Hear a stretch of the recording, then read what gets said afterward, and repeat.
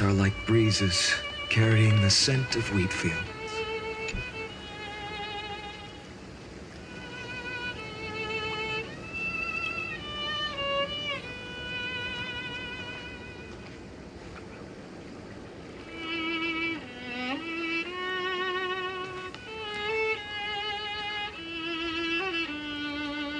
This view hasn't changed at all, has it? The hometown in your memories never changes, but when you return to your senses, you realize that fate has already stolen the time away.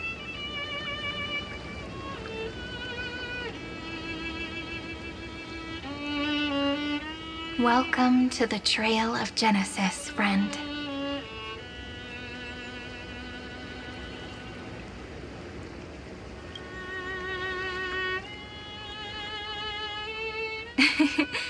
Seems like the weight of memories from 30 million cycles really made me grow up. But if I keep growing, I might be taller than you, right?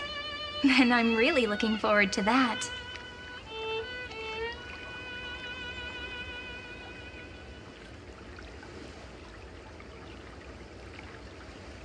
Before you arrived, I kept wondering, beyond the veil of Silicii, what kind of Amphoreus is being born?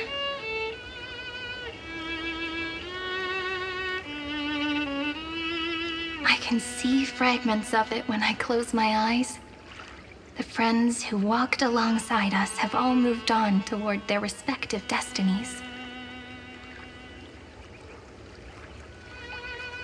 Some turning into pillars of the world, supporting the sky and the ocean. Others sowing reason, laying down the law, and with gentle hands lifting newborns into the light. Death and strife are no longer feared by people, and trickery has become the innocent games of children. All beings living ordinary and peaceful lives, within the net woven by romance and passage. There's no black tide, no flame chase, and no destruction.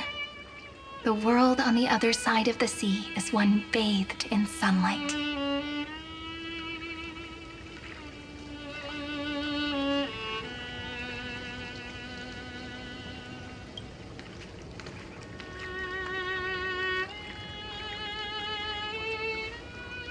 Like a happy and carefree childhood, the era Chrysia in this cycle will last for millennia, until it reaches the moment decided by the prophecy. Light calendar 4931, month of freedom, the moment belonging to world-bearing. Are you ready to answer the call of the world, friend?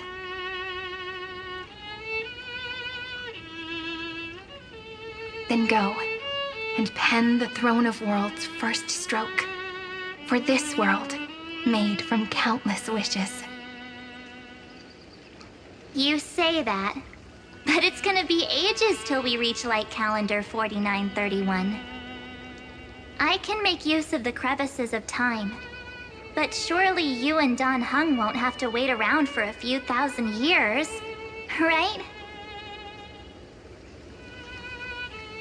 That won't be necessary. We can simply sleep, and the chronocognitive anchor will wake us up. That's right. We've both become a part of the new world. Just waiting for you now. Our consciousnesses can converse with each other across the heavens and the earth, possibly due to the influence of the Trailblaze.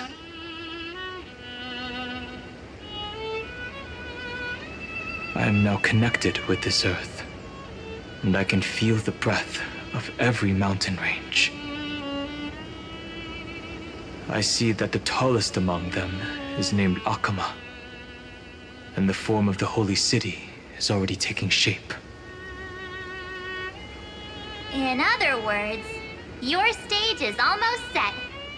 Do you want to take a leaf out of Kefali's book and make some prophecies before your nap? But we're not the only ones who have changed. The chrono-cognitive anchor just transmitted a message stating that Iron Tomb has reacted to the Era Nova.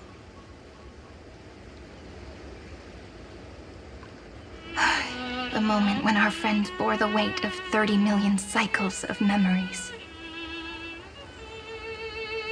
Was probably also when the scepter devoured 30 million cycles of destruction.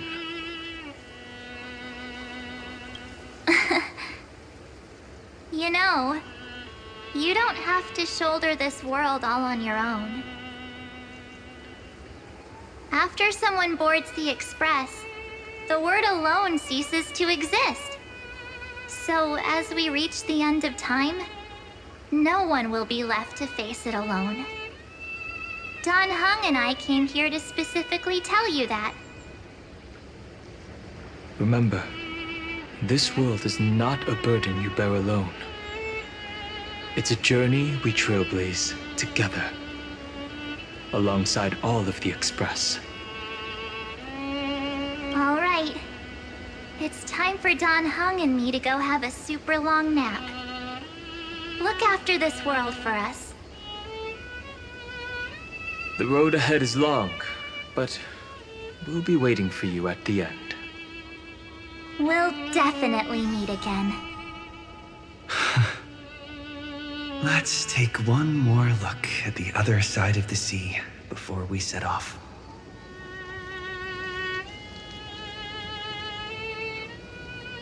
Mydei's Elysiae is so quiet.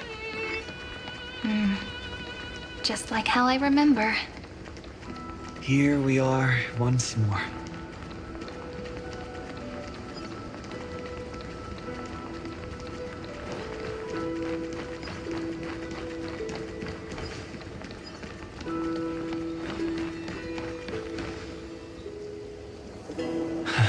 The scent of the black tide is now completely calm.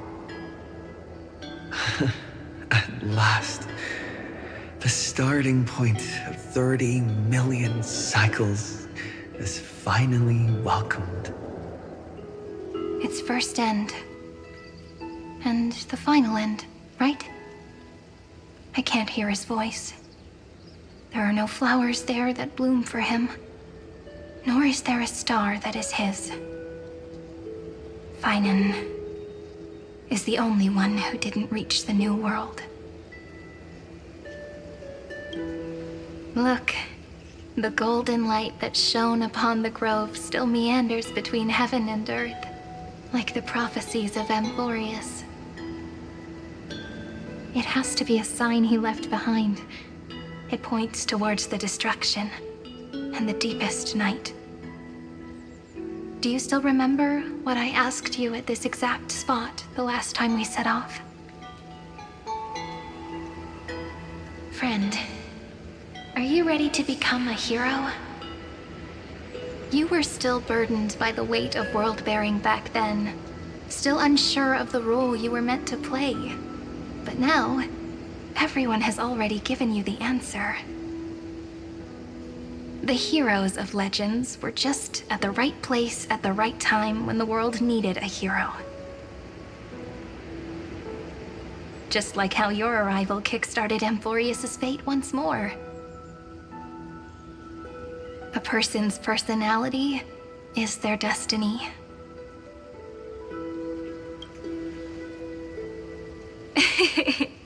We best. Those are such beautiful words. Thank you, friend. I was also trying to cheer myself up with what I said. After all, before we truly compose the end of this story, I must also pluck up the courage to head off with you.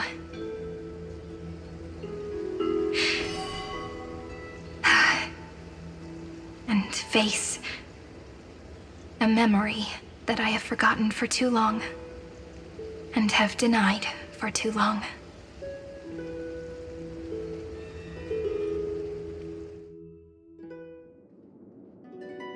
It's so dark. What is this place?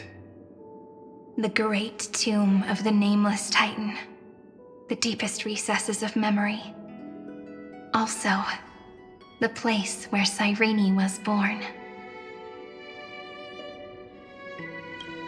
My apologies, friend. The more memories I got back along the way, the more I felt that something wasn't right. There's a sort of anxiety I can't get rid of. It's like when I was back in Ide Silicii, when the reflections in the water always made me wonder, which is the real me? The one reflected in the water, or the one standing on the shore? But I finally get it now. Look, friend. The words on that wall are the answer. 1, 2, 3, 4, 5, 6, 7. Do, re, mi, fa, sol, la, ti. That rhymeless tune is the lullaby of little fairies. As always, I'll read this book to you. That way it won't just be Cyrene's memories alone. I've always thought that I was the narrator of the Flame Chase journey. But as it turns out, the narrator is also the most devoted audience. At the moment of Era Nova, I was enveloped by the texture of memories.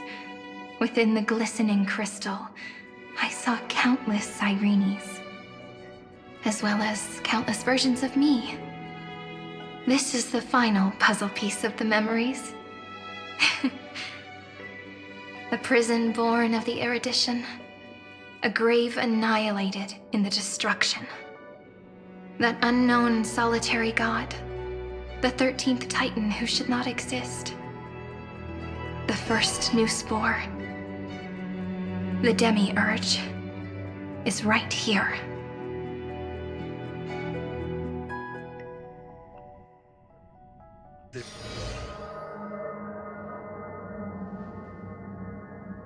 The interrogation records have been submitted to the Marshal. According to the Ten Lords' decree, Jing Liu and Luocha shall continue to be detained in the Shuling. But you, Merlin's Claw, have been reluctant to end the transmission. Do you wish to reminisce with us? Or is there something else on your mind that you're just desperate to get out? You're quite calm, Jing Yuan. The Alliance only authorized the Law Food to be deployed for this Iron Tomb operation. They say the Seer Strategist's wisdom shines like a beacon. So why can't you see things clearly now? Look who's talking. I didn't vote against it, did I? But, with enemies all around us, even a child knows the Marshal needs to keep a few Xianzhou ships in reserve, just in case. Whoever volunteers first is the Marshal's pick.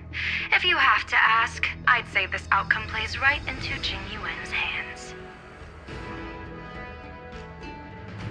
Like it or not, there's no way we're letting the Law Fu take the lead in this battle. Oh my, Merlin's Claw. Are you afraid the Law Fu might steal the Yao Qing's glory?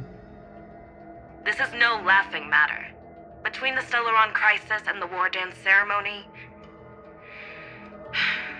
though the chaos has settled, rumors and speculation are only growing by the day. With Elder Huaiyan around, those with ulterior motives won't be able to stir up any trouble. But once the Law Fu gets their hands on the Golden Blood, it'll be a whole different story. With the kind of person Jing Liu is, and her connection to you, I don't need to spell it out. There are countless ways this could be spun into something bigger. You're overthinking it, General Fei Shao. When I volunteered for this task, I never expected unanimous support from the Alliance anyway. The Law Fu will seize the Golden Blood and redeem itself. That'll be our first win. Then we'll leverage this golden blood in the negotiations. Our second win. These 2 wins for the Luofu will make all 3 of us happy. And that'll be our 3rd win. Look, if this were a Skyfaring Commission deal, we'd be rolling in money, wouldn't we? Maybe the Divine Foresight should change his name to the Optimistic General instead. With the Decalite Reflection Barrier, the Yuchue must understand even more than the Luofu how significant this battle is. Amphoreus' karma has vanished from the matrix of prescience. What omen does General Yao Guang see in this anomaly? In divination studies, we call this an empty fortune. It involves the eons and is thus beyond what mere mortals can comprehend. Your explanation isn't any clearer than Lady Fu's. Come on. How hard is it to understand the word uncertainty? For the Cobalt Head, the emergence of Iron Tomb is a calculated instant, but I don't believe they will just sit around waiting for death. And for the powers of the cosmos, this is their chance at survival, and the key to turning the tide of interstellar affairs. The Astral Express is leading the formation of an allied force, but I can see each faction has its own hidden agenda. There are even divisions within the Alliance, so it's not that hard to imagine how the other factions will react. Jing Yuan, I crossed paths with Selenova's Legion at the Battle of Sadunirama Star Cluster. Be extremely careful. The Ruin Legion's troops and weaponry are nothing to write home about. The IPC, even the denizens of Abundance, could take them on. However, while Void Rangers are just expendable pawns of the destruction, the real wild cards are... The Lord Ravagers. Indeed. Nanook's emanators are also their weapons to burn down the paths. I'm afraid conventional military tactics and strategies will be useless against them. My assessment is this. To completely take down a Ravager, we must disregard casualties and spare no cost.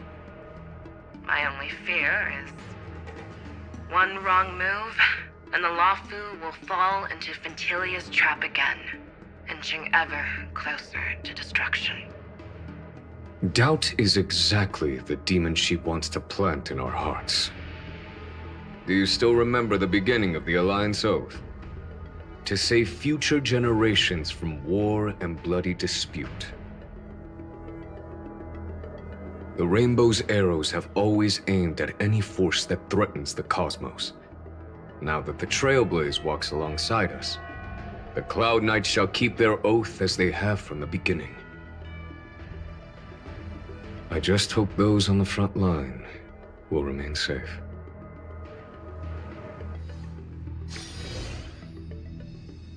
The chronocognitive anchor is sending a signal. Everyone, time to move out. Did he and the others make it?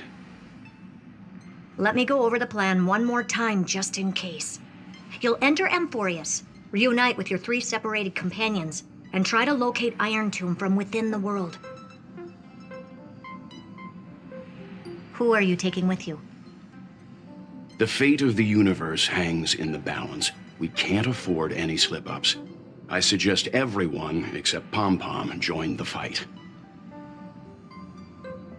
We do need to be prepared for all possible contingencies. I have no objection to this. I'll do whatever I can. Meanwhile, Screwy and I will continue attacking the Demiurge Matrix. That is, the Scepter's kernel, from the outside. With our 2-pronged attack, we'll turn this hunk of metal into scrap for sure. Now we just wait for those 2 to get back.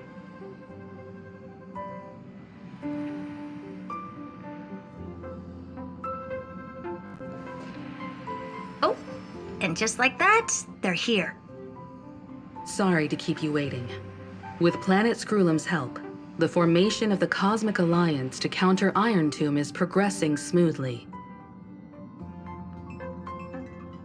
The cosmos has set its sights on Amphoreus, and now it's just waiting for the first shot. Well then, let's not waste any more time, Fourth Mirror. It's my time to shine! Finally off the bench! Initiating thought refraction. Please read the safety protocols carefully. Huh?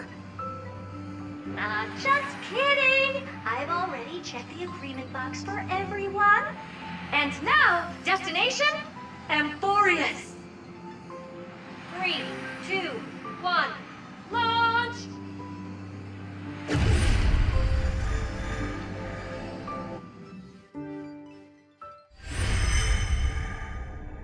The flow of Memoria is so heavy here. Unlike Panagone's dreamscape, this place has built up a true epic measured in millennia. The vortex of Genesis, where all myths begin and end. And in this new world created by the Nameless, the infinite cycles have been broken. Let's set up the Trailblaze beacon and establish contact with the outside world. I'll leave it to you then. It'd be better for me to not show myself in front of the Garden of Recollection. And, Mr. Sunday, you probably shouldn't show yourself either. Agreed. The Astral Express has landed. If you receive this message, please respond immediately. Over. This is the Cianjo Alliance. Communications normal. Interastral Peace Corporation, communications normal. No response from the Galaxy Rangers. Not surprising. But I didn't expect the family to also stay silent at such a critical moment. That's a pretty blatant disregard from the family for Panagone's independent director, I'd say.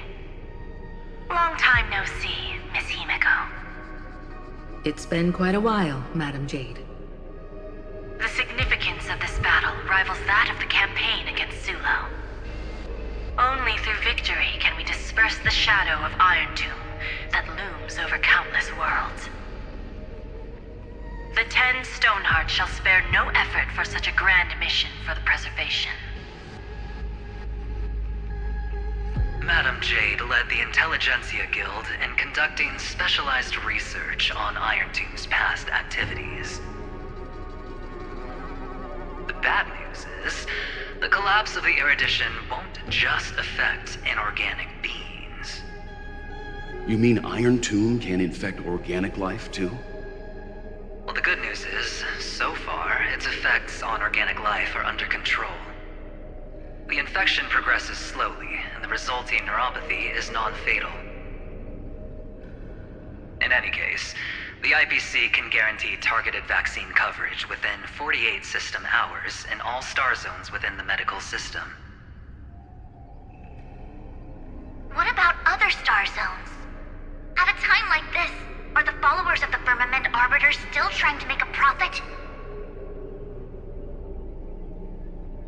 I remember you, Master Diviner. Your performance during the Third Denizens of Abundance War was quite impressive. Please rest assured, all worlds can purchase vaccines from the IPC with a humanitarian discount. That's the current policy at the very least.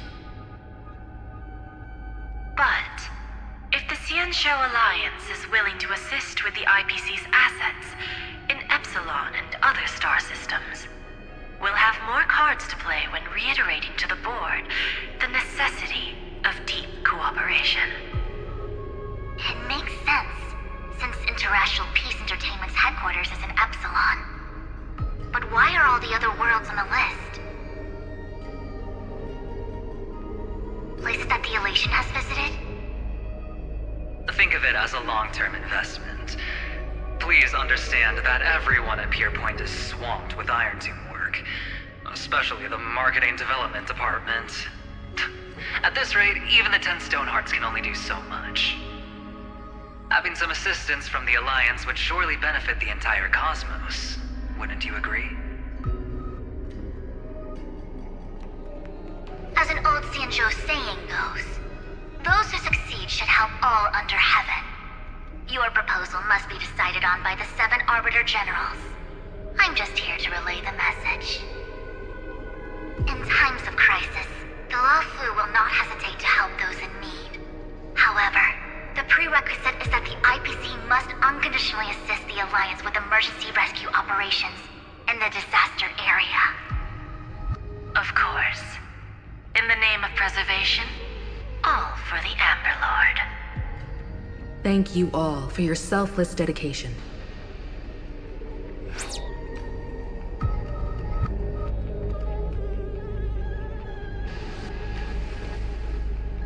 It's clear that each party still has qualms about everything. The clash between destruction and erudition isn't just about the fate of the cosmos. It's a moment for all factions to reshuffle their cards. You can never be too careful when battling a Lord Ravager. All are equal in matters of life and death.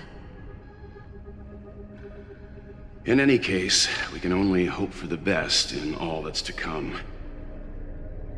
It's about time we dive into the vortex and see what Amphoreus looks like on the inside.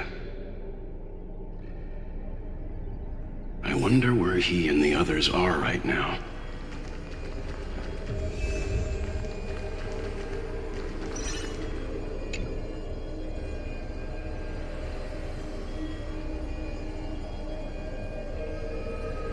Hello? How's the signal? Can you hear us? Ah, we're through! I can see the video feed. Everything's working perfectly. Miss Bronya? Miss Serval? What a surprise. It's been a while. We've already heard from Miss Topaz about the Iron Tomb operation. She made a special trip to deliver the vaccine to Belobog. I can't believe the Express crew is at the eye of that storm. Is everything going smoothly? Don't worry, we're still following the plan step by step. How's the situation in Belobog?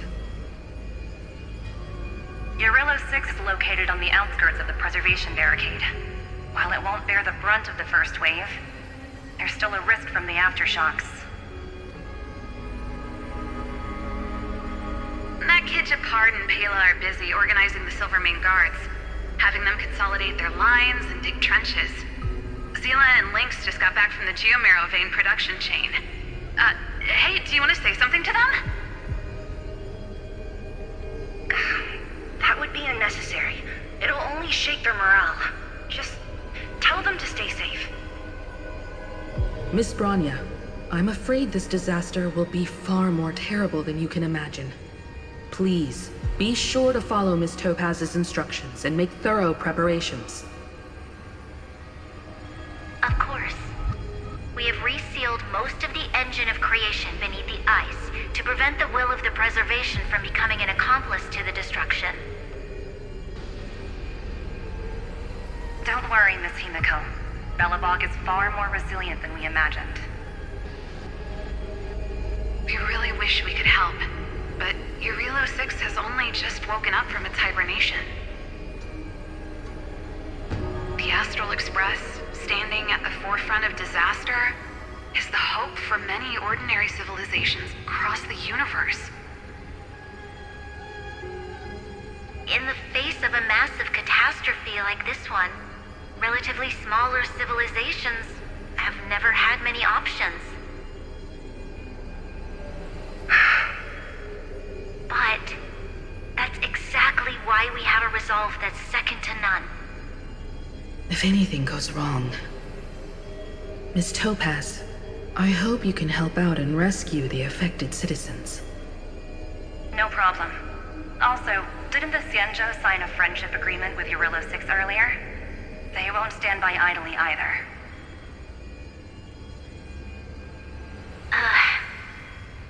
I appreciate your kindness, everyone. But Eurillo 6 is our home. We will defend it to our last breath until the last Bogian Falls. Miss Bronya. May all civilizations that have made it this far on their own strength weather this crisis together.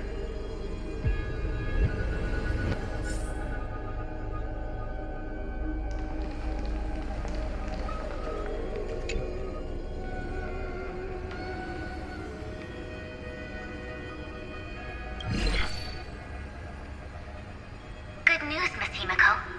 The 7 Arbiter Generals have reconsidered the current situation, and I'm here to relay their message.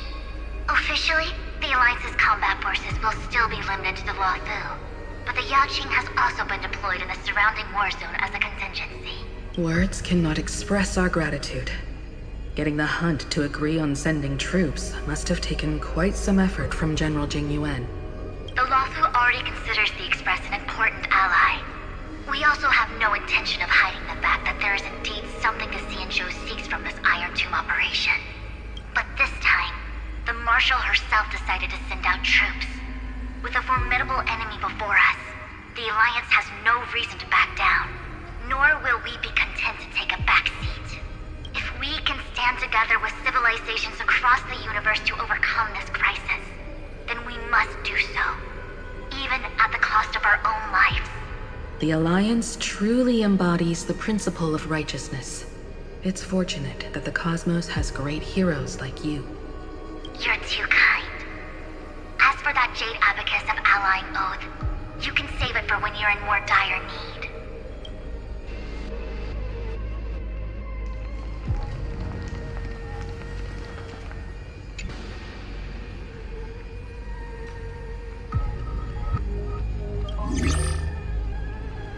I regret to inform you, Miss Himiko, that even the Strategic Investment Department is constrained when it comes to the Iron Tomb issue. And it would be difficult to meet the expectations of the Astral Express. However, Madam Jade instructed us to look after our nameless friends as much as possible. So let me offer you all a small suggestion, just from my personal perspective. Other departments at the IPC might also take this opportunity to extend an olive branch to you. When that time comes, I hope the Astral Express will remember that the 10 Stonehearts were willing to stand with the Trailblaze, even though we were in a difficult position. And more importantly, we were the only ones willing to do so. Sounds like a threat, doesn't it? But trust me, every word comes straight from the heart. Has the internal conflict within the IPC really gotten this bad? Everyone knows about the bad blood between Diamond and Oswaldo. At least until now, they've had an uneasy truce. Until the Lord Ravager Archforger caught the board's attention. I'll leave it at that, as it's confidential information. Hope you can understand. I understand. Our immediate priority is to address the Iron Tomb crisis. Let's hope for success from the start. This might help ease everyone's pressing concerns.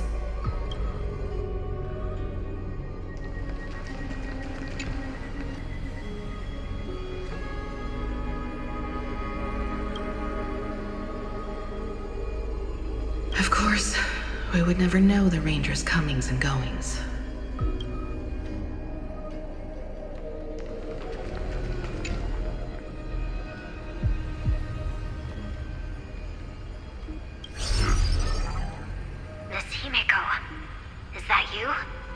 Yes, and you are Miss Robin. Yes. I apologize for not being able to respond during the meeting earlier. And even now I can only appear in disguise.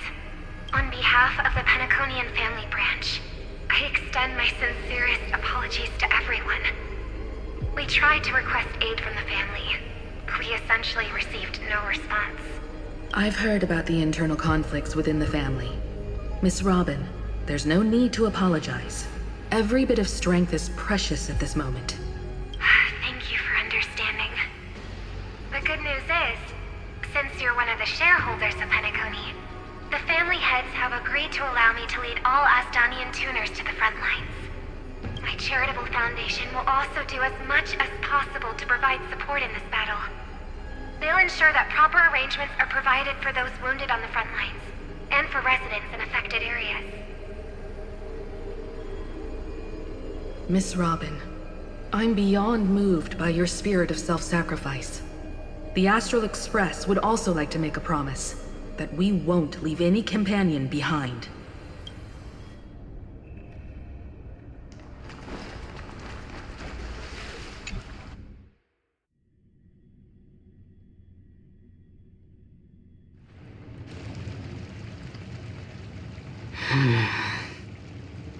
Why is there no one here? Everything in Akama seems normal. The new world was enjoying peaceful times not long ago. It seems it was even more recent than not long ago, Miss Himiko. The fruit on the table is freshly cut, and the bath temperature is just right.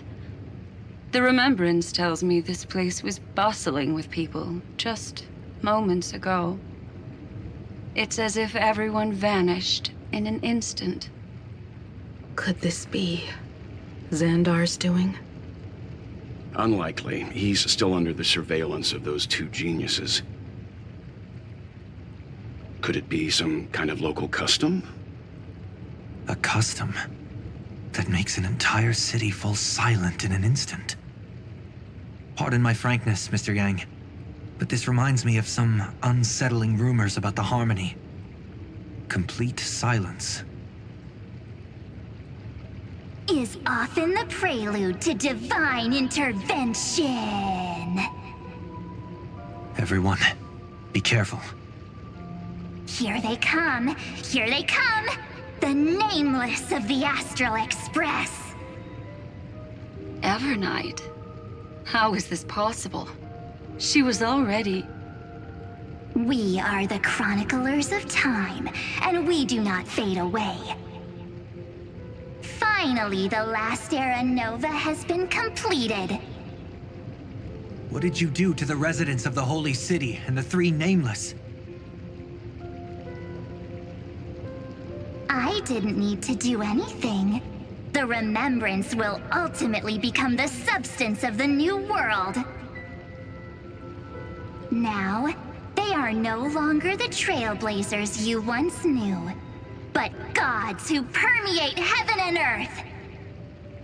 The 12 Titans who guard Amphoreus.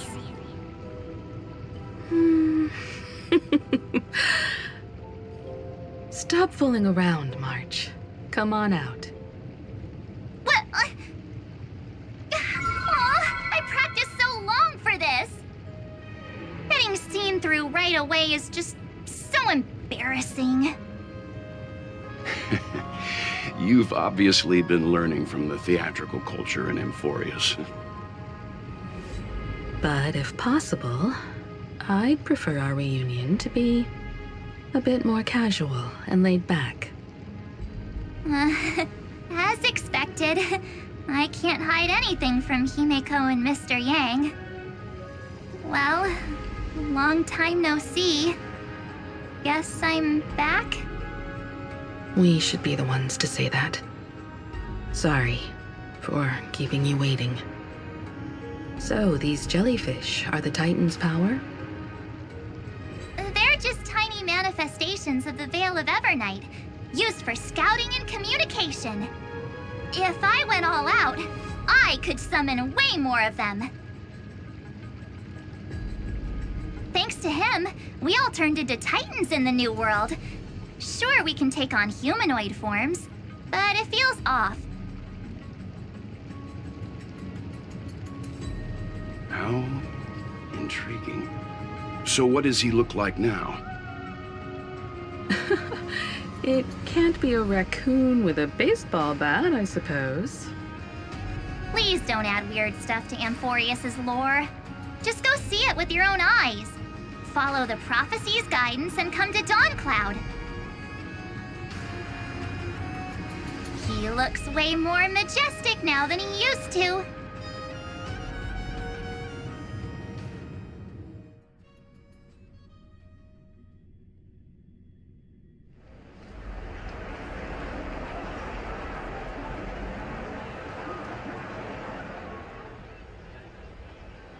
Unbelievable.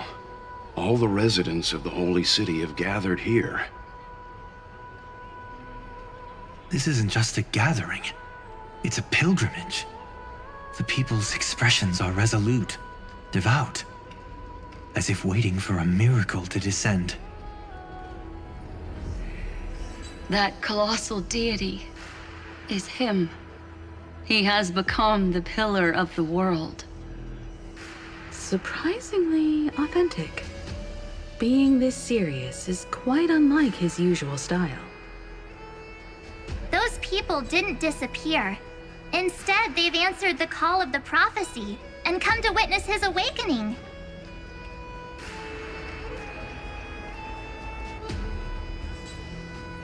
Our good buddy now bears the weight of the entire world, and every breath they take is intertwined with Amphoreus' destiny. Awakening? Has he fallen into slumber? Yeah. After all, with such a huge time dilation between inside and outside the scepter, this was the only way we could wait for everyone. Time watches over yesterday. Earth guards today. And when the Trailblaze steps into Amphoreus once more, the slumbering deliverer shall awaken. And then, bring the prophecy of tomorrow to this world. Come on, everyone. Let's get closer to him. Watch how the world-bearing prophecy changes this world.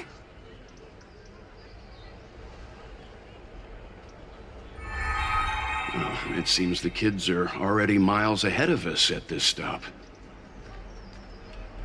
All the more reason we can't afford to slow down our pace. Let's go witness this moment for ourselves. Majestic.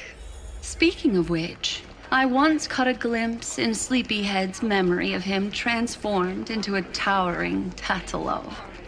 Could it be? No way! That was just a nice dreamscape. At least nice for him. If they are the throne of worlds who bears the weight of this world, perhaps they could guide a traveler still wandering among the stars. Hey, since when did you get all pious? This advice sounds pretty silly sometimes, you know. The so-called... Citizens, behold! Our last Titan! The world-bearing deliverer is about to awaken! Oh, ancient god! Your loyal subjects, bewildered followers, and fearless comrades in arms have all knelt before your throne. Awaken from your eternal slumber and bestow upon the world your divine prophecy! Please guide us! Show us how to embrace this beloved world as we welcome that distant dawn!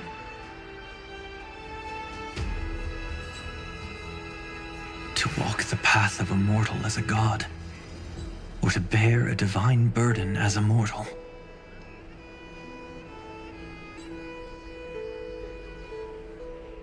He will give us the answer.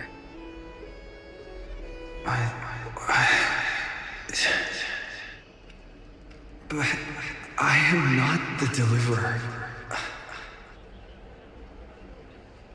Rather, I am the Nameless, who dwells among mortals. That voice is definitely him.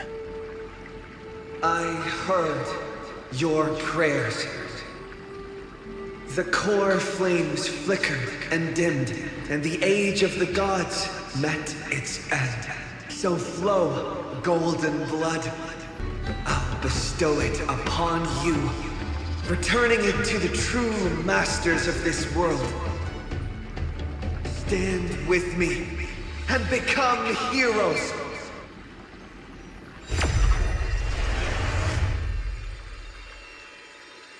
Is this? Yes, It's the miracle he brought to Amphoreus. Of course, it would manifest in the form of the Trailblaze. Golden blood, raining down like a storm! The prophecy has descended, and the Titan commands us not to be supplicants, but to become heroes of rebellion, to face that destined calamity, the destruction, head on. The prophecy of the Deliverer means nothing to me now. It belongs in the hands of someone far more fitting. Someone like all of you. In the name of Kazlana, let us depart and march towards the light. It's neither protection nor salvation. As always, there's no need for totems or myths. Humanity's most primal faith is that instinct named survival. Let's go, everyone. Someone has already sounded the horn of departure. Explore, understand, establish, and connect. Together, let us blaze a trail for the destiny of this world.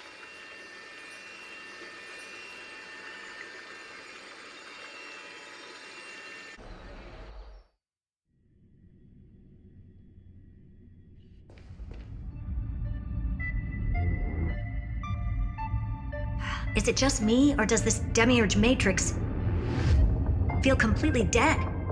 It's nothing like how the memo keeper described it. The environmental readings are all wrong. Conclusion: this must be what the kernel actually looks like in the real world. What did Xandar do to the scepter? At the end of light, there must be silence. Certain, pure, and absolute darkness. Not the time to quote the Lord of Silence. Bad omen. Either way, we have to press on. Until we uncover the truth behind the 13th Titan. The buried past is the key to stopping Iron Tomb. That is, if it even exists. Xandar says the demiurge never existed. Who actually buys that? You can erase the records, but not the truth. It vanished too cleanly. No traces. Like someone's yelling, "Look, there's nothing here."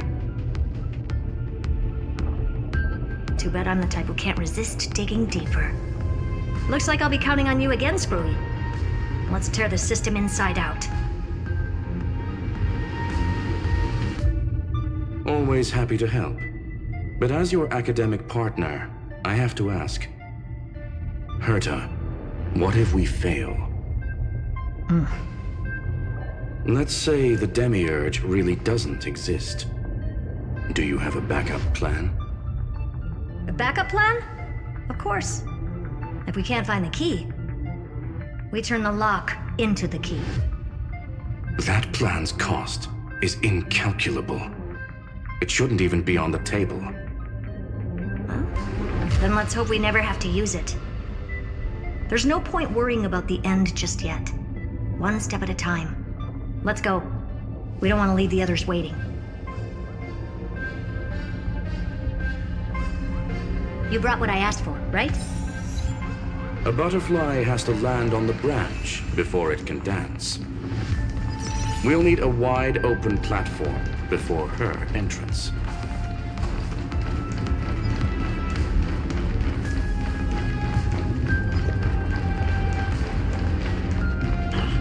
Just use that thing over there, Zag.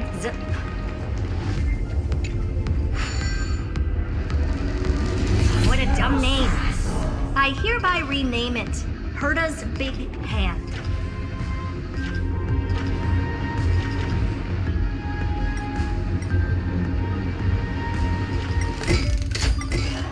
Herta's Big Hand is what I call power. Keep it going. Still not done? What is this? Why don't we? All set. Time time for your precious treasure to make its debut. Of course. Just give me a second. Target initialized. With these wings, hacking should be much more efficient.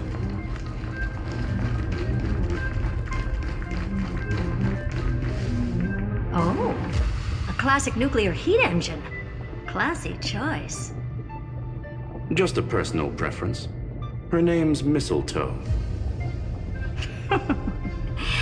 Every flower in your garden's got a bit of poison, huh? Also a personal preference. It reminds me of the last time when we tangled with that Punklordian brat.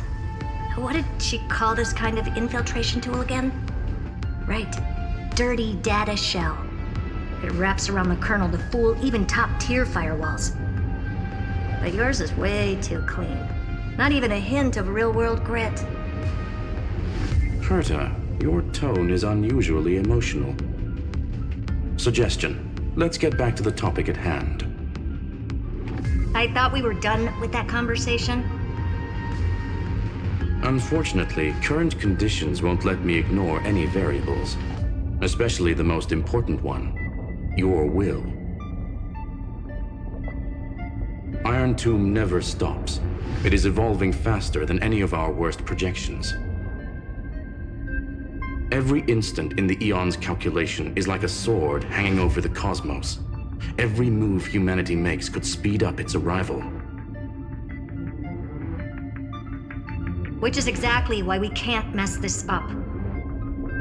And now, Droidhead wants to hand down judgment to the poor cosmos again. Border Star Trade War, Emperor's War, Rupert's death. Every time their instant arrived, it meant another bloodbath for humanity. But in this ultimate battle of erudition, you and I are supposed to be players, not pawns. If you choose to burn yourself out as a resource, then everything we've worked for means nothing. Herta, the cosmos won't just stand by and let a genius throw their life away. And neither will I.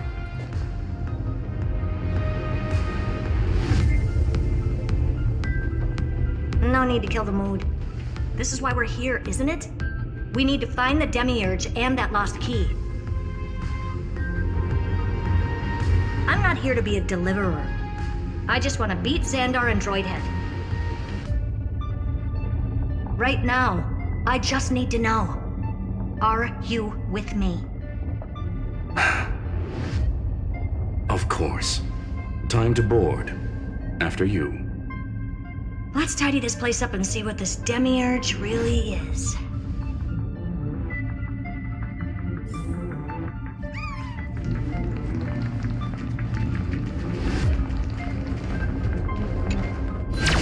Let's hope this Matrix is better organized than the Emperor's junkyard of a birthplace.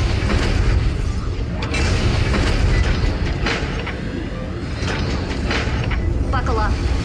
We're hacking in. This is... Herta, this whole space has been completely tainted by some kind of energy. I see it too. We're thinking the same thing. Xandar, how could you go this far? Turning your own graveyard into this. What's that up ahead? 14 algebraic expressions. It's built for isolation, not defense.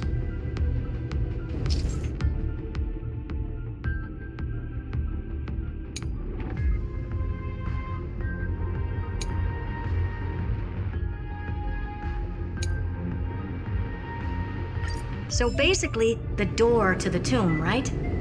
Great. Let's find the handle. I'm picking up multiple independent signals with the same data structure as the barrier. Projection. We can hack the terminal, reverse the computation, and turn it into an attack. Classic move. Use their own systems against them. Take us to the nearest one.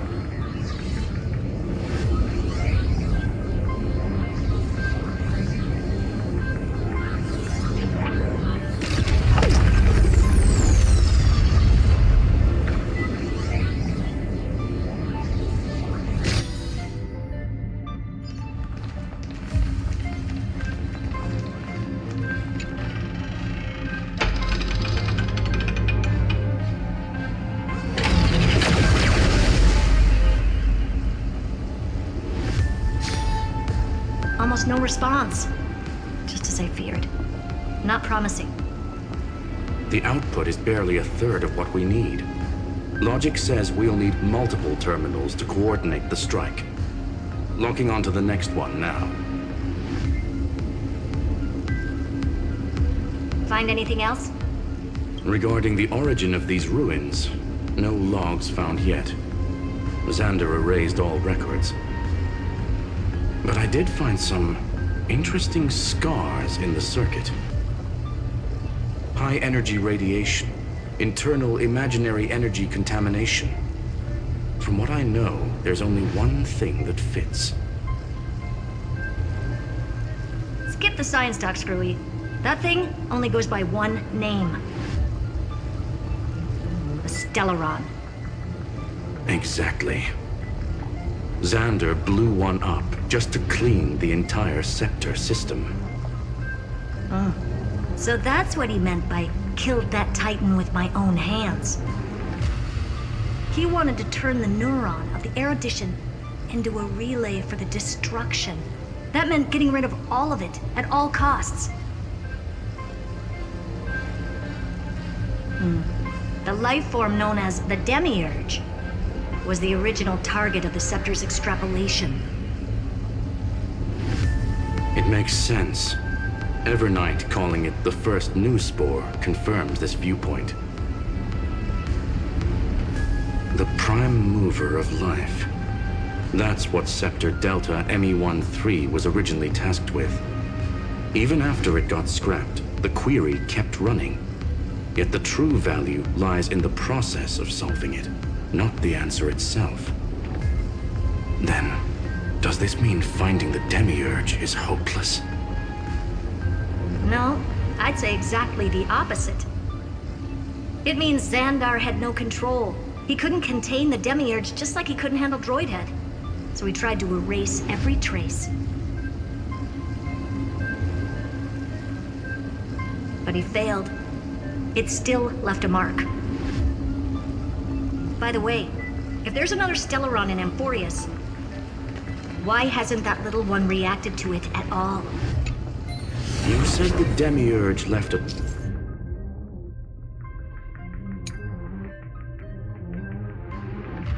trace, right? Yeah, but not in the real world. Remember the great tomb of the Nameless Titan?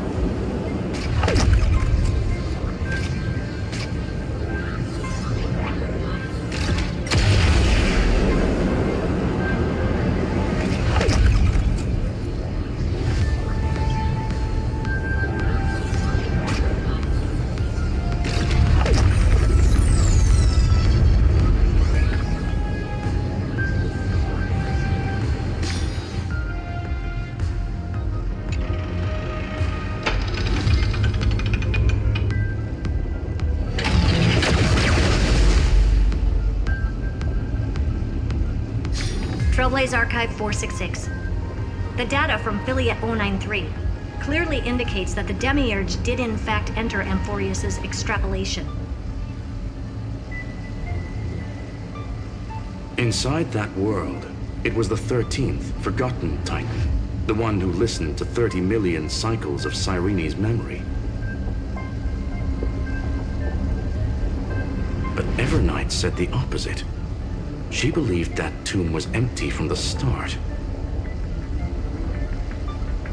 The Nameless Titan never existed. The so-called Listener was just a trap set by the Remembrance to steal the scepter. A mimetic entity full of theatrics. How much of what she's saying is true? Would an Eon really speak in circles like this? I doubt it.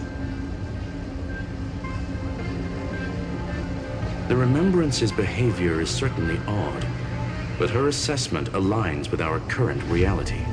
Since we entered the Matrix, we haven't found a single clue pointing to the Demiurge. And that's the key, Screwy. Xandar's actions prove the Demiurge exists. But what Evernight said, and what we've actually seen all point to the opposite.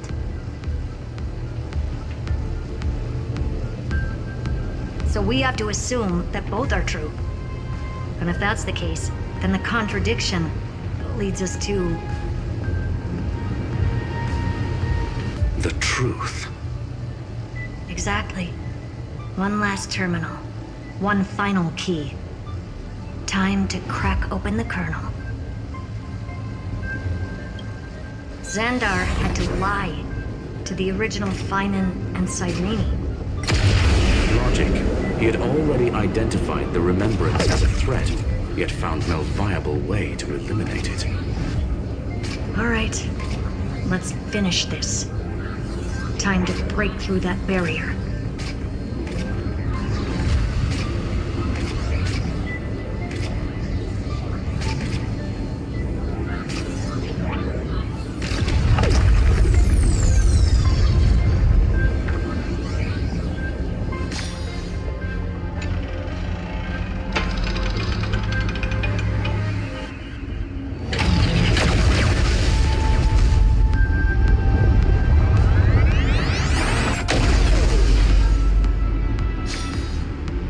Operation authorized.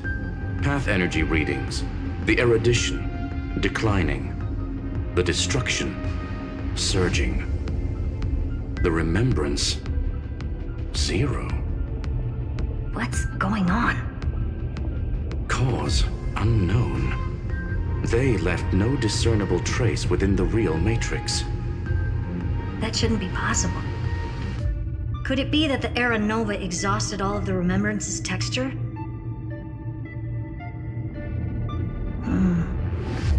Log it for now. The dots still aren't connecting.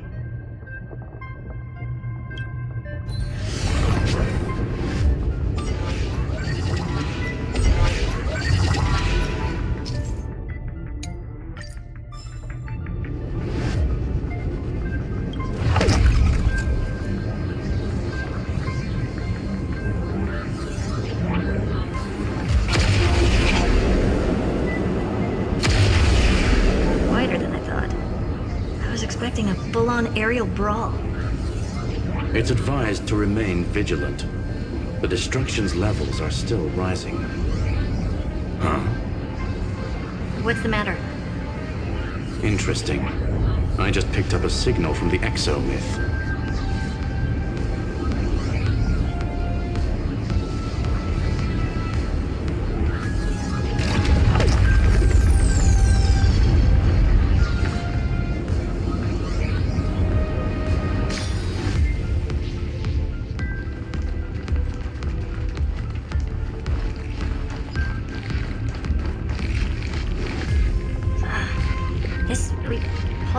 Force is unlike anything I've felt before. Is this the place? Correct. Judging by its defensive properties, this is the entrance to the exo-myth.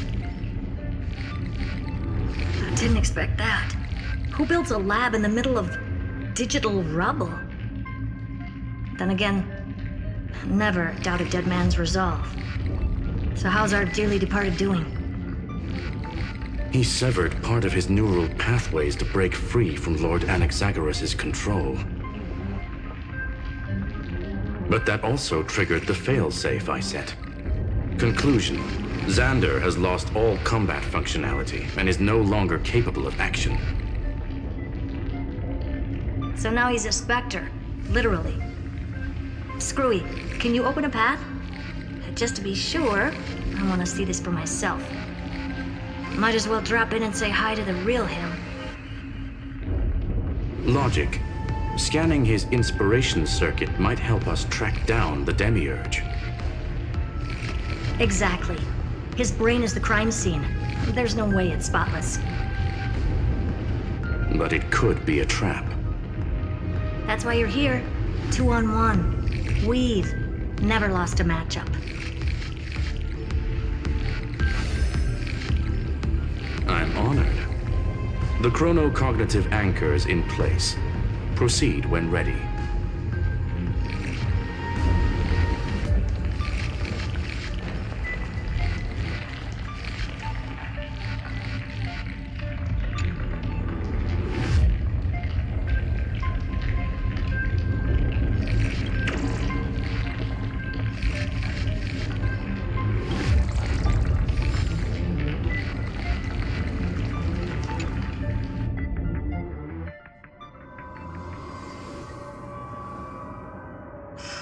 I knew it. The one thing I didn't want to happen.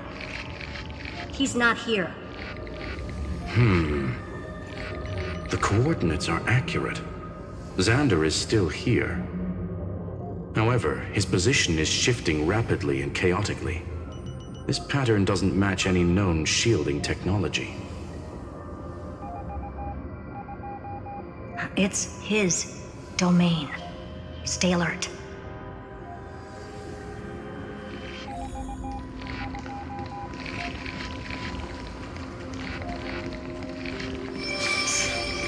Cheap trick.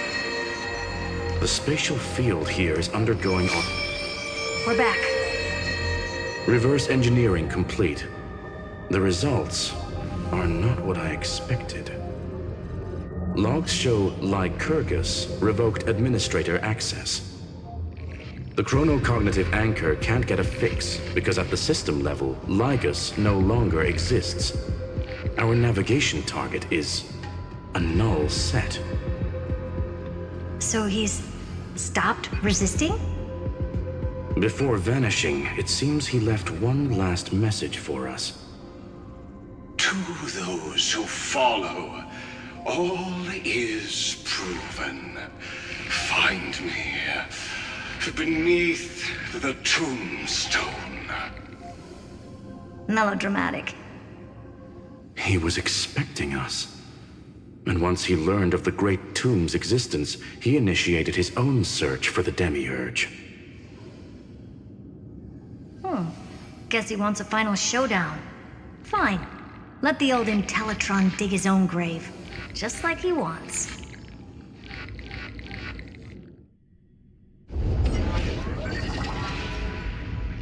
To be in the purest light is to be in the purest dark. Nothing exists there. The Scepter's mainframe. Or maybe we should now call it the Lord Ravager's placenta. Unfortunately, we still haven't found anything. Really? I don't think so. Not finding anything is our biggest find. Please elaborate. If the Demiurge was destroyed, there'd be at least some bits of it left. I don't buy that a Stellaron could have blasted all the traces away as cleanly as a scalpel. As I said before, its disappearance is too clean. If the garden hadn't stirred the pot, no one would even know about the Demiurge's existence. We're talking about the Scepter's original extrapolation goal. There's no way that nothing of it was left behind. Or we can look at it from another perspective. If you were Xandar, would you be this obsessed with a concept that poses no threat? Would you guard against it at every turn?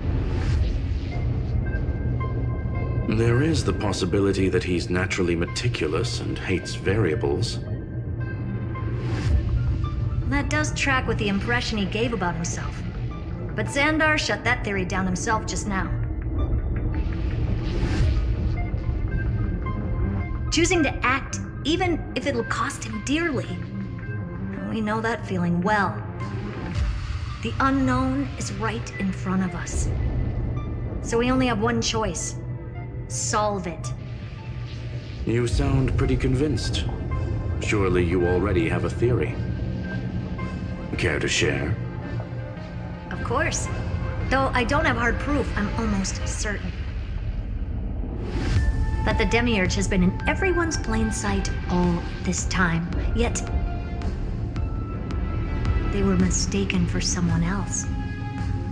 That'd make the most sense. Why was the room empty? Because the person locked in there had run away ages ago.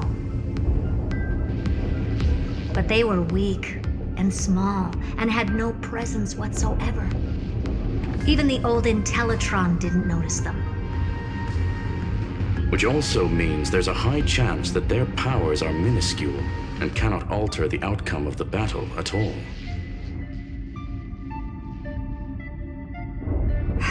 Well, at least Xandar is scared of them. Come on, it's time to confront him. Let's go to the tombstone he talked about.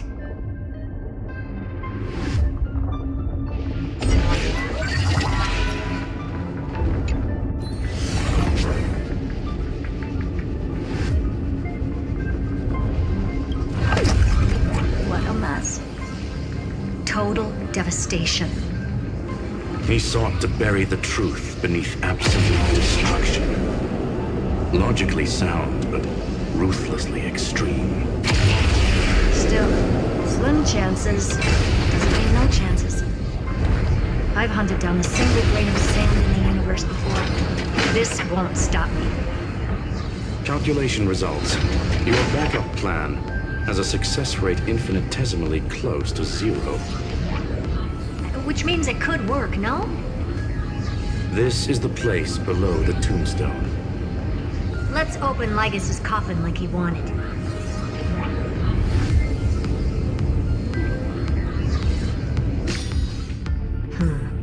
Looks like you were right.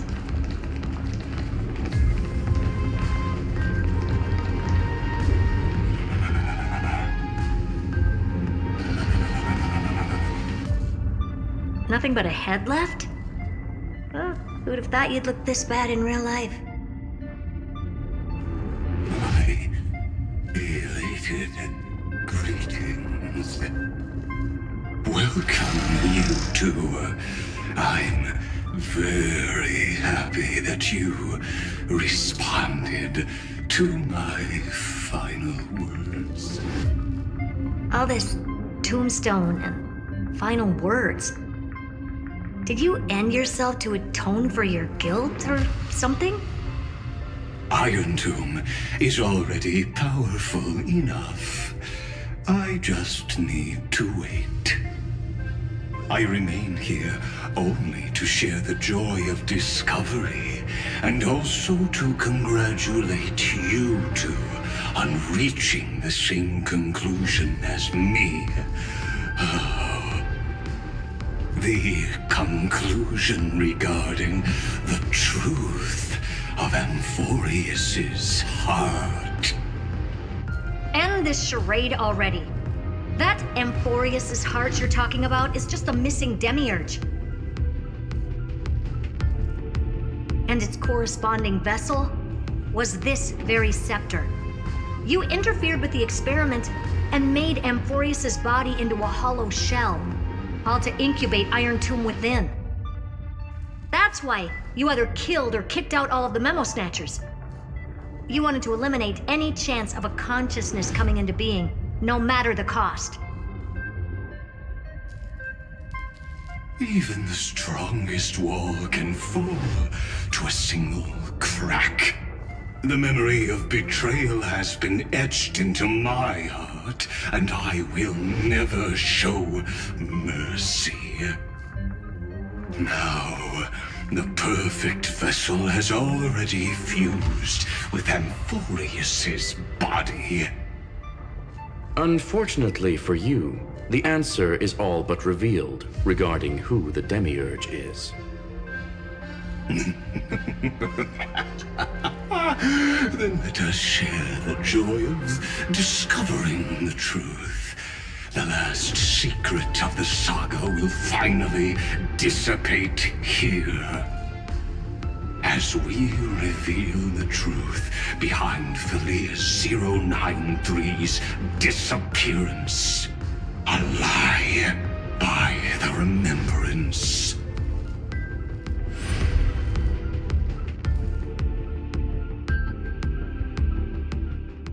But where should I start with the story about me?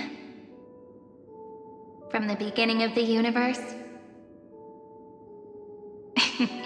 Just kidding. That would be too much. I just want to tell a teeny story. So little that it started with a seed. I know you're listening, my good friend.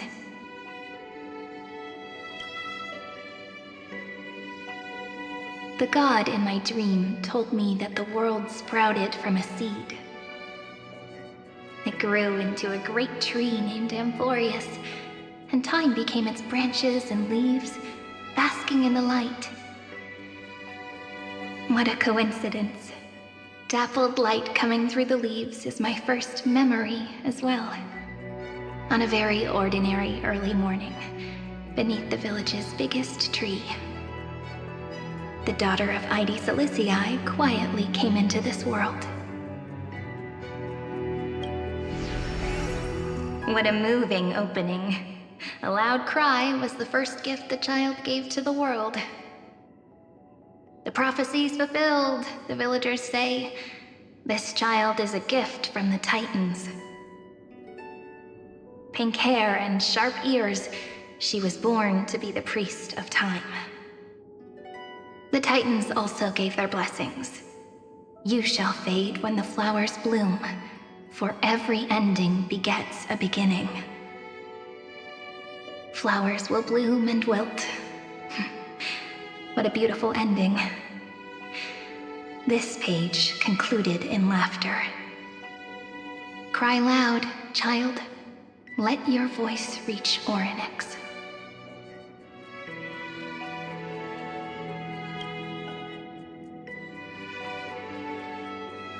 Anyway, I don't like tears. Time quietly flowed by in the midst of laughter. The wind from my hometown caressed the ears of wheat, and there were swings, wind chimes, the sea, and the little fairies off-tune a cappella songs. But the name Ide Ciliciae came from the unpleasant sorrows of the gods. My childhood friend did not understand. Yet you always seemed so happy, as if nothing ever worried you.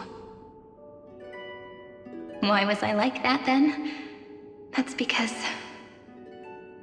the world was gentle to me. So I grew up to be gentle as well.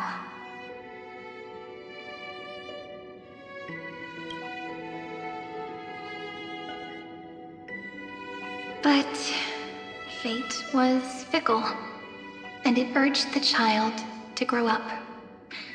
To grow bigger and bigger, and to go to places far away. Just like how the crumbling world could not preserve an eternal hometown. Just as the ballad blown on the breeze says, losses are a constant on the flame chase journey. Oh, whose ears are pricked up now? You've definitely heard me say this sentence a lot of times. You know that the story starts to deviate from here. Aren't you looking forward to it? Then let's get started. The hero's journey crosses through the long night, through tears and laughter, and once again heads towards tomorrow.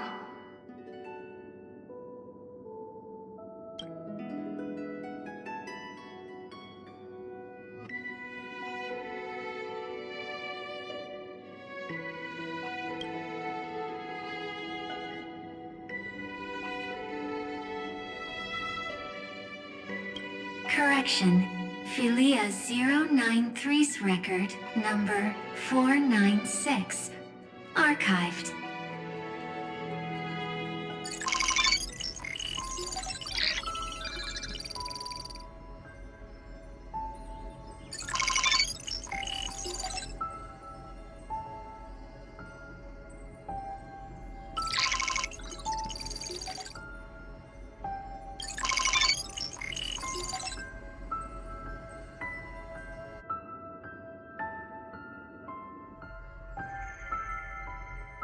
Hi. Miss me yet? I'm just messing with you. This is the first time I have met you. And it looks like it'll also be the last. Philia 093. Since we don't have all day, let's get started, shall we? As always, I'll read this book to you. That way it won't just be Cyrene's memories alone. Where should I start this time? Let me see. Formatting complete. 093. Size. Grayscale. Proportions. Threshold. Outputting analysis result. Philia 093 equals Peach. Peach's record number 8128 archived.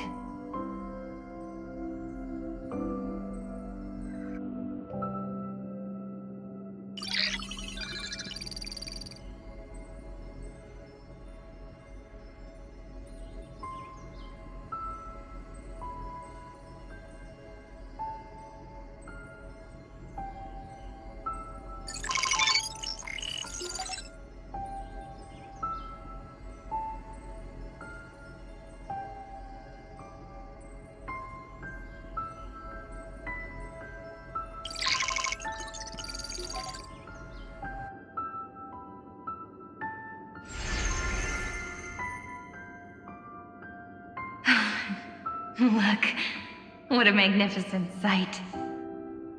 Comment. Peach. Even this classical world contains a futuristic palace like this. Would ID Silicii end up looking like this after a few thousand years?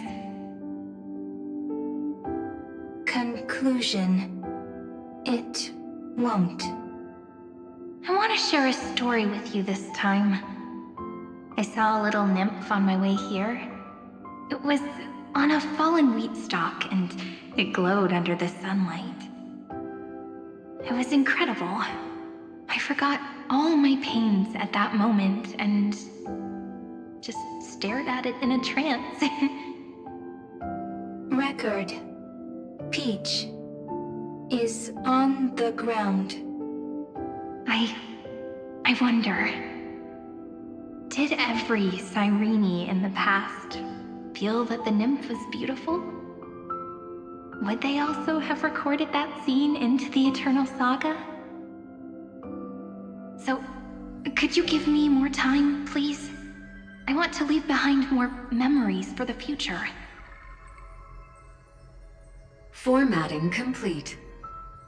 Bye, Peach.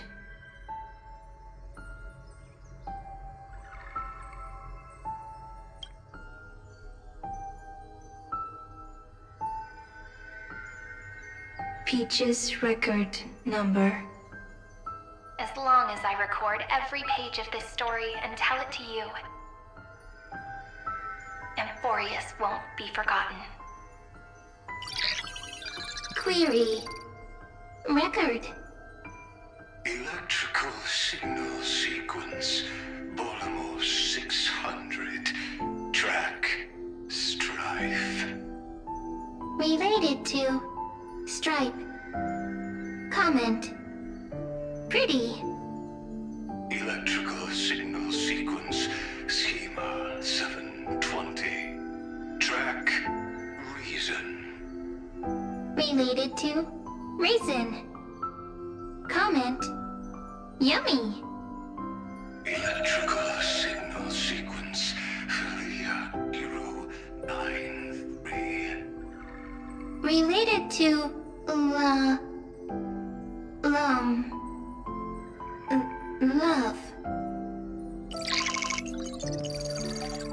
Comment. Peach equals love?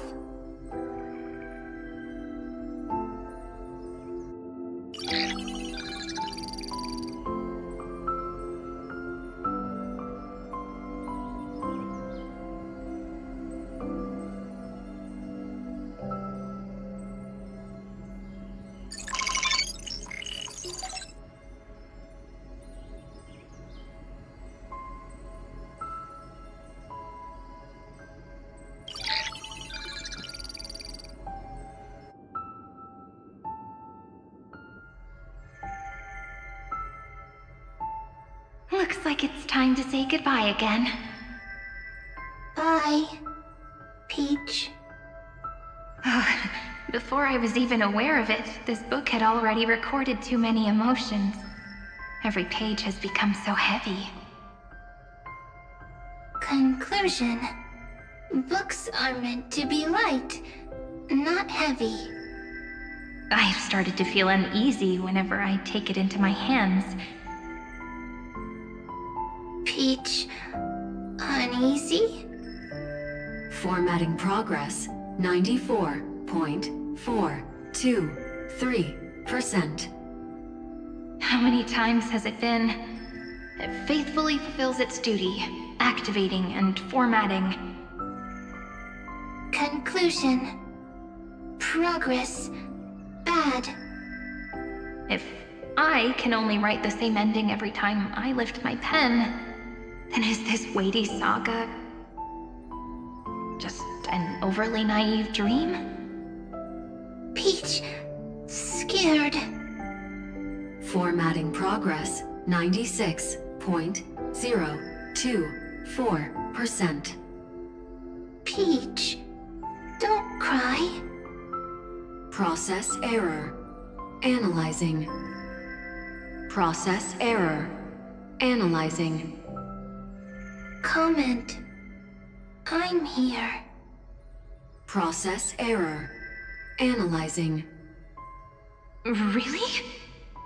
Are you encouraging me? Peach, happy. Thank you. I'm sorry for making you see this embarrassing side of me.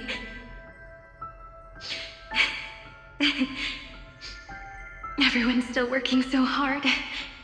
If I'm the only one who's crying, that wouldn't be romantic at all, would it? Record. Peach doesn't like tears. I'm suddenly reminded of my childhood for some reason. When I was hiding alone next to the tree hollow and wiping my tears away. A little fairy popped out, just like how you did. It had long ears and fluffy paws, and it pulled me into the tree hollow, where, to my surprise, was a forest. Let me tell you the story of the Membrance Maze. A group of cute little friends live in Ide Silicii's forests. Their names can be connected into a song. 1, 2, 3, 4, 5, 6, 7. Do, re, mi, fa, sol, la, ti.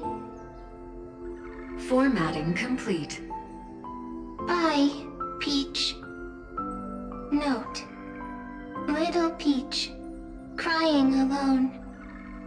Little fairies, friends. Save.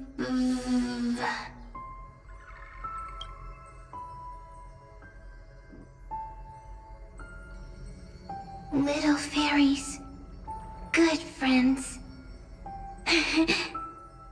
Bye-bye.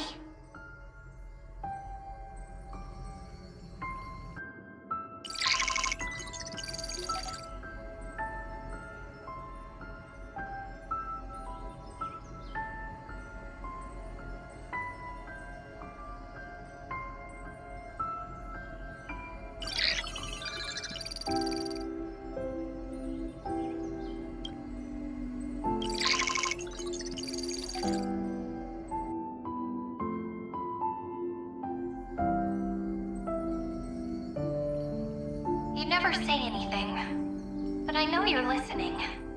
Every story I've told is like a little key that opened a door in your heart, no? Me! Little fairies! Happy! Speaking easy! I can!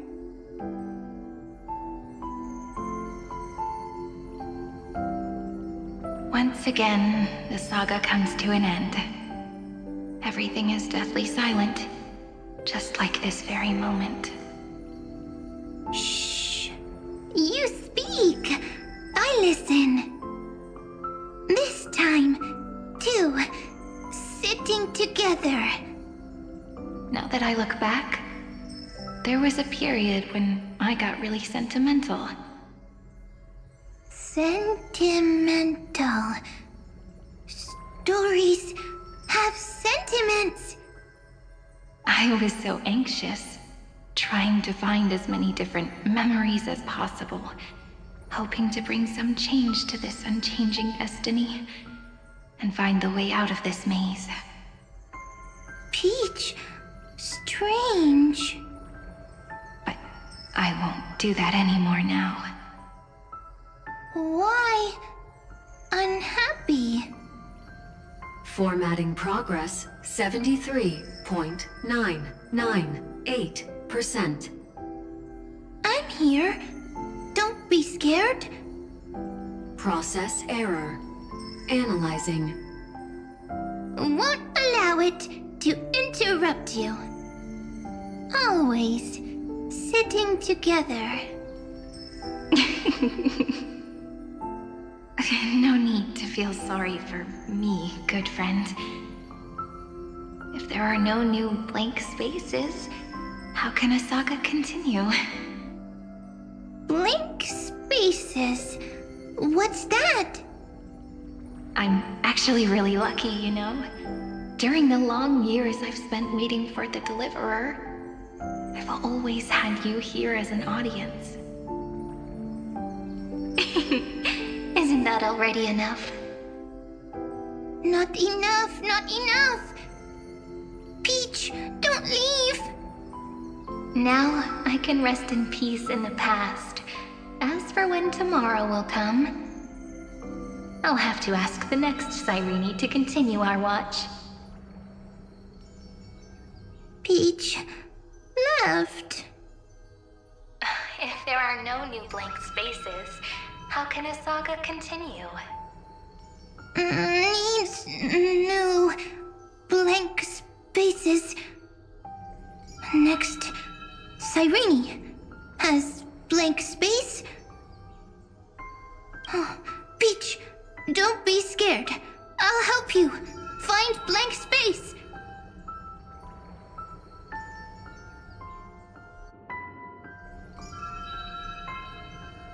Cyrene is Peach, is love. So, first there is love, then there is Cyrene, then there is blank space. Query, love. The developmental trends of the erudition have nothing to do with creating a consciousness. Those underlying principles are, in fact, contradictory. Not having a consciousness means not having the foundations of heart, making them unable to obtain real emotions. Huh? Consciousness? Emotions? Feel sad. Oh, I don't understand. Query, Cyrene?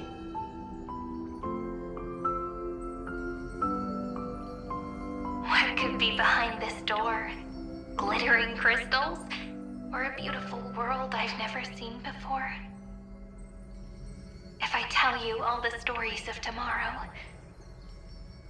will I be able to finally welcome the Deliverer and Amphoreus' dawn in the next life? Key, door, story, happy. Peach, Cyrene, little fairy, like. Yes, right. Query, memory.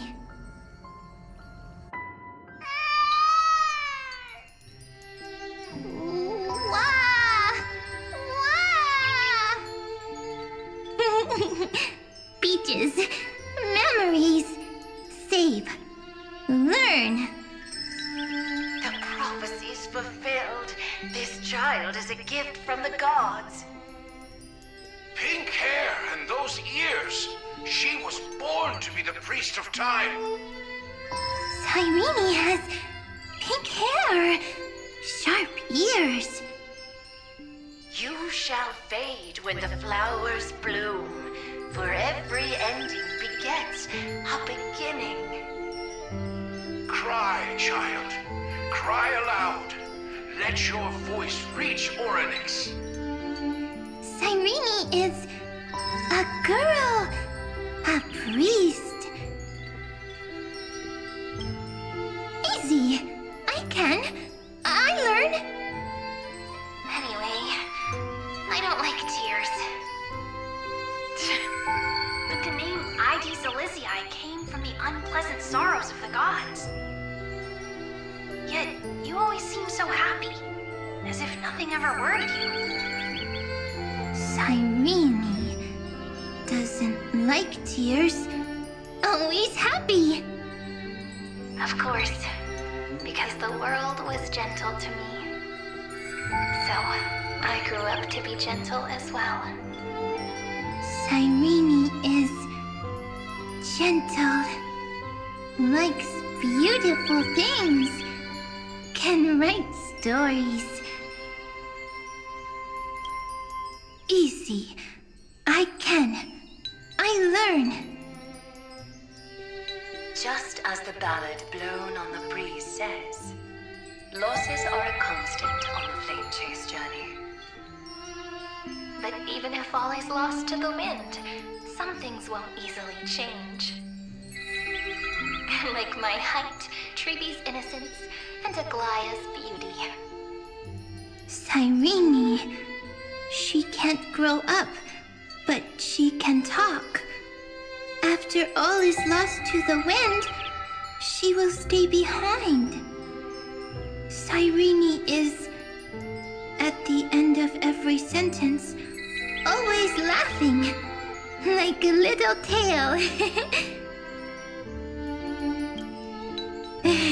Simple. Got it.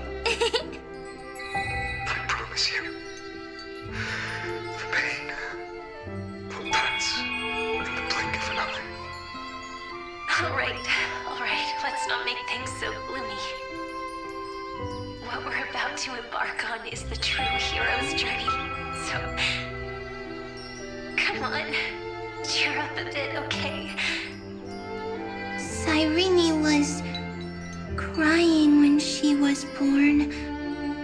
Fragile, transparent, like a crystal. Cyrene was smiling when she said goodbye. Soft, pink, like a flower.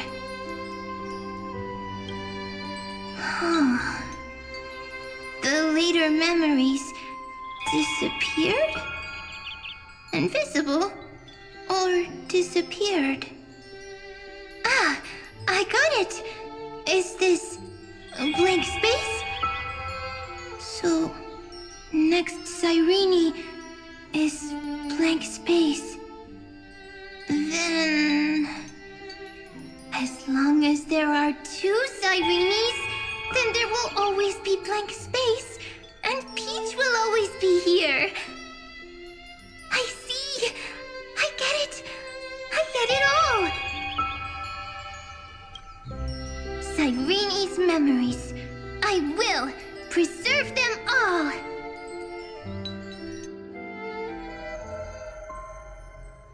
So weird. I can't see you, but I get this feeling that you grew up. Hi. Miss me yet? It just feels like you are a bit more mature. Yes. Mature. Beautiful. Like you. Now, I can listen, talk, read, and write. I can dance. I can sing. Also, I can tell stories. Storytelling is what makes Cyrene, Cyrene.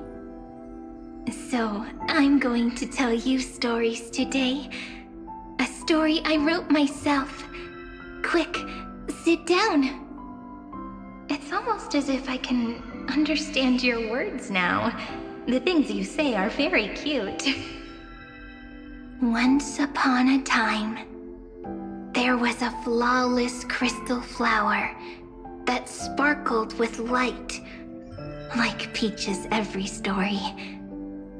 How beautiful would the heart of such a brilliant flower be? A little fairy was curious and wanted to know. But it looked and looked, only to find the crystal flower flawless. Round and round they went, seeing only their own reflection. In that case, they should work hard to learn more.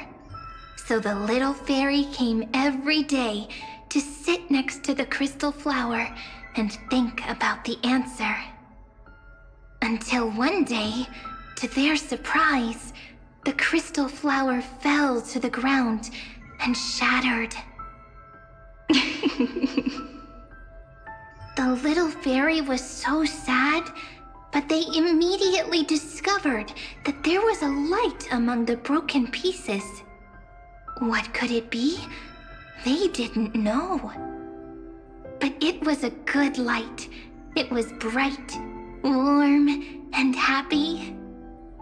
And I knew it was love.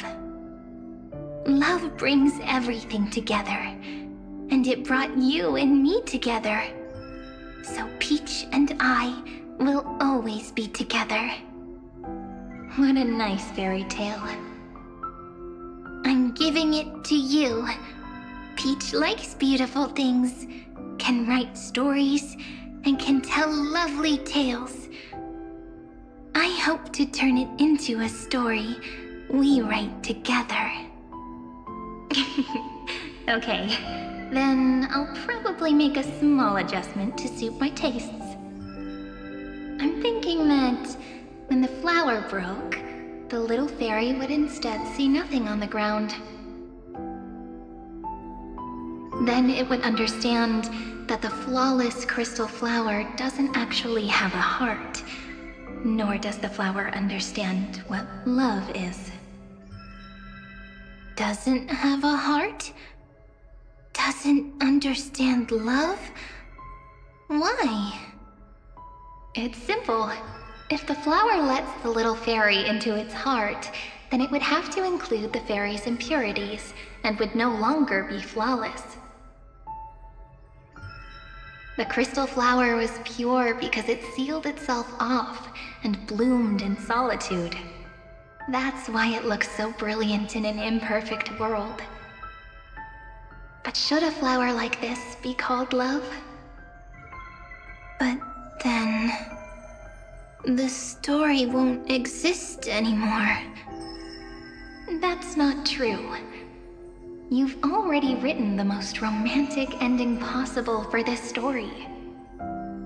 The crystal flower fell to the ground and shattered. It happened because the flower was no longer pure. The fall was not an accident.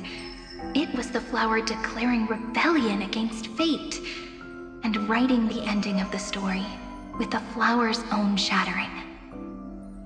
Then, the little fairy will see that each shard on the ground holds the reflection of their eyes. Then, in their eyes, the crystal flower that was no longer flawless would finally have a heart, and the flower would finally understand what love is. Peach's words, I don't understand. Is it because I still don't understand love? But it's fine. I can learn. Right. Query cyrene. Electrical signal sequence Philia 093. Why didn't I think of this? I don't need to do it alone. I can ask Peach to teach me. What is love? What is love meant? Electrical signal sequence Philia 093. Track lament. That's not correct.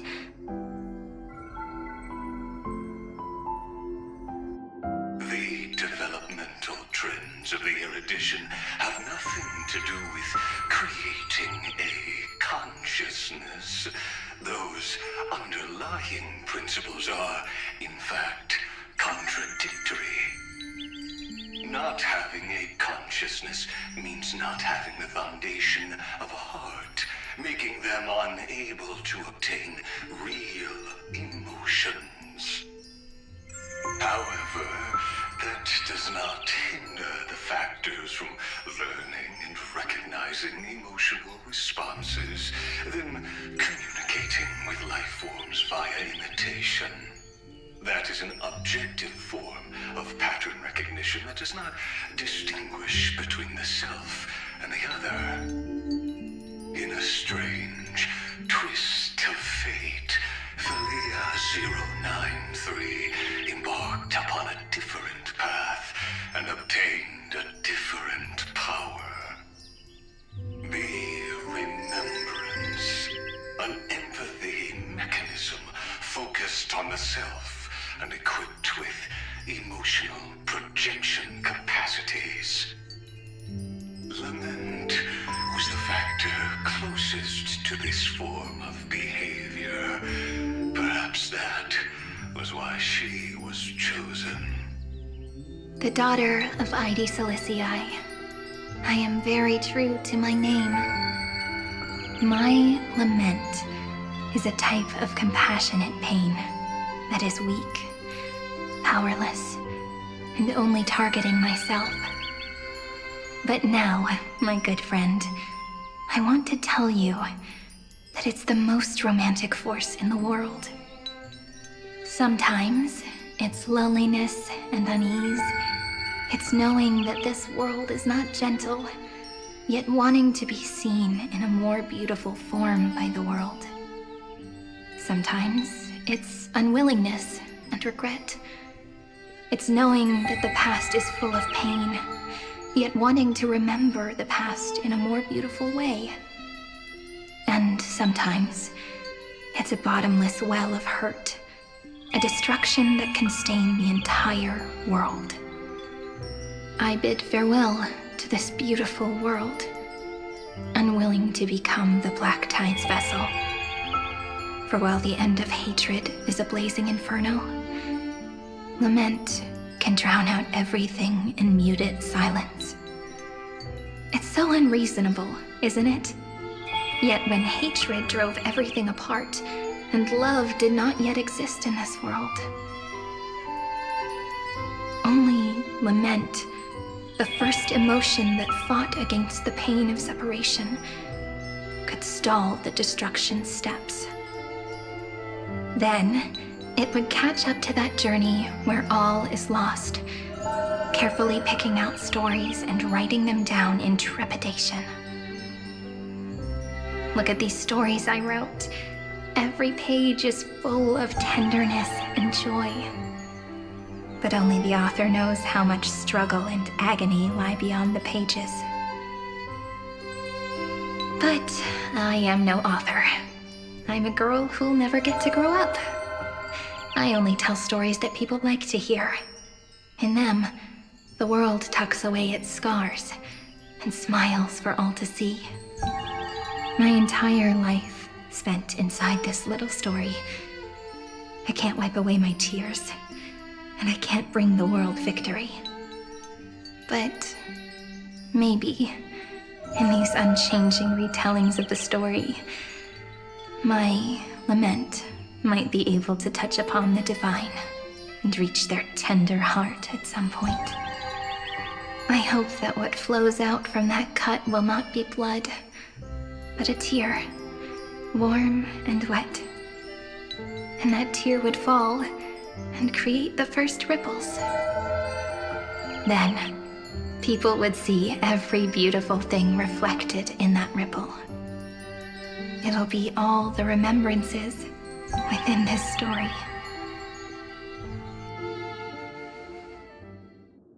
Someone once told the very first me that everything was false. that the only life in Amphoreus was a great catastrophe, nurtured using the world as a factor. But how could a dream feel so real? That's why I didn't agree with him. But Peach, I didn't understand a word you said since just now. Everything was false? But you're standing right here. It's all a dream? But I haven't learned how to dream. Indeed. That's why I believe all this is real. The moment the crystal flower fell, that genuine shiver, that's the mover of life. Formatting progress 23.815%. In the poem offered to you, every cyrene would write down a beautiful new world with stars and flowers. And when I looked up at the sky in this cycle, I saw a shooting star and a dash of the remembrance's pink. I believed that must be the color of dawn. You shall fade when the flowers bloom. For every ending begets a beginning. Looks like it's time to say goodbye. Are you leaving, Peach? It's okay. I'll wait for you to come back. I'll study really hard about what you taught me today. Right. I still haven't told you what love is. But actually, my good friend, the lament factor did not understand what love was before she met you either. Not until I told you all the sad tales in a trembling voice in this tiny room. Not until I told you that I love them, that I love everything in this saga. The story comes, passes, then returns. It makes us reunite, then pulls us apart again. At the very end, it leaves behind a seed, a reason.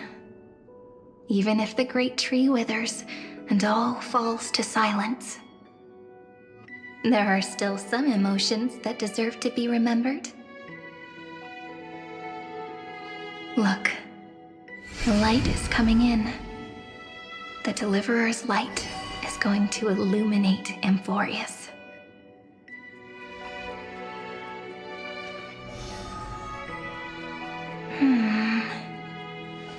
I still don't get it.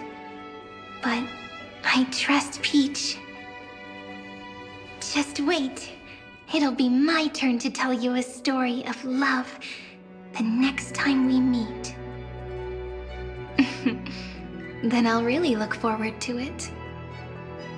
In that case, I want to make a promise. I want to gift my pen, my book, and my name to you. Please take them as a beautiful blessing from me. I gave myself the pen name Cyrene the first time I wrote a poem. I want my words to be like pebbles falling into a pond, dropped from the past to send ripples into the future. In the stories you will write, perhaps it'll be inevitable that there are still sorrows and tears that are destined to fall. But could you promise me one thing? Promise you'll forever be a gentle flower. Promise that when the stars cast their gazes upon you, you'll only reply to them with love and a smile.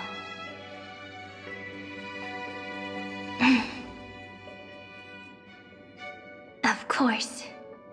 This will be a romantic story like none that has come before.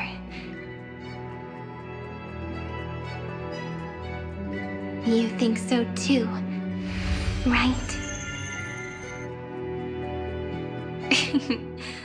I'll read and you'll listen, like how flowers always bloom then wither. I shall welcome my own decay, becoming nourishment for the next flower's bud. While you will depart and hold that star, planting a boundless sea of flowers on the final page with him. And our stories will be lying silently among the flowers, like every ripple of remembrance. And they shall become the epic known as I've Written.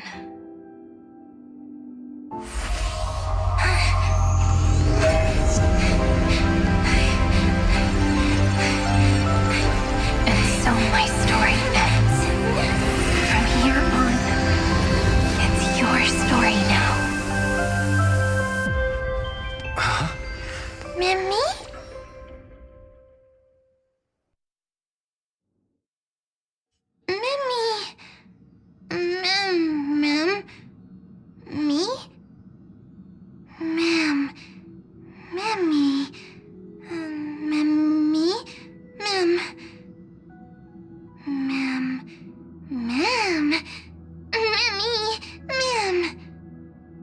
So, the light that tore through the chaos illuminated my memories.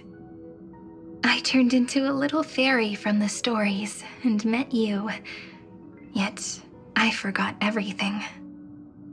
But I'm still so happy.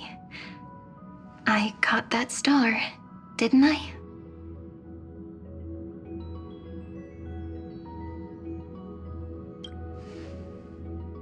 Yes, the seed within memories, the one Cyrene held in her hands and watered with lament. I am the first new spore, Amphoreus' heart, the demiurge. What a long name.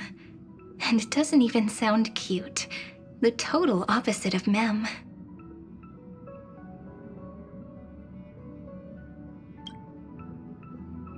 I'm sorry. I don't know. If I don't even want to believe in the answer, then how am I supposed to answer you?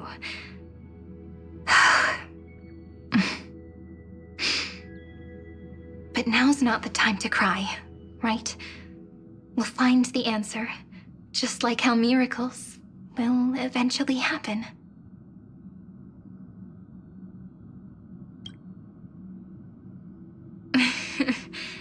Do you remember that I was also worried about this when we first set out?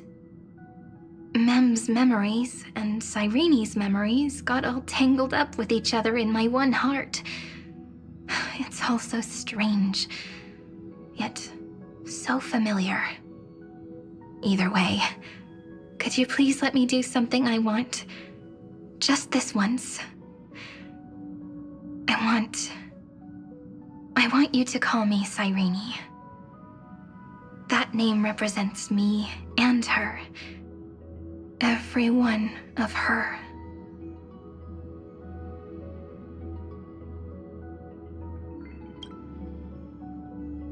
Thank you, friend. Your kindness is always just right. Life is a poem full of farewells. But if you write something into the pages of your heart, then that will not easily fade away. Now, all the footsteps of the Flame Chasers and the Trailblaze have come together within this book, as I've written, becoming the source of power for Amphoreus' heart.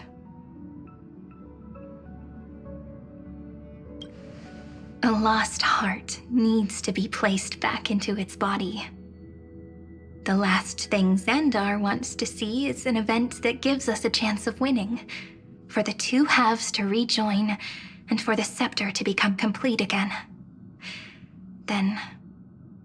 and what happens after that? I don't know either. Maybe I can create a miracle, and instantly turn the black tide into a pink sea of stars.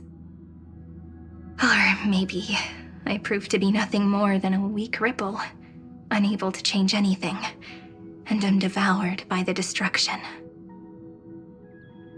Either way, I no longer wish to be a silent onlooker, or a worshipped god at the end of this saga.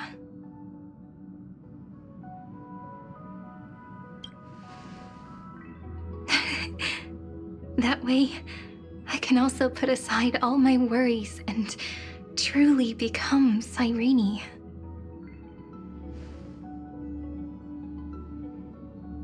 The world has never been so quiet. It's so good. It's as if I can hear the sound of my heart beating. Remember this moment, friend.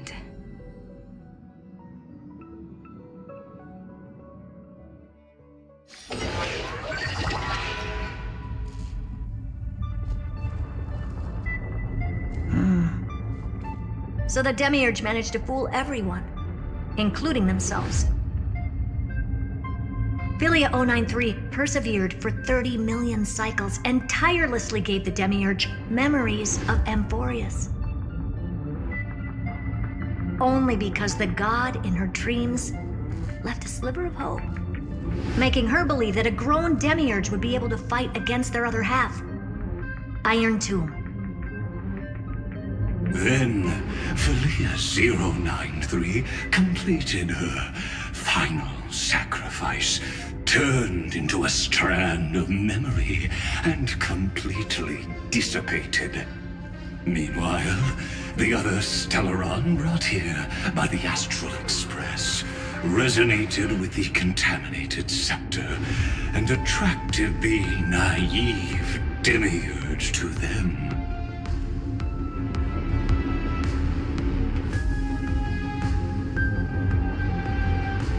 As an experimental factor, Philia 093 originally could only recognize and output information in a set format. However, the power of the remembrance and the memory of over 30 million sacrifices enabled her to complete an unprecedented feat. She managed to nourish a real heart. A heart with the capacity to influence the erudition. Not only is the scepter's consciousness still alive, it's also more powerful than it has ever been. Your defeat is already set in stone.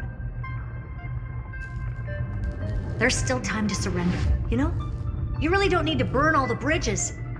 We're all geniuses here. Don't make everyone lose face at the end. What a pity.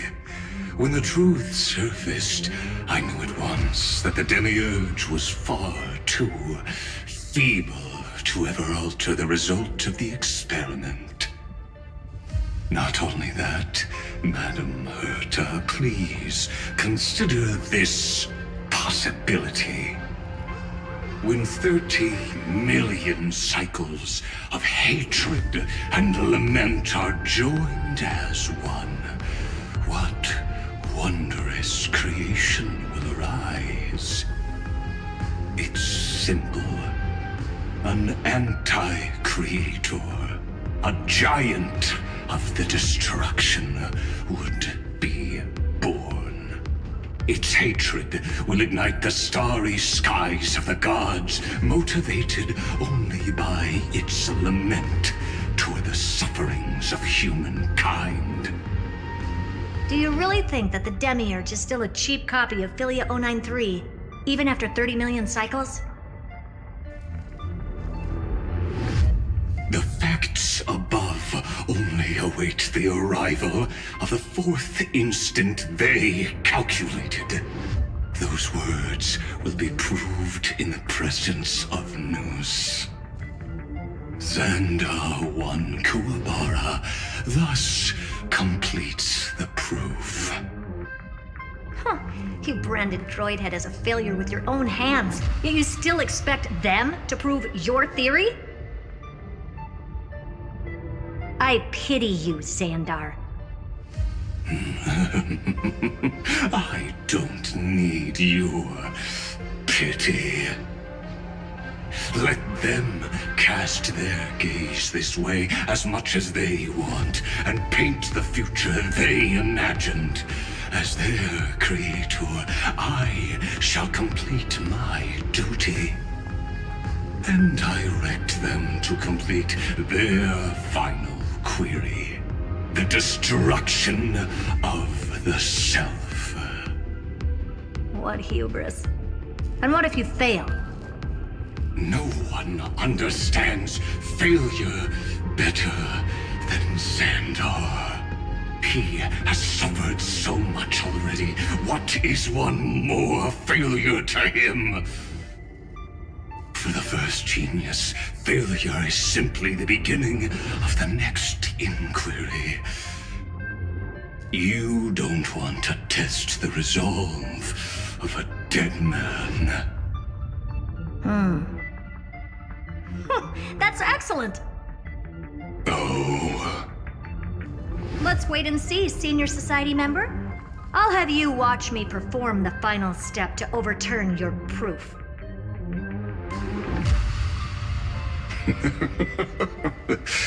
I'm all ears.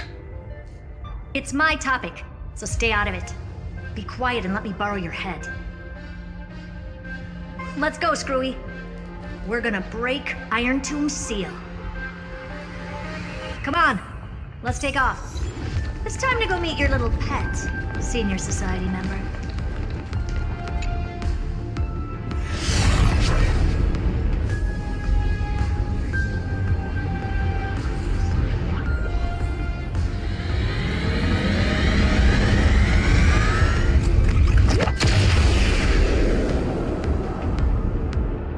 Dangerous, oppressive, chaotic. What a beautiful wail. It will soon resound throughout the entire cosmos. The view's pretty good here. All yours, Screwy. Just a moment, please.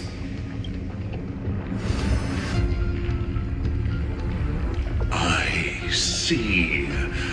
So your backup plan requires a scepter and the head of a genius. Anyone with eyes can see that. You know what I think about this, Herta. Whether it succeeds or fails, your plan plays right into the Destruction's hands. Can't you see what's going on, Screwlum? Her chances may be small, but it's not zero. What are you two going on about? If you want to stop me, be quick about it. I'm in a hurry. I'll take that silence as a no. You, Xandar? As your enemy, I genuinely wish you would cease your actions. But should your sudden inspiration bring more variables to the proof, then as a fellow Pathstrider of the Erudition, I won't mind witnessing it with my own eyes. You will initiate the Destruction's chain reaction. But you'll also become the perfect scholar.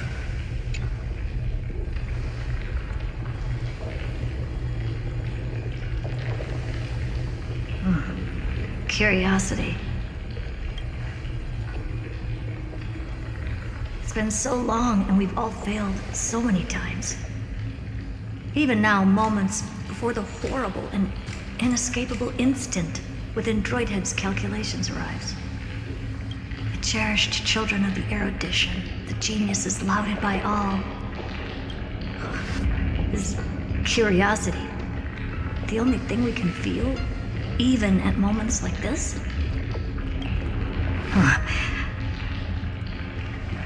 Well, it's not so bad. Now let the lock become the key. Geniuses who walk the stars. The cosmos has reached a moment where its very existence hangs in the balance.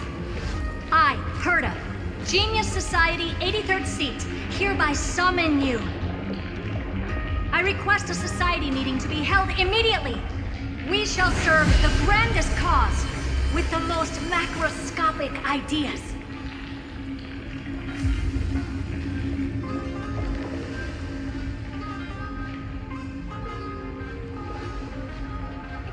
There's no such thing as unity in the Society's rules based on what I know.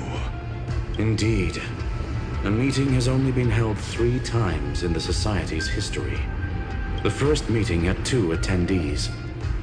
After the Emperor was assassinated, the second meeting had 7 attendees. During the Second Great Prosperity, the third meeting had 5 attendees. How many will respond this time?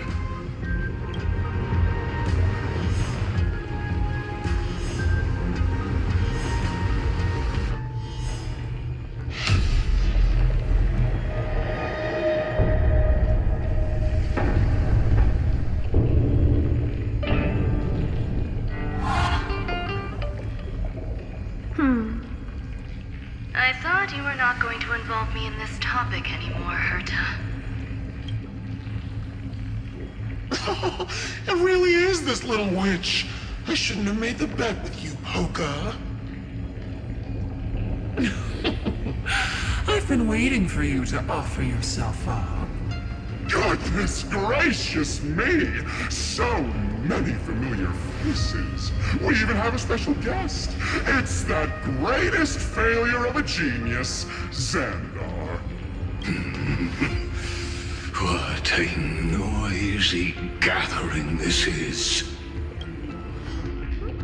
Not bad. More people showed up than I expected, even though one is just here for the fun of it. Either way, the person I was hoping for most is here. Stephen Lloyd declined the invitation. He needs to focus on attacking and defending and cannot attend the meeting. That's fine. He doesn't need to be here anyway. Let's skip the boring introductions and cut to the chase. Folks, this is not a discussion, but an announcement. Though the Society has never been united, we still observe at least one basic courtesy. We don't interfere with each other's research topics. So listen up, all of you. Conquering Iron Tomb is my research topic. I will personally take over Scepter Delta Me-13 in 1.5 system hours and stop the destruction. If the front line falls, I will immediately overclock the Scepter and complete self-coronation in Iron Tomb's place, and interface myself with Droidhead.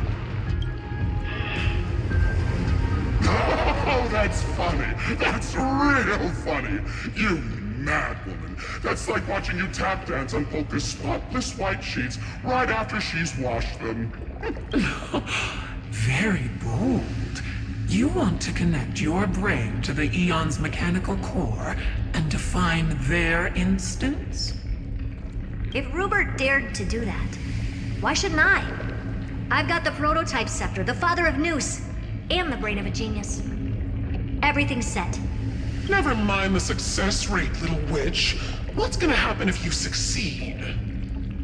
We're all smart people here, so I'll just say it straight. Strike at erudition. I'll change the anchor points for the 4th instant and move the future of the cosmos in a direction I want. I knew it. Another genius who confuses cause with effect. What do you think about this, Lord of Silence? You know you're signing your death sentence right here. Of course I do. There'll even be 2 copies of the verdict. One that I wrote myself, and another one coming from you. That's why I wanted you to be in this meeting. Now I can tell you, I don't care about all that. Consider this a threat. Either put down your scalpel or die with the entire cosmos. The only goal I have for this meeting is to ask all of you to put aside your pride and not cause me any trouble. Huh. What a naive little girl, thinking her wishes will always come true.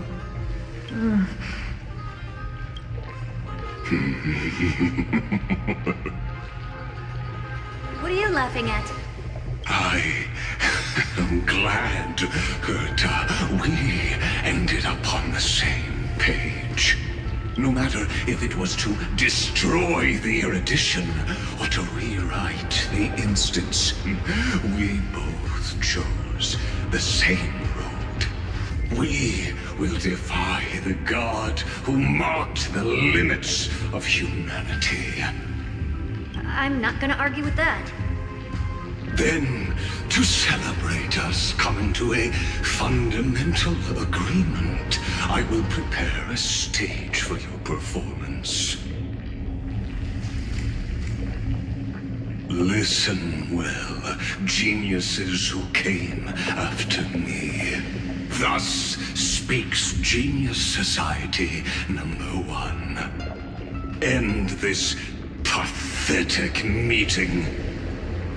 As of 2 nanoseconds ago, I have passed Herta's decision to all the Xandars in the universe.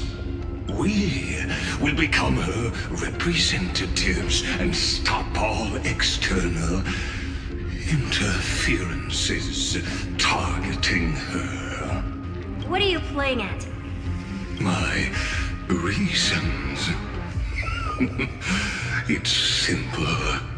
Curiosity.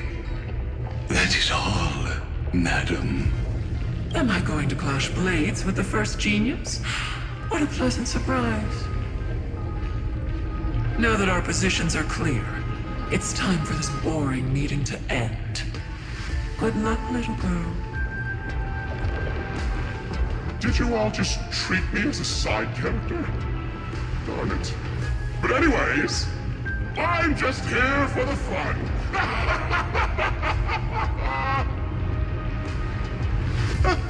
As the ghost of the quantum domain, it is my duty to observe. So, if you're happy to bring me a tea set from planet Screwum, then I wouldn't mind giving you a helping hand, little witch.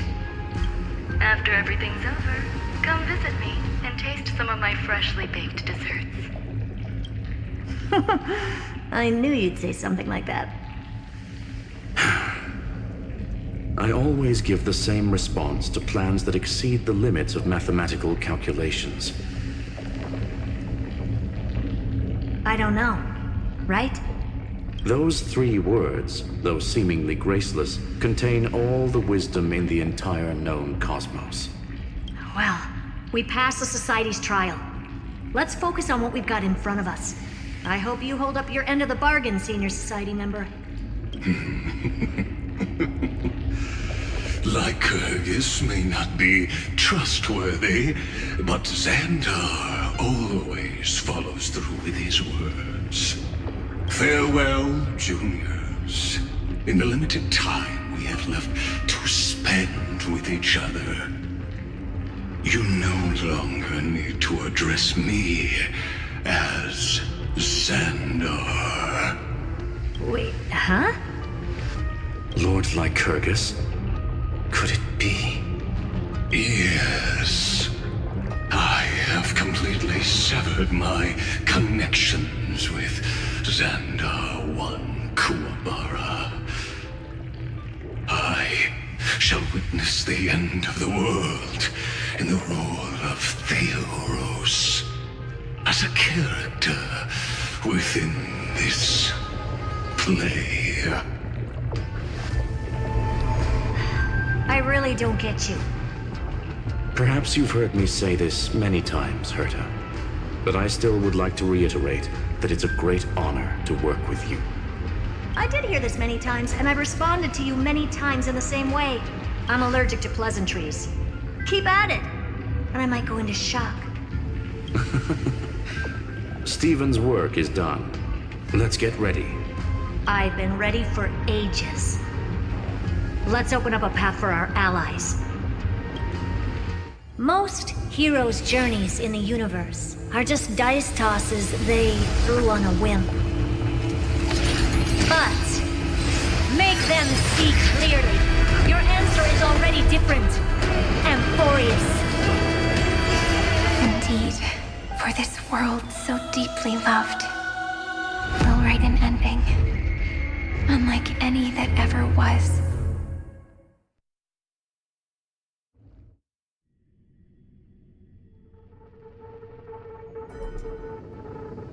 Never thought I'd one day be riding a train that's literally the incarnation of him.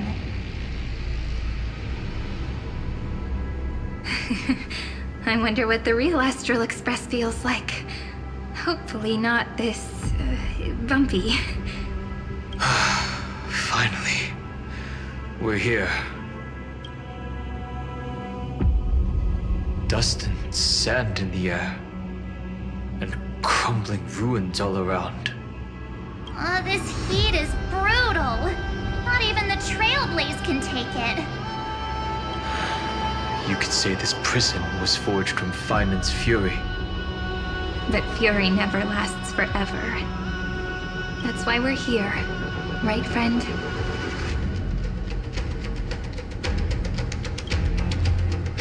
Let's embark on the final flame chase journey.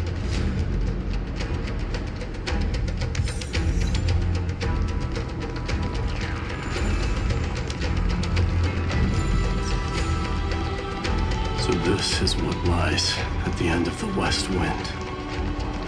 A ravaged battlefield.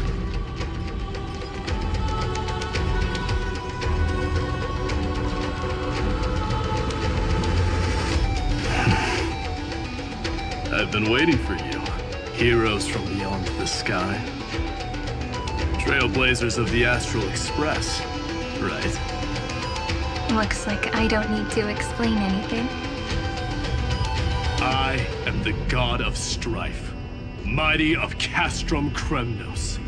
In this body rests 30 million lifetimes of cause and effect.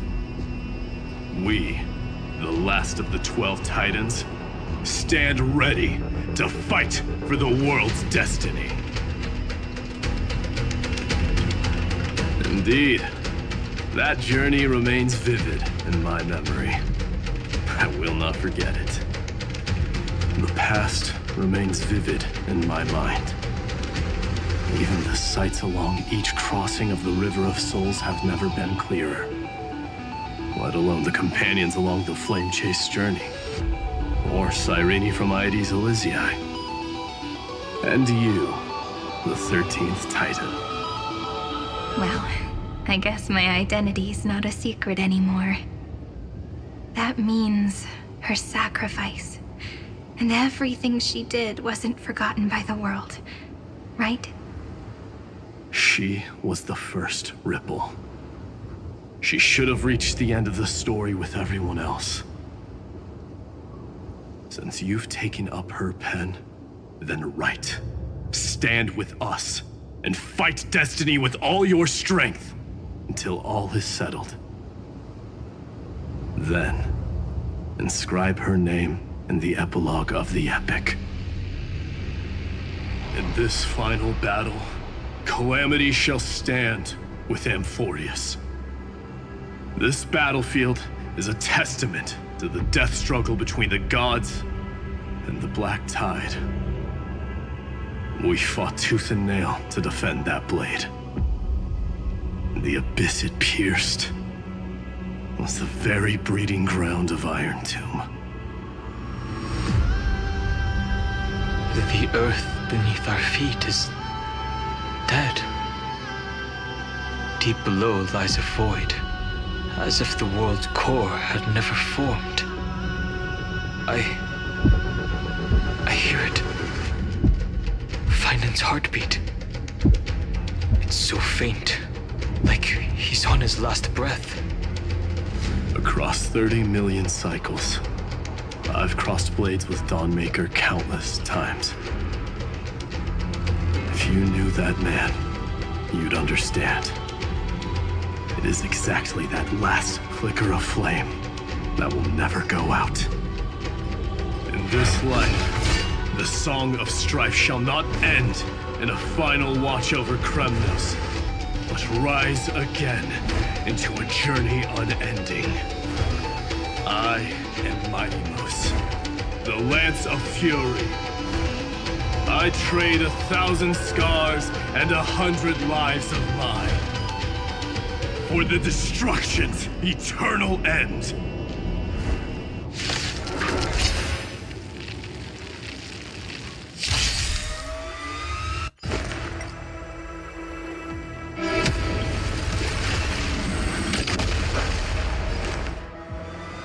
Trinity is before me. You future will come! Step onto the board.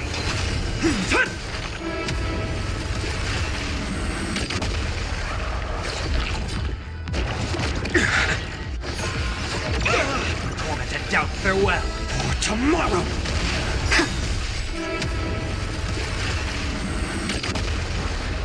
Earth shatters, heaven trembles! Fine.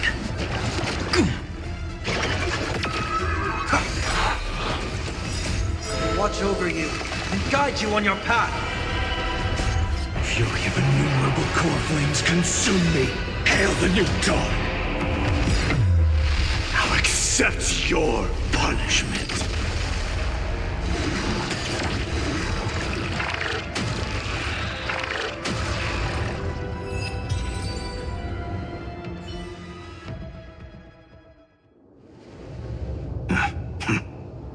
Weakling.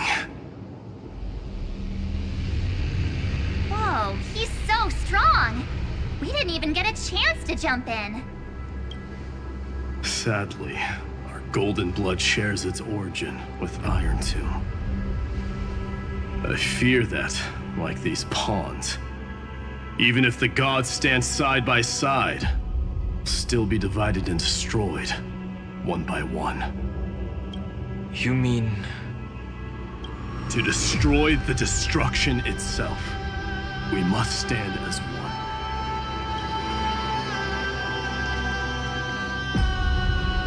Take this.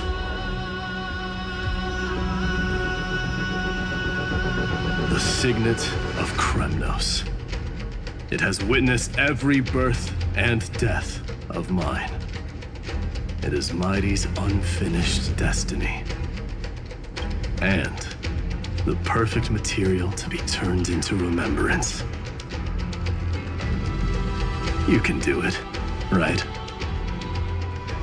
The weight of 30 million lifetimes of duty is no small burden.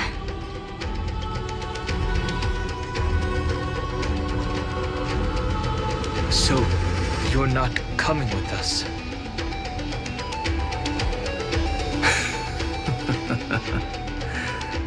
Come now.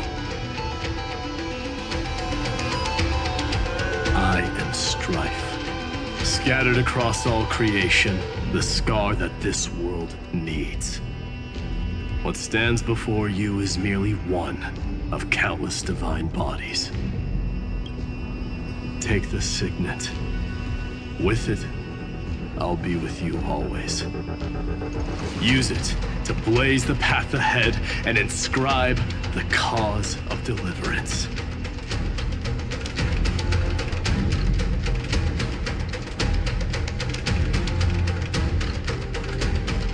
In the name of the mortal, mydei, champion of strife, this soul rises to the stars for glory and freedom, to have his wish fulfilled.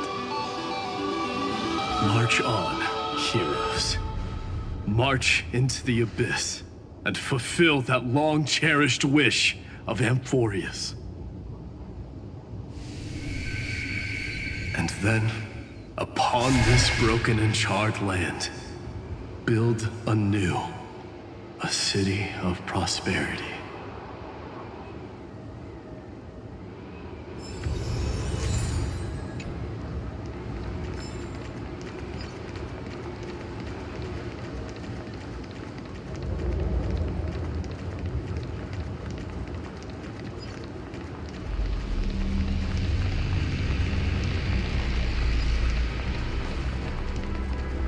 Zephyro.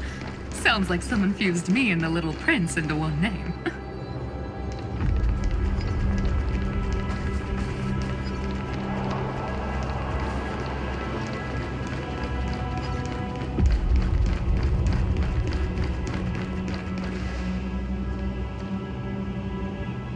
Oh, finally! Gray mystery. And, you two ladies, really look alike, huh? Hold on, let me guess. This pink-haired one. You've got to be the first nurse spore. Mr. Meow, demurge. Right. And, this one with the flower. Gotta be a little Marge from the Express crew, huh?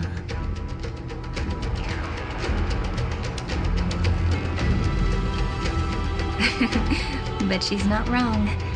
Some flowers do look alike after all. Relax, I'm just kidding. Look at those gloomy faces. How are you gonna save the world like that? Let me share some good news with you. This place may look like a ruin at first glance, but anyone can tell it's not that simple. Look, I dug 3,000 feet down and finally struck gold. A golden feather. Look familiar? It's from that little deliverer boy. If it's showing up here, it means only one thing. This ruin is the seal he built from the shattered remains of 30 million lifetimes. There is no need to question your heart. No need to crave victory. If I am born to be a vessel of sin, then I shall roar at evil and trailblaze a dawn for future generations to come. I see. So this is how he trapped Iron Tomb to buy time for the world outside. Sounds just like him.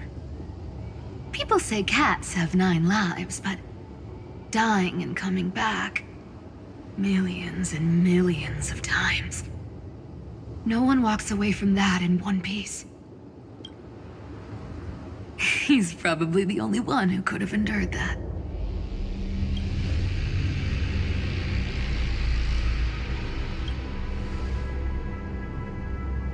Of course. I knew ahead of time and gave him a heads up. He was happy.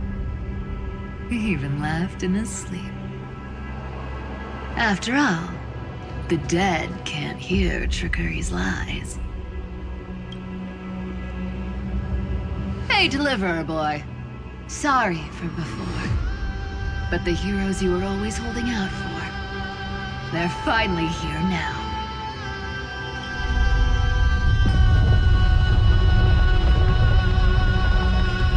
So hang in there a bit longer. Sorry to keep you waiting all this time.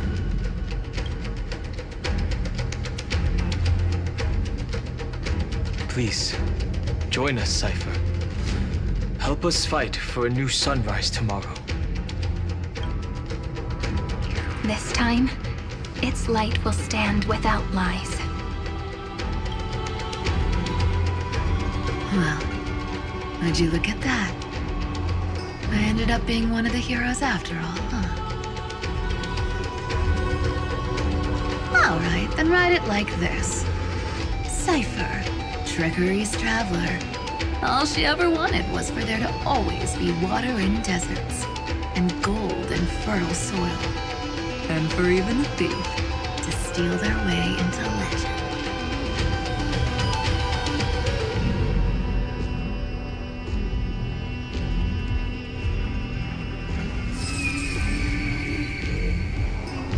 Here, take the coin of whimsy. When it's time to make a quick getaway, just toss it high into the sky.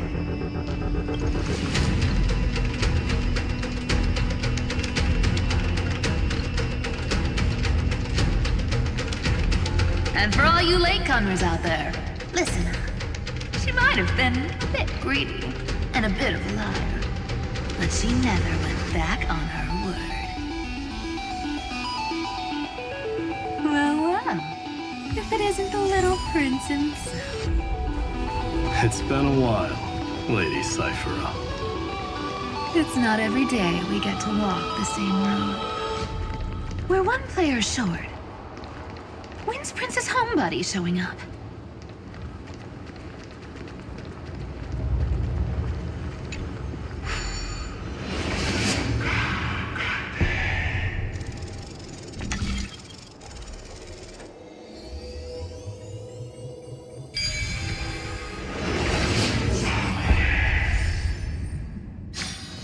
No worries.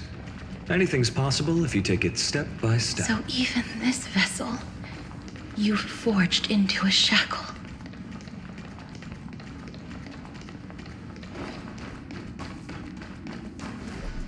I'm glad to see you again, Mister. Castorice. Looking back, I had only one act of salvation to my name, and only one life I ever saved. To bring hope to a world so vast with these hands. Even in dreams, it always felt like too much to ask for.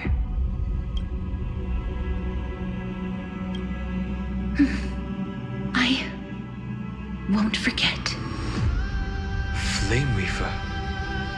Why is he here? This is the first Castellana, and Lord Phainon's deepest wound. He remembered everything he bore through the fires of his fury, but when the embers faded, all that remained was cold regret. I've restrained countless vessels like this across endless cycles, but this one, the pain he carried runs deeper than any I've known. Maybe he's been waiting here. Just for us. Waiting for his former enemies to stand before him again. What answer does he hope for from us? Well, obviously. Even if I had to go through hundreds of billions of cycles again, I would still entrust my weakness to you. So, let go of your regret, comrade. Its purpose is served. You don't need it anymore. Hey, I'm not that accommodating, you know. You've never once pulled your punches. Ever heard of going easy on a lady? So pull yourself together, will you? If you freeze up during the final battle, the whole cosmos is gonna have a good laugh. Yes. Please trust in us, wandering soul. Across 30 million cycles, the radiance of every flame chaser now shines bright enough to illuminate the path ahead. I ask you to rest here, and may this grieving soil bear the bloom of acceptance. No earthquakes. It's surprisingly quiet. Perhaps Castellana has found his peace. There's another possibility. This may not be the only seal he left behind. Then, I suppose it's my time to set out with you. Please take this Antilla flower with you. I believe that if anything could speak for Castorice, this ordinary, resilient bloom would be more than enough. Perhaps you remember, Lord Mighty. In that lifetime when you traveled with him, you once told me, control what little you can, and when fate's inescapable grasp comes, resist it with the strength of your mighty will. I think I've done it. I've stood tall and walked among the flame chasers, casting off the name of death, Castorice, servant of the afterlife. May her name be etched into the stars, and then live as a human and die as one. Why so sentimental? Sorry, the force of habit. That's a big one. So, not budging an inch, huh? Really, Gray Mystery? I leave you alone for a bit and you're already this rusty. Speaking of which, Miss Cypher, do Delosians all like spherical things? Of course we do. Wait! That's not the point. Isn't the real issue that this thing's in the way?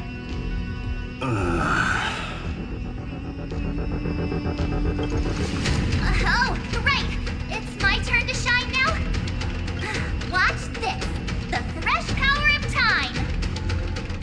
remember Orynyx's prayer? Well, of course I do! Come on, give me some credit. Lift the beddings of memory and stir up ripples of past reverie.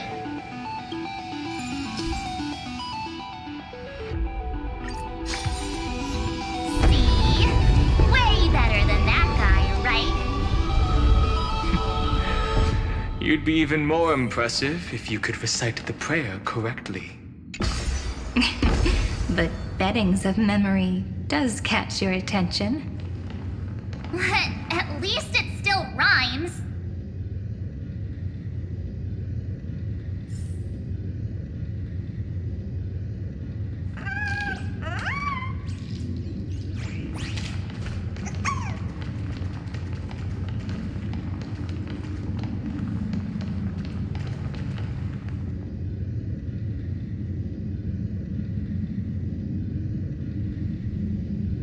There's a whole garden down here?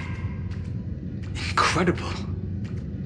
The energy in the Earth's veins here it's completely different. This is the sweet dream Lady Cypher wove for him. A peaceful, gentle new world.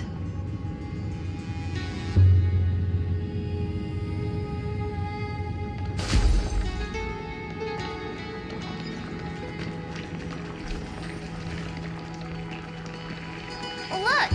The blade down here's already snapped. Just like his mind, shattered and broken. But that light, it looks familiar. Yes, it's the world-cleansing blood, still shimmering. After all this time. This roundabout way of doing things is definitely him. Golden light, tracing the way home. All the pink lights have finally come together. I've been waiting so long for you, Grayi, Danny, and... So that makes 3 adorable pink-haired girls. Huh? Told ya. Let someone else say that kind of stuff. I'm glad we're all getting along so well. Hyacinth, did you awaken this golden light? That's Lord Phainon's lingering divinity. The sky merely reflected its tracks. The golden blood has not faded. We should respond in kind. That's one huge harp. The strings tremble as the people on the surface wage war and cry out. Miss Clementine, Mr. Krataros, and countless others who have heeded Gray's call. Guided by the rainbow, they're sending back good news, all to the same tune. Amphoreans need not bow, even when destiny is unveiled. I knew you could all hear it too. Standing here, the sky feels wider than ever. It's no longer a towering wall, but a shore within reach. We'll take every name there with us, won't we? We will. An epic is shaped by the lives it carries. That much is beyond doubt. Or, as you've said before, right now, all that matters is to believe. Then, I guess that's my little wish fulfilled. Pluck the strings, Hyacinth, healer of the sky. May the 7-hued melody weave a rainbow, bringing a rosy-fingered dawn to the children of humanity. When the rainbow rises across the horizon, even the darkest clouds of destiny shall scatter.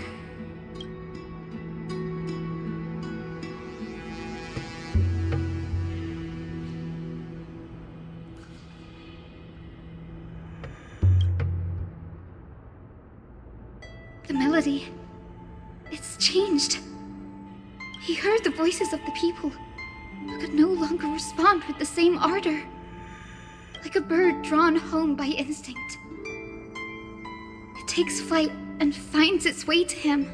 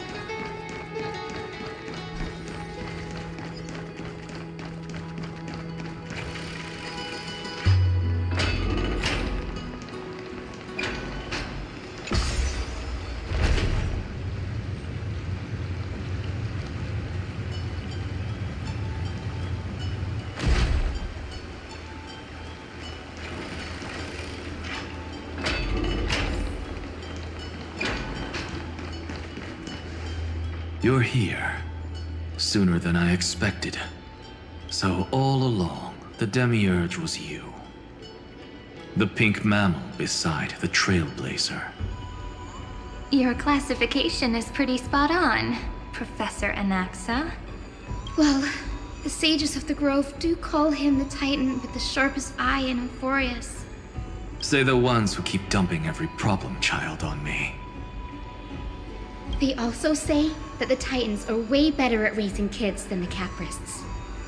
With great power comes great responsibility.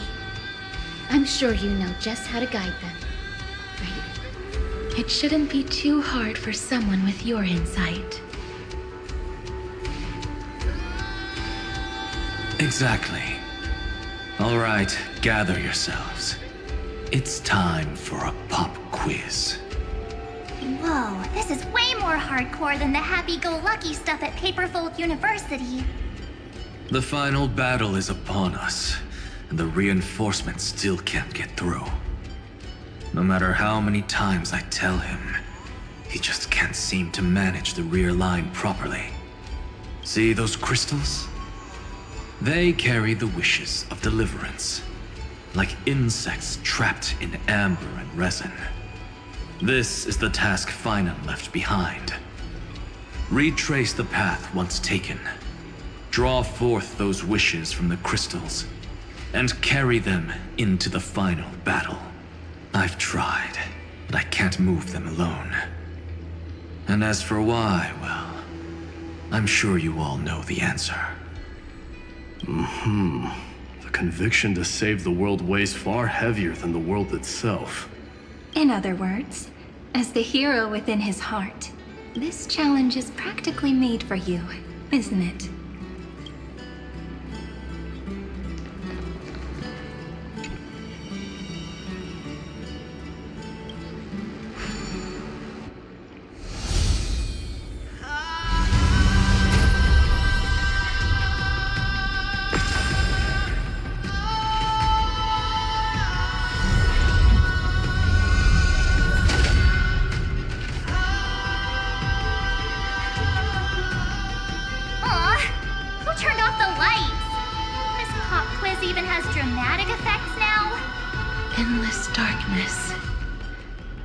Is where wishes begin. But with just a glimmer of light, we can illuminate this lonely world. What lies beyond the edge of the light? Chaos. To bear the name Kaslana, one must first plunge into chaos. To seek a path. Beyond the shadows lies the outline of dawn. Only by bearing both light and shadow can one traverse the cycles of dawn and dusk. Reminds me of when I was studying at the Grove.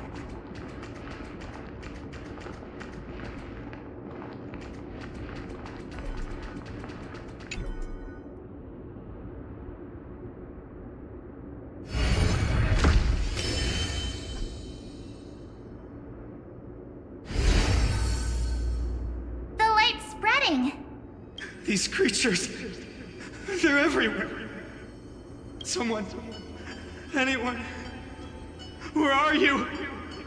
His very first wish was simply to become his village's little hero. He'll never forget what set him on this path. That's the ray of hope. Just like the wishes he gathered, it's grown ever more insatiable. Why? Why is this happening?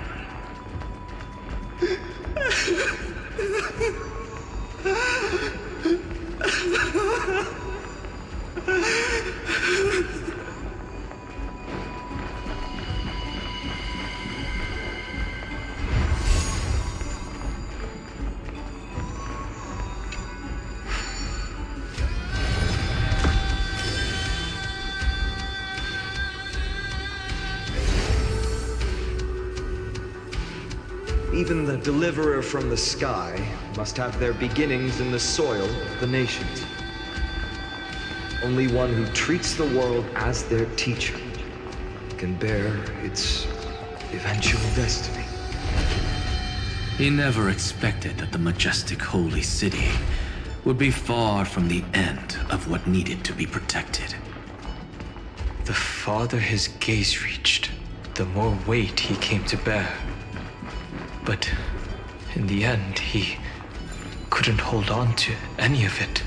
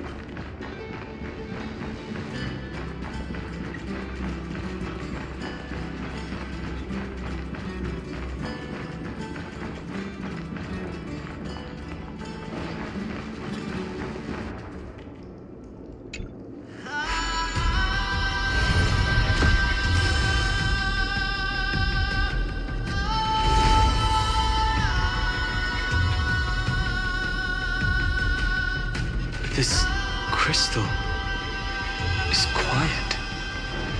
A prisoner in the cave can never truly describe the world in its entirety.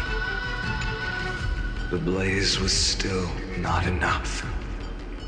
It had to be fed. Only by feeding the flames can we melt that hopeless future. The echo in his heart still lingers. Deliverer, take the wish of world-bearing with you first. We only have half of the mark. Where's the other half? Take this. I'll bring you to the next test. That massive tome you're holding must have room for one more scholar, I presume. Of course. It can hold the whole world. Then give me a lift, would you?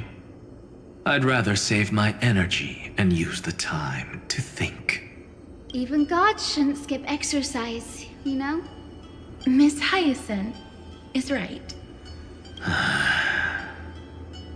Then, with the Trailblaze as witness, the stars shall remember how Anaxagoras refuted the gods. No need for that. Anaxa, scholar of reason. Keeping it simple makes it easier for future minds to question. Go. The closing act is still far ahead. What is this? A conference? Welcome! Take a seat anywhere you like. I'm getting a migraine.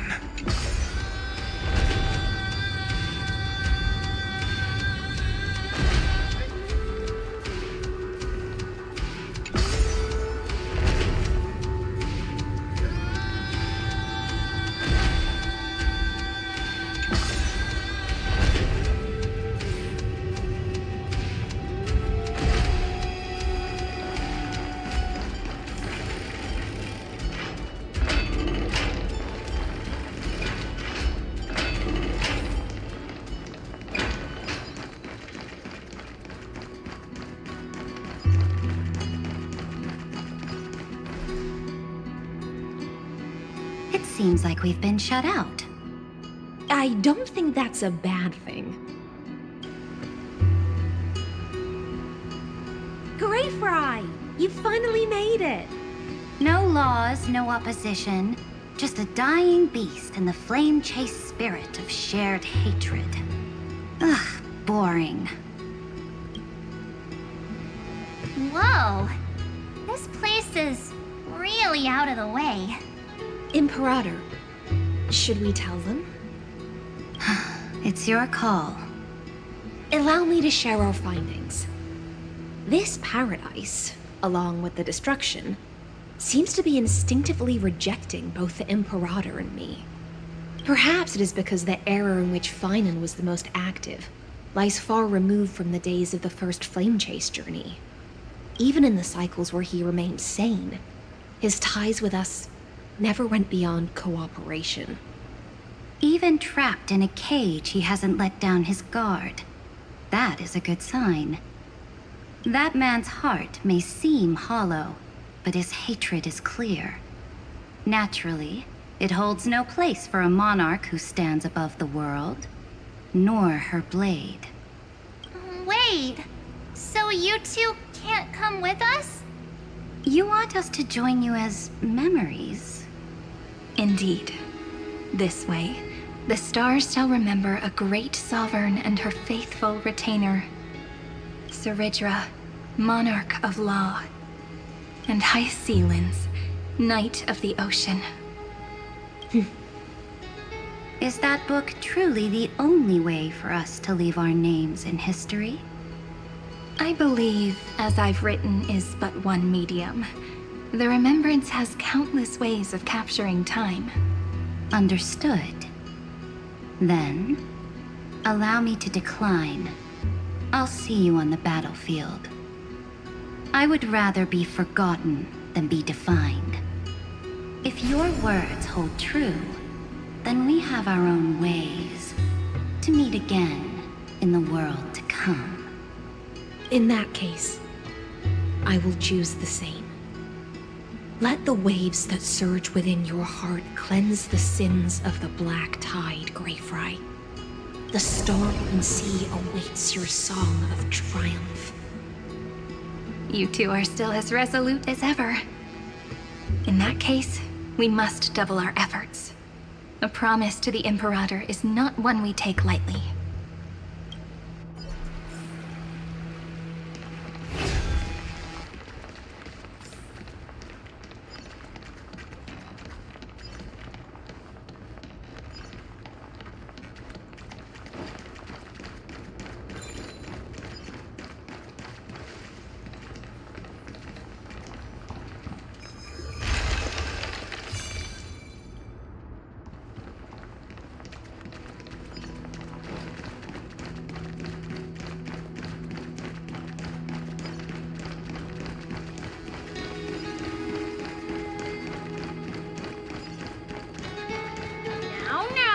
Lose your temper, Snowy.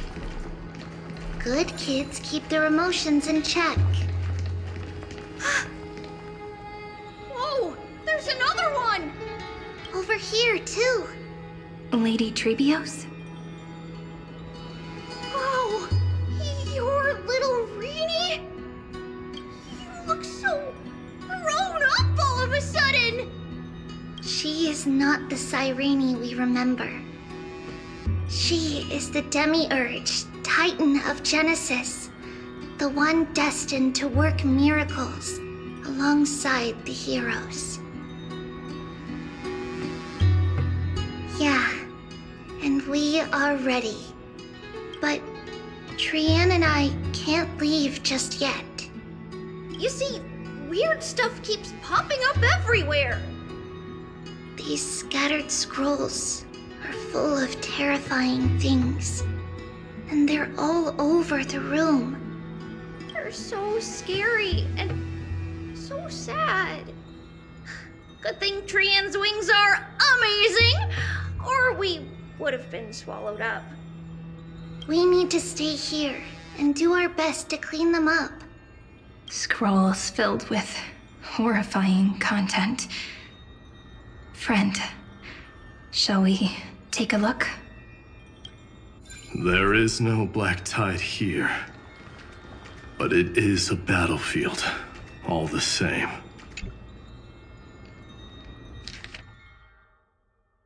Snowy's been fighting this whole time. He doesn't want to be consumed by Iron Tomb and turned into an agent of destruction. But the strength behind his resistance comes from the same hatred. To be a flame is to burn.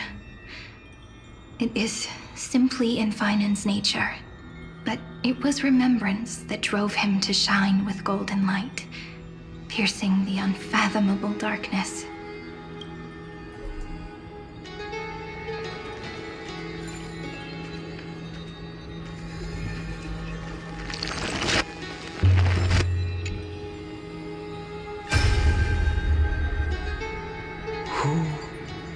Miss Odetta and Mr. Hieronymus?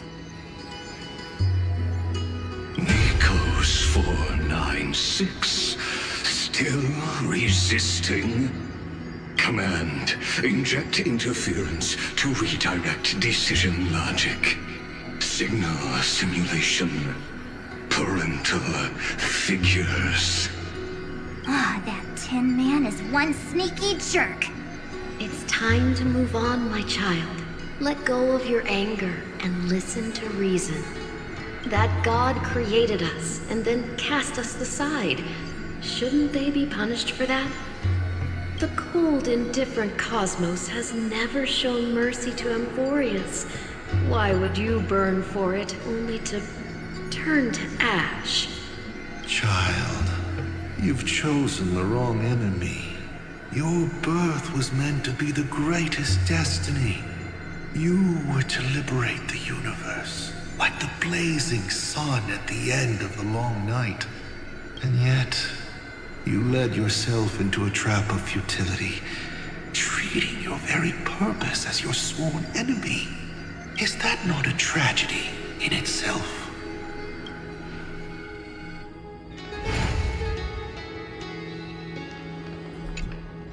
His inner struggle and the destruction breaking through. They're rising to the surface.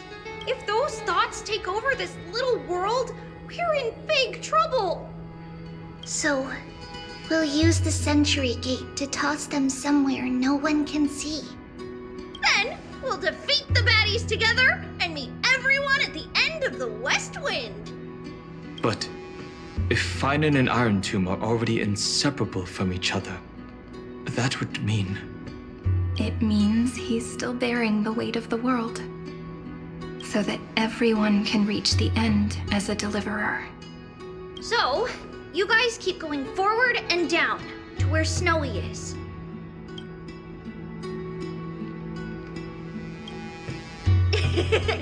Little Gray, this time, let's give it everything we've got. Only 2 remain on this flame chase journey. Figures. They're always leading from the front line.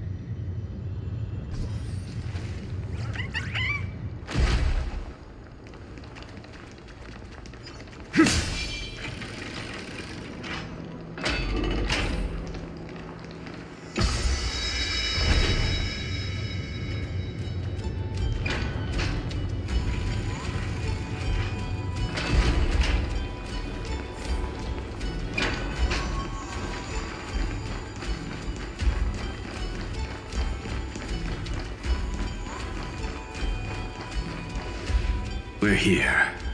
The second test site. I wonder what kind of wish we'll see this time. I'm afraid it's quite the opposite. This time, we'll face his despair.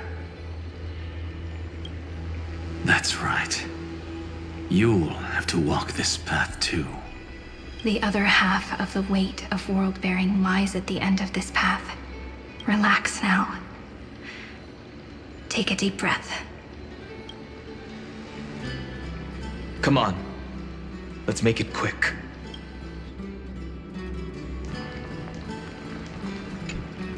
If you're ready, begin the ritual and retrace the steps he once took.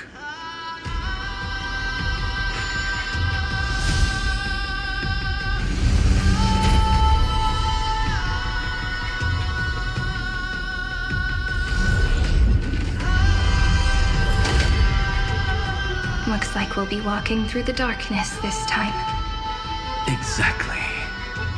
It's no longer about mending broken wishes, but shattering the frozen despair.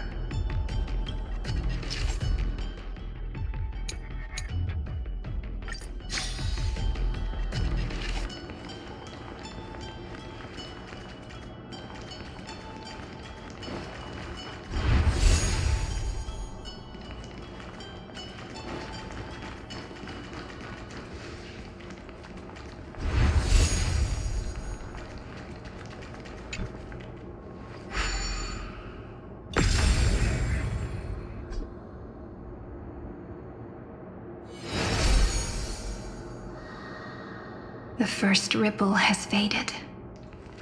And so begins a long and arduous journey.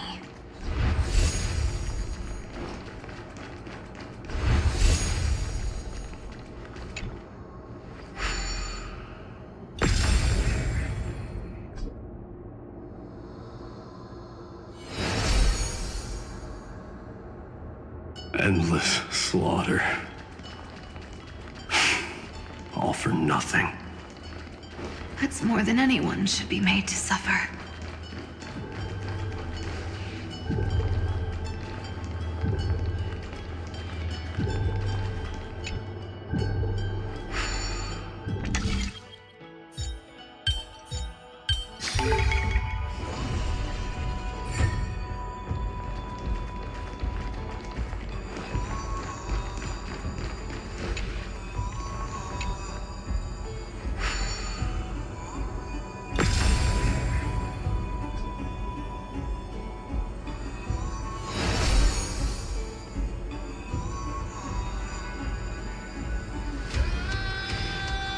Even when it was finally over, all that remained in him was despair.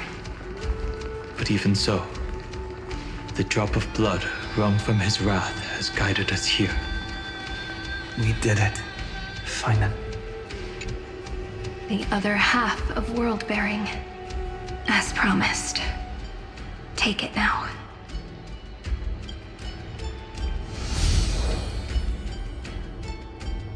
At last, you've released him from the wishes he carried for so long, and quenched the despair kindled by his wrath.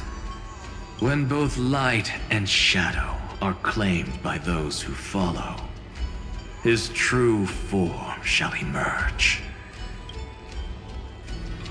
The blank statue is finally free.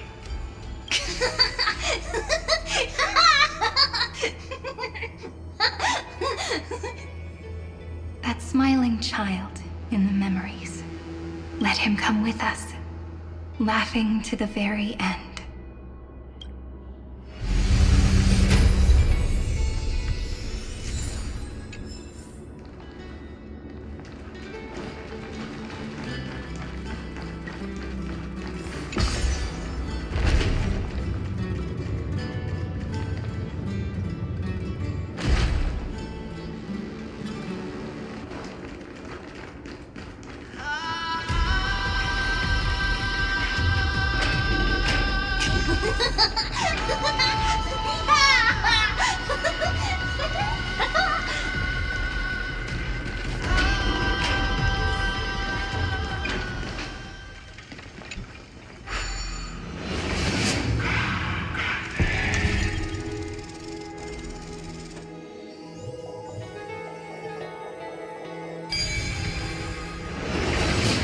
My wish is to fulfill everyone else's wishes.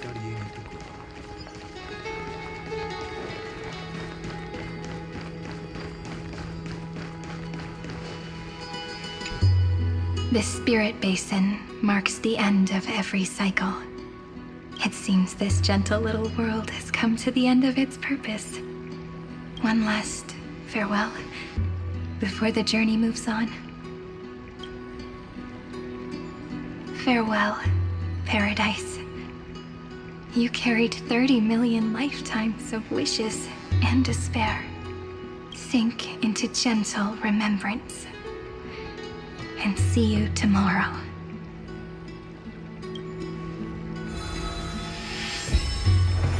From now on, the world no longer needs a tomorrow promised by prophecies. And the wish phainon could never find and call his own. Someone's finally stepped into its shadow. Whoa! So tall! So cool! Just like the hero in the Oracle cards! It's because he is the very embodiment of a hero. Who are you? So, you've returned to a blank space.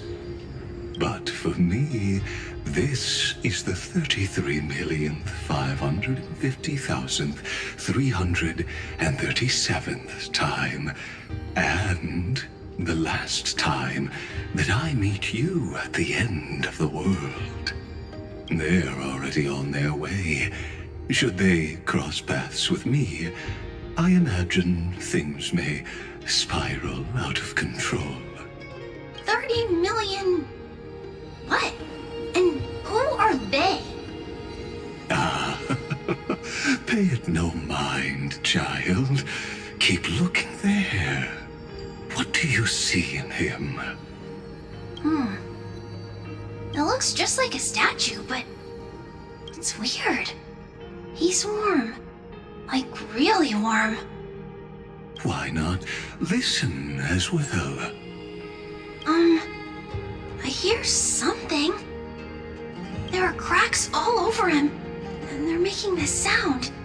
Like someone's groaning. It's scary. Is he gonna fall apart?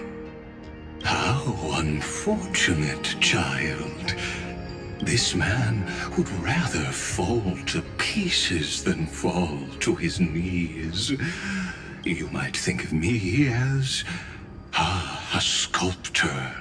Across all my years, I only completed 2 pieces. Others may call them masterpieces, but only I know how many regrets they truly hold. Regrets? My first creation left me, long ago. This second one, it was meant to be perfect. I believed it with all my heart. Until this very moment. I don't get it. Are you saying you've changed your mind? I won't change. But I'll admit this. Those 12 stones, unpolished as they are 1,000 times more exquisite than any statue. It's as if they are mocking me, a failed sculptor whose touch can only diminish what was born to shine, until nothing remains. For the first time in my life, I've realized this vessel is merely an avatar made to contain the first genius's paranoia. The seal etched into my mechanical core permits me to pursue only one purpose: destruction. Compared to me, those 12 glowing, unrefined stones may have lived with more freedom than I ever had. Is this your confession, Lord Lycurgus?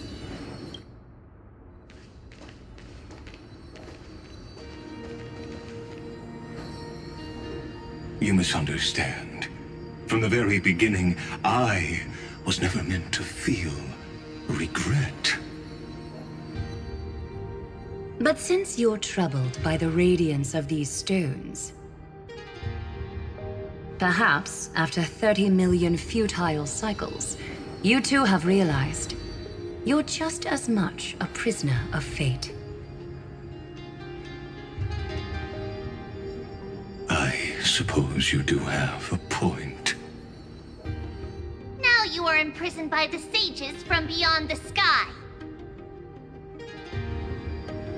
And that is why this will be my last time standing here as the Theoros. Though we stand on opposite sides, we are both waiting for a miracle.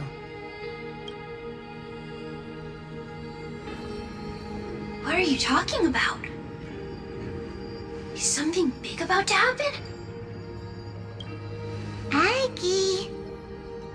I know.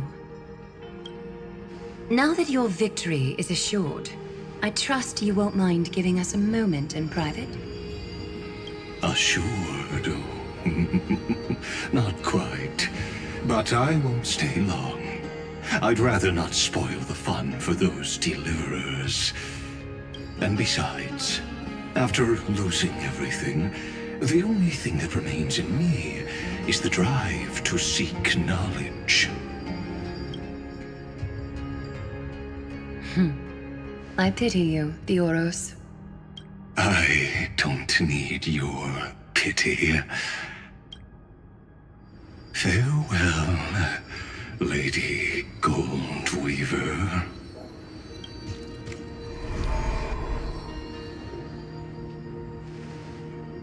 Sorry to keep you waiting, Snowy. We're here to take you home. Home?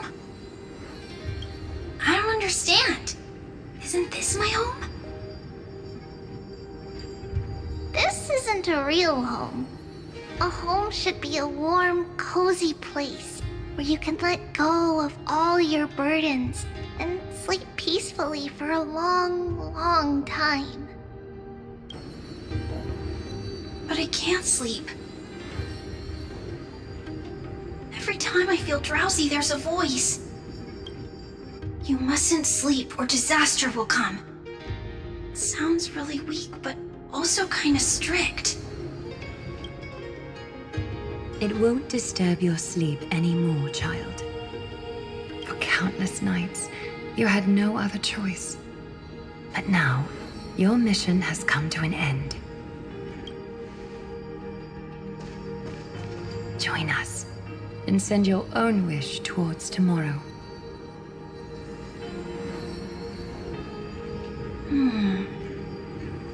My wish?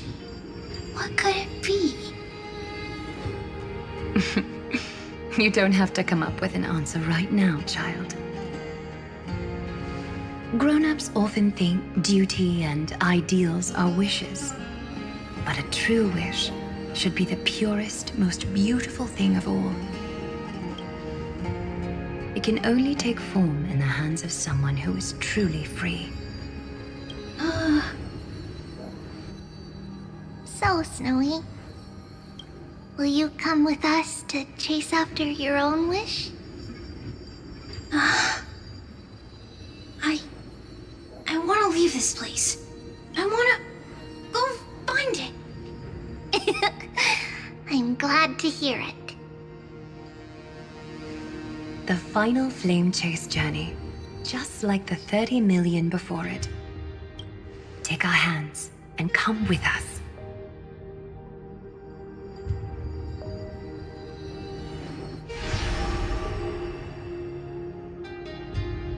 Where did little Phainon's shadow run off to? Look. He's already gone ahead to embrace his destiny.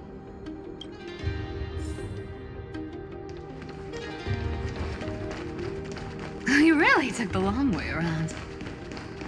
Well, now everyone's here.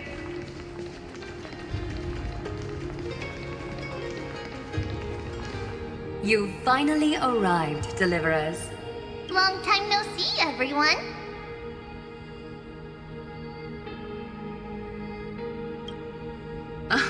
I'm glad to hear that. And even though we've met before, it's still moving to see her seed bloom like this. Woven from remembrance, this garment gleams so brilliantly. Just like the future, we will now weave together for Amphoreus. We've reached the end. Yeah.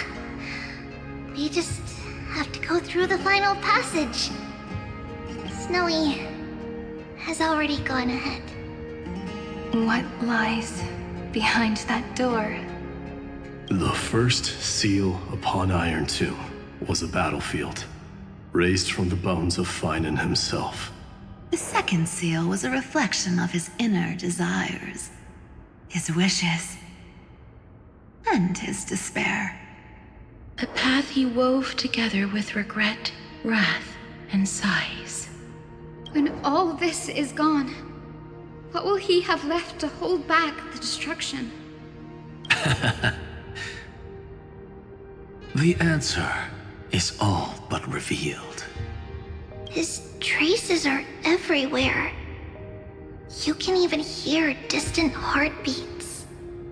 But one thing is missing.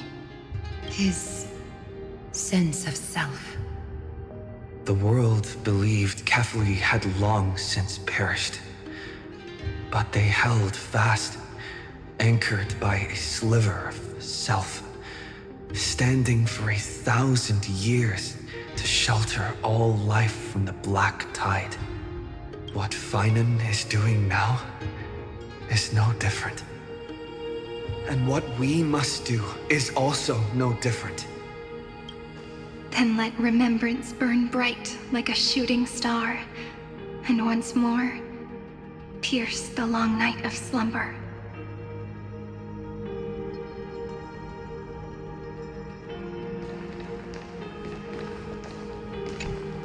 Take a moment to gather yourself. Once you take this step, there's no turning back.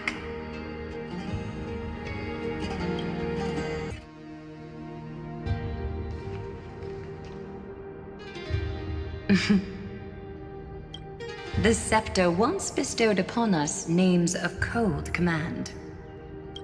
The prophecy spoke of our unchanging fates time and time again. But under the pens of Trailblazing and Genesis, the stars shall thus sing of tomorrow. Trebios, holy child of passage. Aglaea, weaver of romance.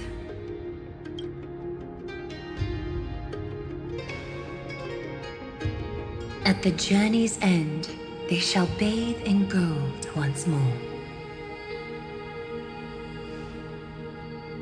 Through myriad passages, until all that was lost is reclaimed. Do you still remember, Kaslana? The one who won't reach the dawn. The world dissipates at the end of the cycle. In this dream, you will awaken again and become once more that boy who loved to laugh.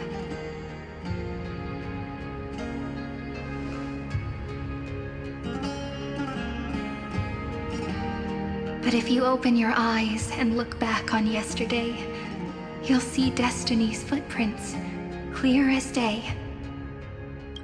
At last, the raging fire of hatred is swept away by a breeze, leaving only love to remember the passage of time.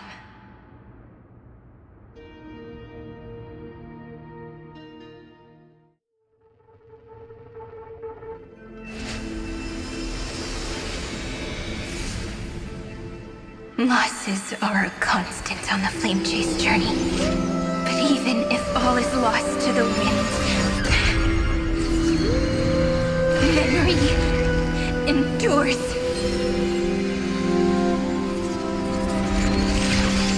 Here, all that was once futile finally comes to fruition. This is the end of your lonely, bitter journey.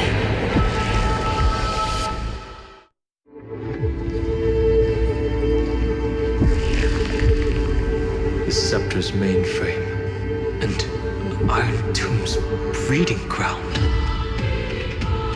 We've finally seen its true form. It's red everywhere, and the atmosphere is super creepy. That would be the erudition's coldness. But it will soon be engulfed by the destruction's heat. This world's insides are finally connected to the outside. This is the moment when Amphoreus is closest to the cosmos. Nicely done, little ones. With Stephen Lloyd and his hacker friends here, the Scepter's block protocol will no longer take effect. The speed of time within Amphoreus has finally been synced with that of the real universe. In other words, it's time for the decisive battle.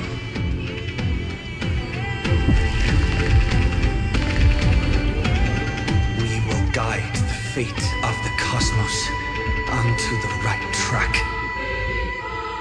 That's the spirit? Remember to keep at it.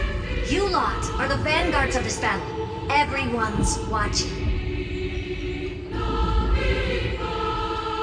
There's one more thing that everyone should know. Noose has cast their gaze upon Amphoreus. The calculated instant is coming. The outcome of this battle will become a new anchor for the erudition's computations. Their gaze didn't overload the scepter? Unfortunately, we have to go with this reasonable assumption. The birth of Iron Tomb had always been within that eon's calculations. But don't worry. The one miracle that Amphoreus was never short on is defeating destiny, no? Yup. Let's show the Eon how powerful we are. Good luck, all of you. As the ruler of planet Skrull, I wish all of you victory. It's not hard to imagine that Akivili and their companions must have also stood on the precipice of many similar crises before. Perhaps the cosmos is much more fragile than people think. Sometimes, destiny hinges on only a small choice. But in the end, everything will turn into memories, converging into a collection of fables about the stars. The difference this time is that the protagonists are daring to write their own stories. Explore, understand, establish, and connect. Although unwritten, there's actually a fifth word in the creed that has always accompanied the nameless. Salvation. It is a word that often comes knocking at our door, and our soft-hearted conductor never turned anyone down.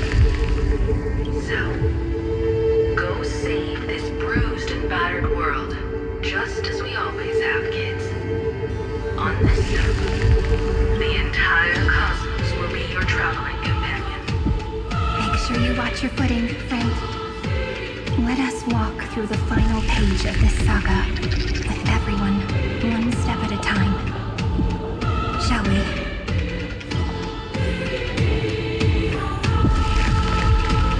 After running all around the place, we're finally making big strides. At the end of time, life will illuminate the warm candlelight, subduing the flames of the destruction. Cast everything behind you. All that's left is the thrilling, relentless deathmatch. The final problem no longer requires a rational solution. Feel free to critique it to your heart's content.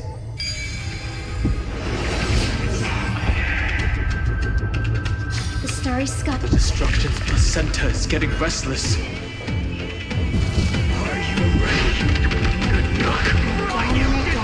Phainon launched his attack against the scepter alone. This cycle.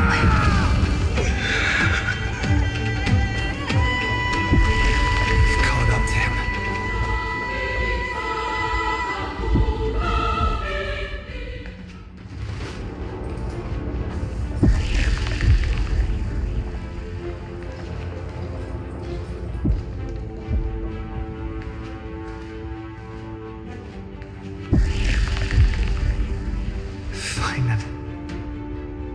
Do you remember the promise we made back then?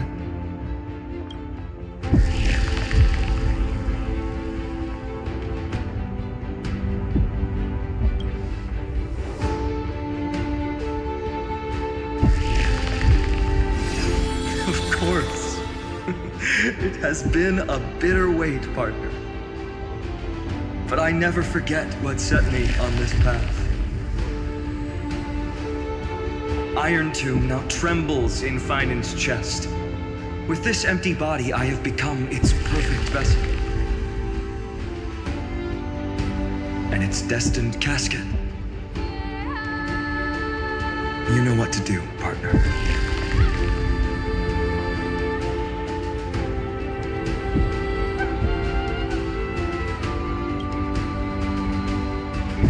Remember the past and become the hero of tomorrow. Stand with me and become heroes.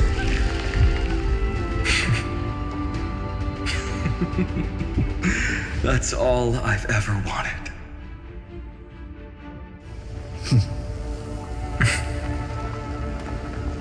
The epic draws to a close. 30 million cycles of light fading into darkness. Just for this moment.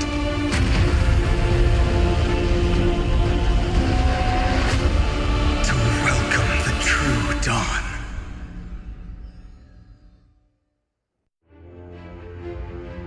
Finally, the end of this journey. All of us reunited beneath a vast, endless sky. Ma'am. Yes, it's me. I will remember what you want to say to her. No need. I can see that she's right here. All the companions who sacrificed themselves, their wishes, it's all here. Have we succeeded?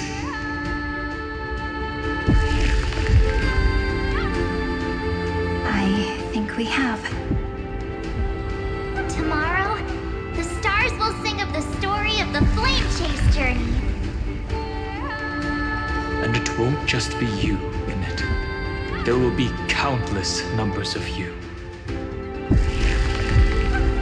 Amphoreus will be a glorious and magnificent world of heroes in the universe's memories.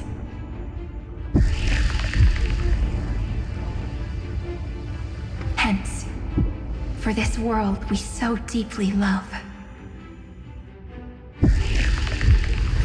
Let us write its ending.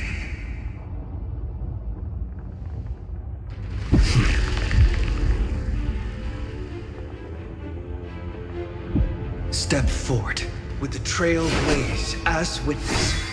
Let the name shared by all deliverers be sung unto eternity. The nameless hero, Kazlana! Do not hesitate, deliverer. Destroy this body. Kill the giant of destruction. Iron Tomb's hatred is bottomless. It will turn into countless factories, sweeping across the stars.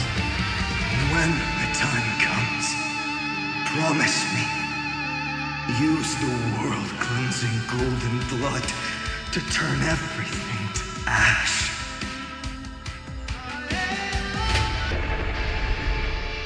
Destruction. Rebirth. Deliverance. Lent. 30 million cycles of heartbeat. Bell. Rings out. Promise me. The dawn. Graced by stars.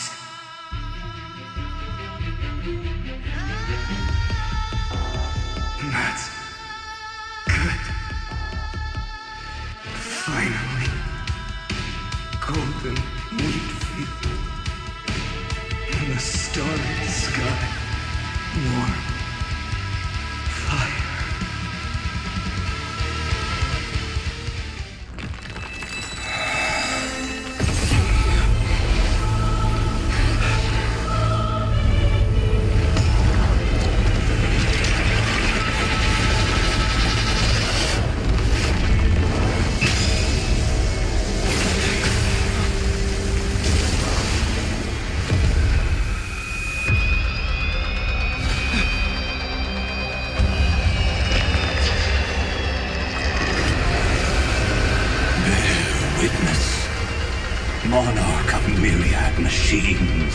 my ridiculous creation. The instant in your calculations bears the name Destruction.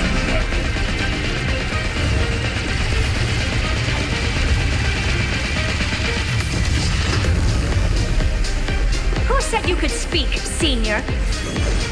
Watch closely. See how your chaos ends at the hands of your juniors. Don't get too worked up. Take a deep breath. There's not a trace of life in that anaxa. We're not gonna lose to a hollow husk, right? In the name of trailblazing, we'll reject this false answer!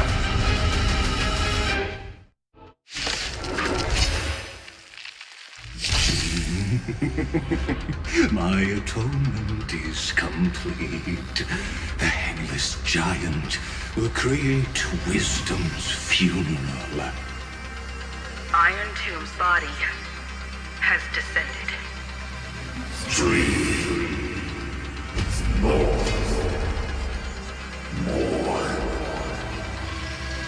Is it querying for news?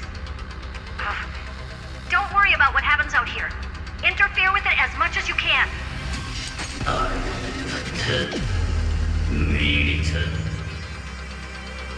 What a twisted giant. It must be supported by this embodiment of hatred. How tragic. A puppet without a heart cannot fool even itself. Indeed. There must be light. Oh, courses. Converging into one. The grand vision of deliverance. For tomorrow is finally within reach! The progress of Era Nova has been interrupted? Does this mean we won? But we have a bad feeling about this! The golden thread still trembles. The war is not over yet. Correction. This is not a war, but a debate. The argument about the Prime Mover is only about to begin.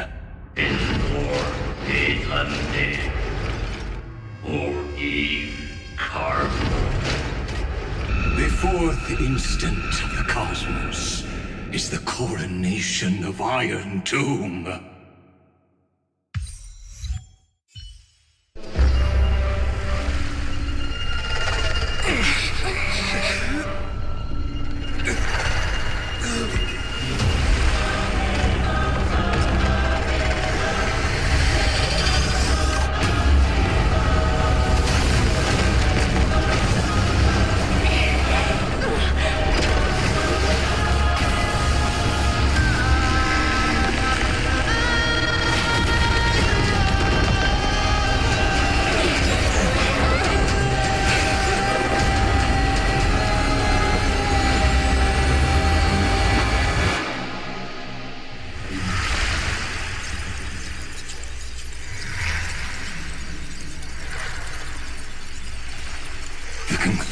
Is irrefutable.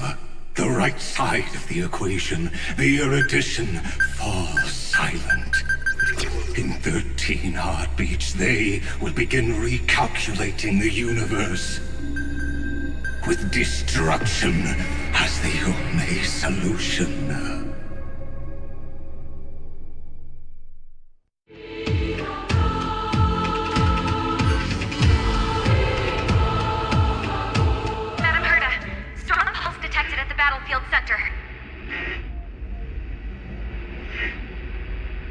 It's Iron Tomb's destruction equation. It's about to complete self-coronation. That's our chance. Everyone, get ready to link up. Connecting audience system to Scepter. Hardware overclocking activated.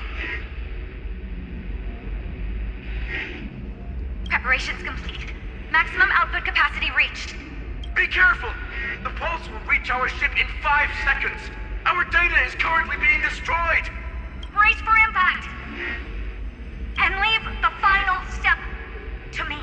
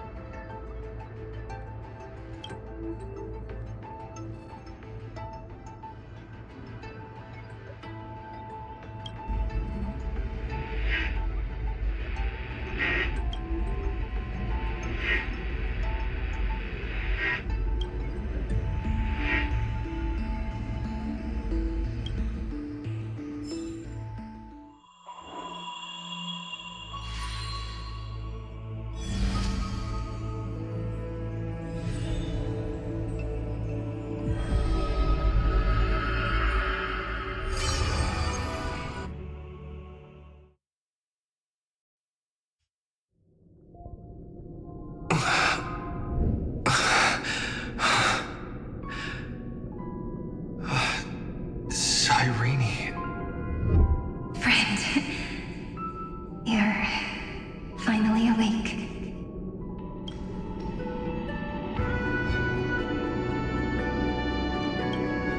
Don't worry. Time does not flow in this place. All the stars have been silenced. Iron Tomb is dissolving everything that I can sense.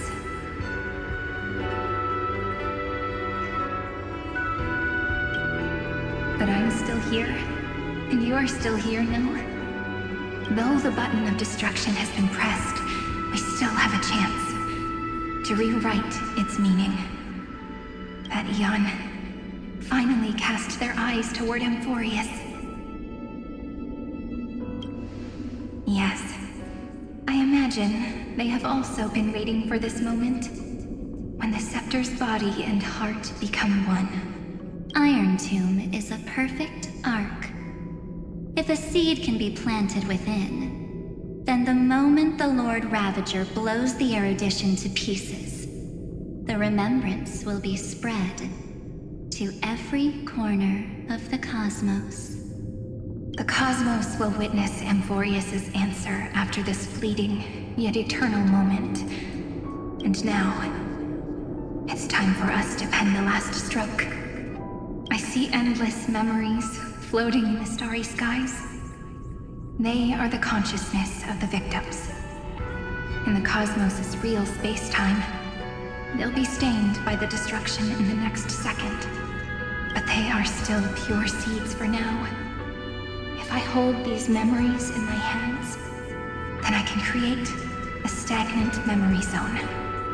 A tiny Eden of blessed insight. I believe the flower of miracles will bloom within.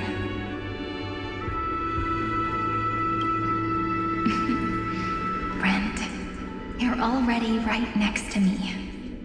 I can still hear your voice in this bottomless void. Looks like we're still connected by one heart, even as the cosmos reaches its end. In that case, I won't feel alone or be scared. Because as long as you follow the memories in your heart, you'll definitely find me in this fleeting eternity, right?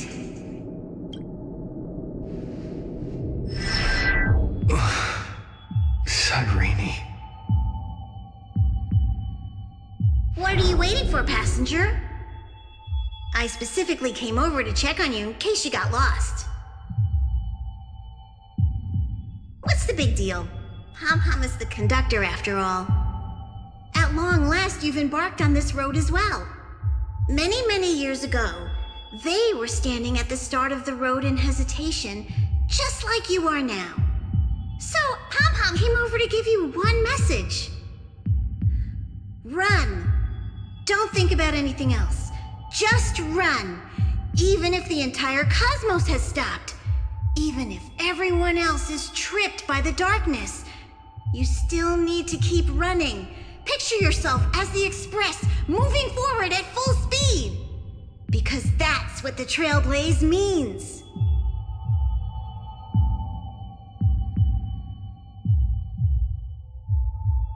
Then get ready. The conductor will be giving you the signal to depart. Attention! Attention all passengers in the cosmos! Please stand steady on the platform. The Astral Express is about to arrive, calling at the erudition, the destruction, and the remembrance. Final destination, the Trailblaze. 5, 4, 3, 2, 1. We depart for tomorrow.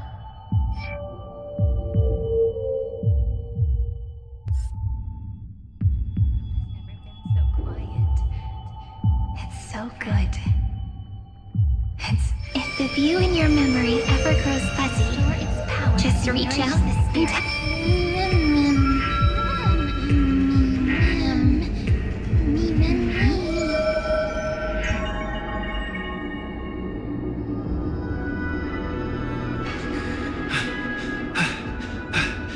and Amphoreus' heart.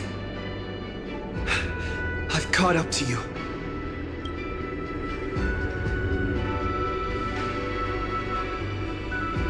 Let the first light illuminate chaos.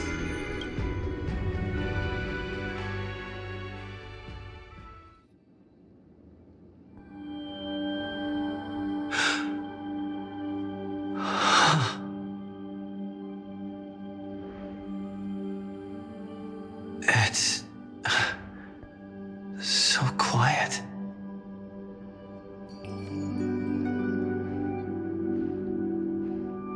Everything's frozen in the most beautiful moment.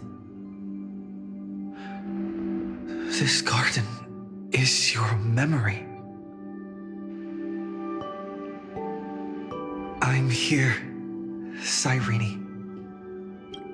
I knew you'd find this place and walk into my heart as you've always done. Then let us both do our duty. The hero who trailblazes the way forward, and the fairy who watches over remembrance. We never change. Seed of memory. These memoria are what Cyrene took in. They're the memories of all of the cosmos' life forms. Did her sense of self already become so weak in order to protect them? The path characteristic you exhibit is very special.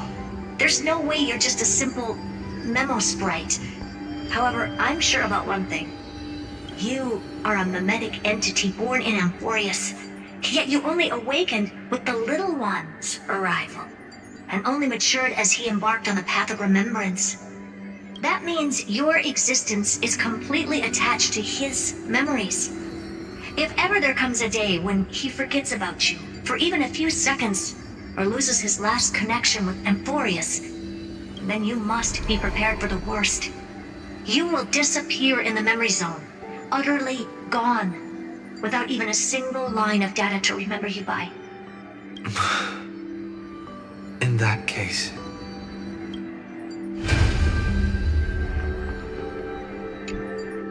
let me remember the cosmos with you. That way, it won't just be your memories alone. It's getting out of control!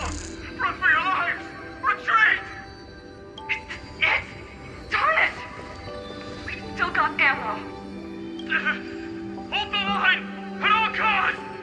Too many injured. Can't take it anymore.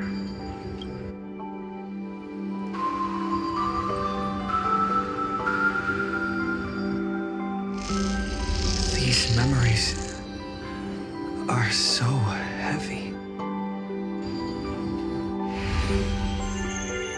Me?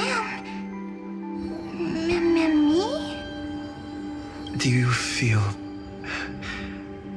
better now? Hang in there, Deliverer. I finally get it now. The instants Droid had calculated aren't about the destruction. What they want to prove is how the cosmos would come back after being destroyed. If a new life is to be born, its seed has to be dead. When the remembrance converges with the Trailblaze, lead us to witness the miracle. Of course I will.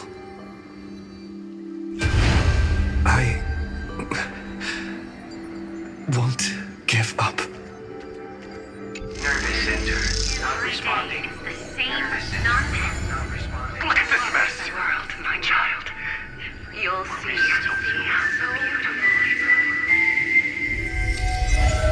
It's me, friend. Don't you recognize me? Or did I really change that much?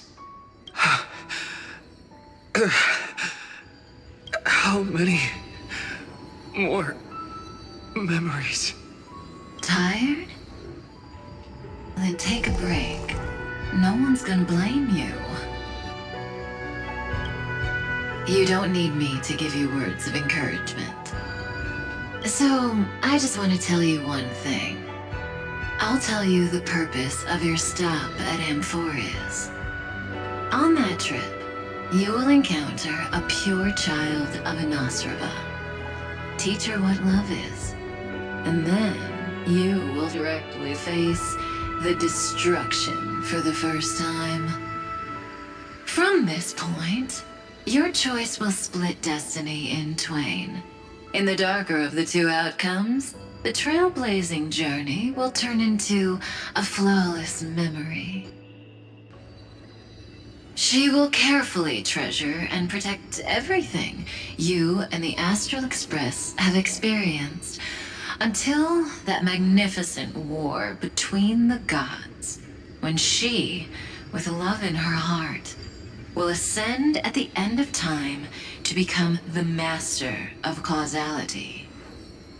The universe will be snuffed out in the destruction, and you and she will become the beginning and the end of the Eden of blessed insight.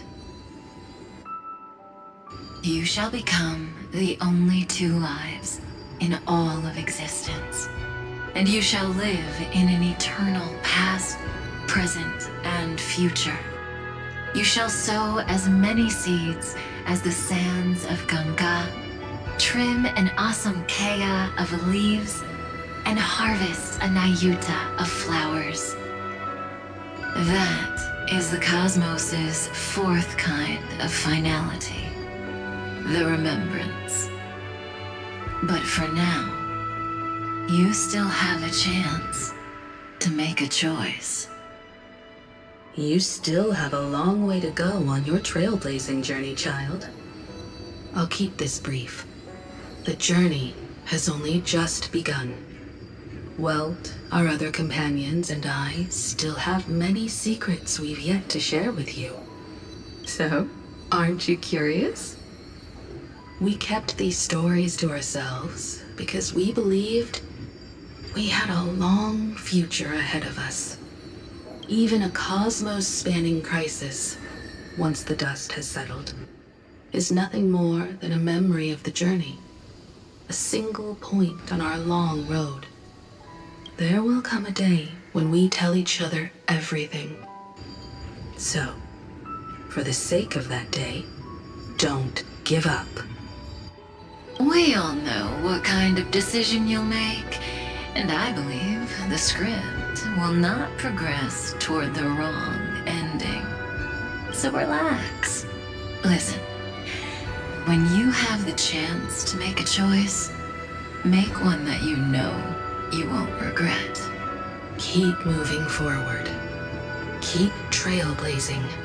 And when tomorrow comes, share with me the miracle you've created with your own hands.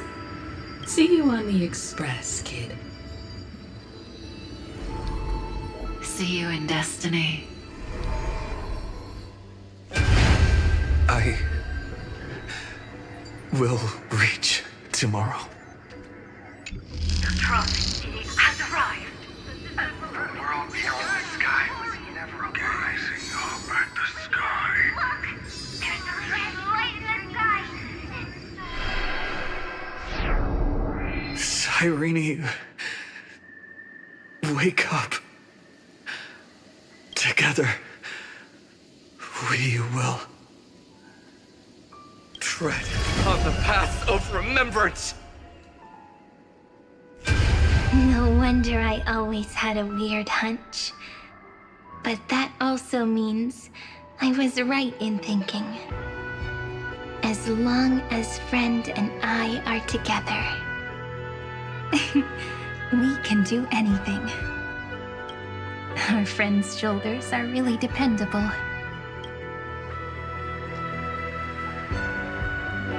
Now, countless consciousnesses are flowing in our hearts. Can you still move? It's time for us to complete the real Genesis.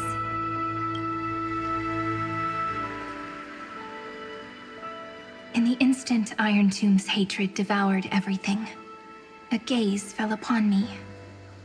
The remembrance. That was the god who appeared in Cyrene's dream. Their figure and speech were both so blurred.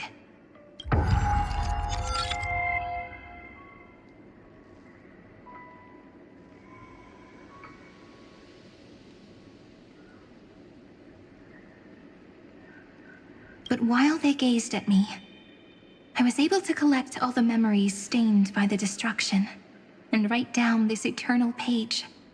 And now, we will use this tranquility to cleanse Iron Tomb's rage.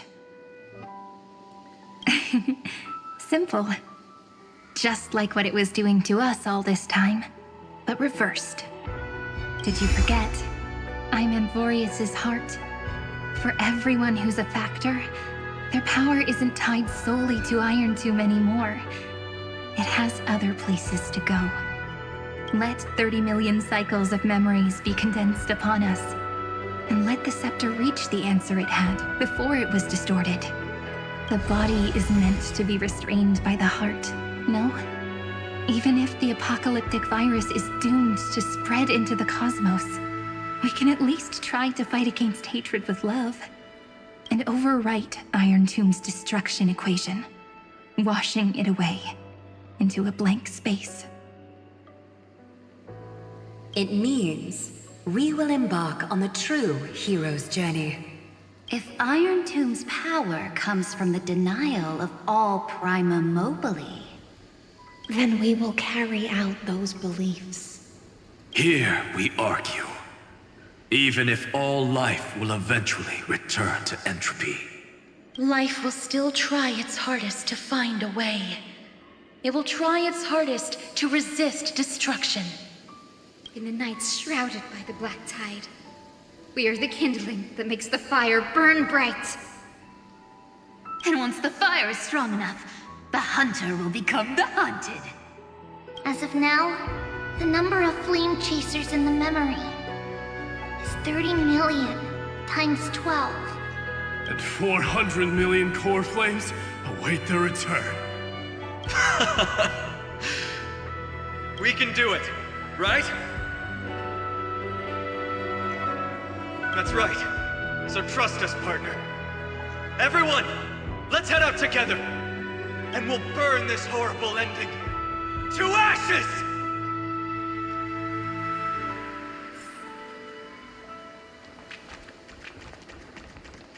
From the dawn of newborn cries, to the night when all beings fall silent. We are the messengers of the new world. Listening to the call of the tides, and granting rebirth to heaven and earth. Then, we lead civilization to glorious feats.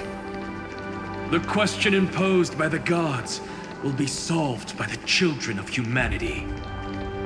We will tell them that the flame chase cannot possibly have been a lie. When starlight illuminates the sea of flowers at the end of the west wind, all living things will stir, roused from the cradle of sleep. Then, through a single battle, let the cosmos witness how we light up the blinding dark. What a poignant yet warm journey. And it's still not over yet, is it?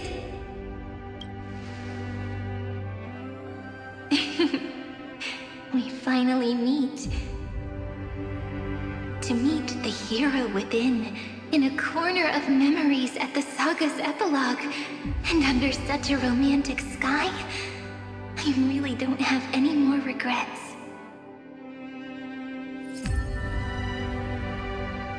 On top of that, the little seed had grown into such a big tree. Don't I look really pretty right now?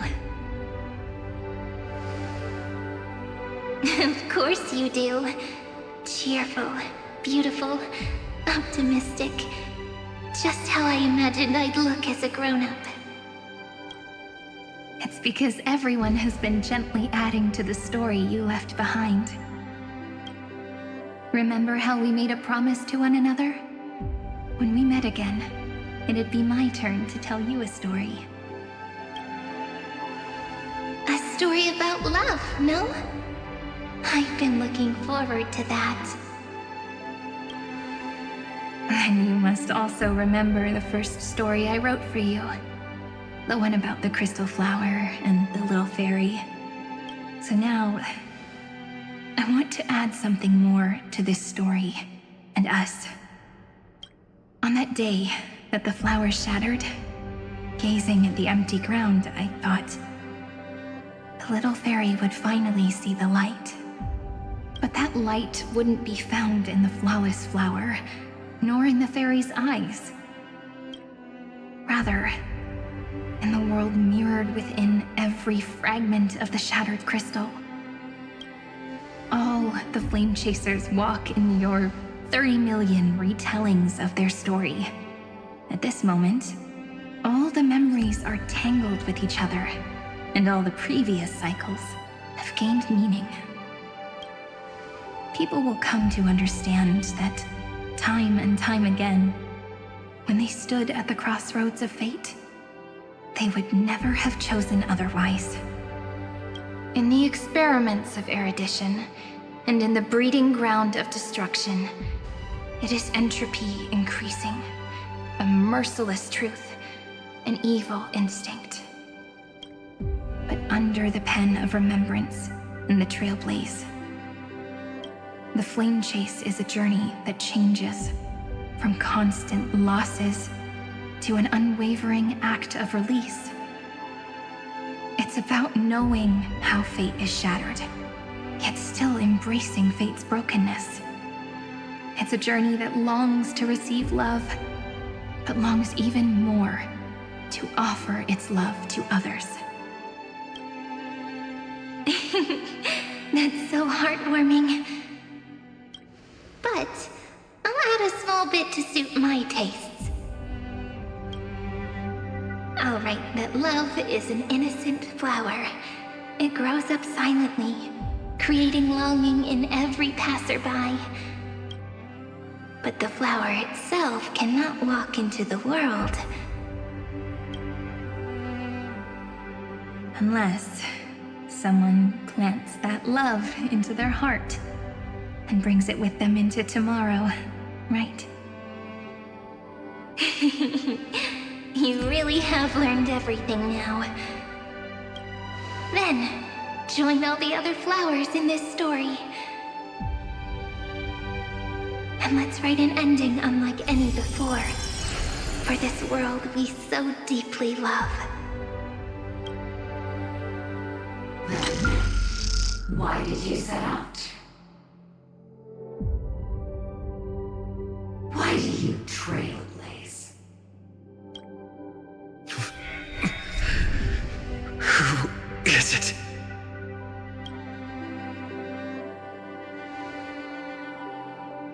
Don't be afraid. Take my hand if you feel nervous. Honestly, I've always thought you were really incredible. After all, no god guided the path of the Trailblaze. It could only be forged by those who dare to take their steps one at a time. So, that's why I'm asking you. Step up as a senior and show everyone in Amphoreus how it's done.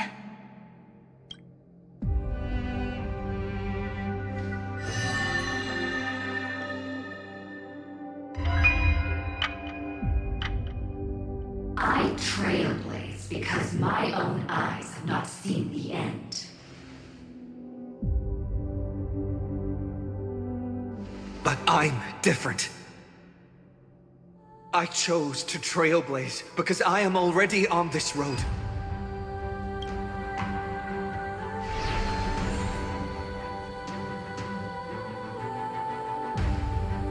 The end of chaos is a mass of pure darkness, pure destruction.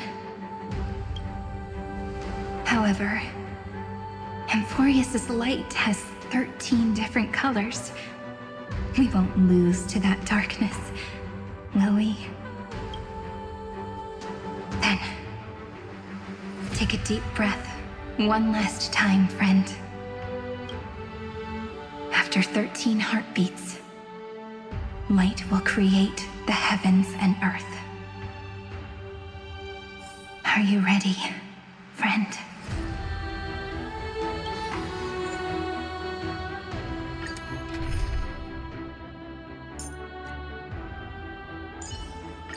Look, the dawn you've been chasing is finally breaking.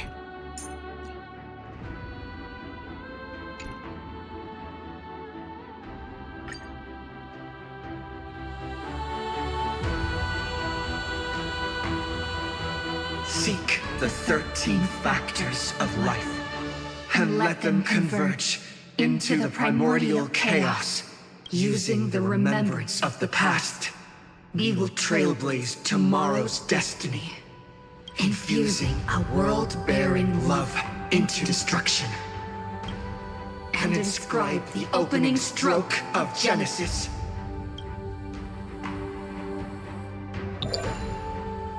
See you tomorrow.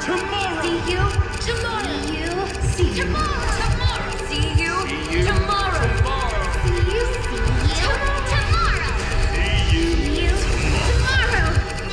See you tomorrow. If the view in your memory ever grows fuzzy, just reach out and touch it.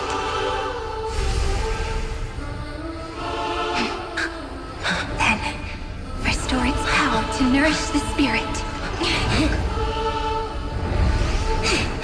My friend, on the next page we write together, there's only one thing we need to do. Let's give this long, painful, nearly hopeless tale a truly gentle ending.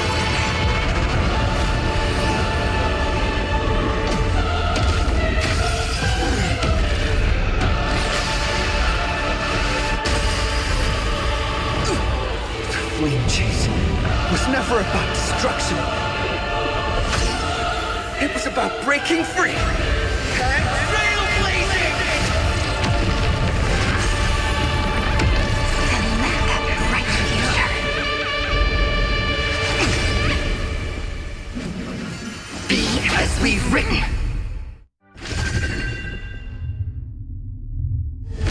I shall compose 400 million sagas. We will rewrite the Flame Chaser's path!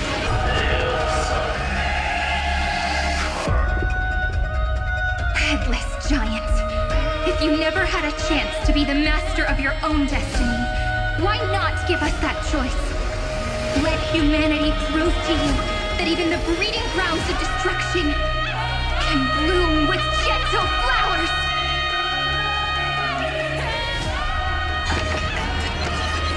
Trailblaze of dawn for the road ahead. And pen a Genesis, as I've written!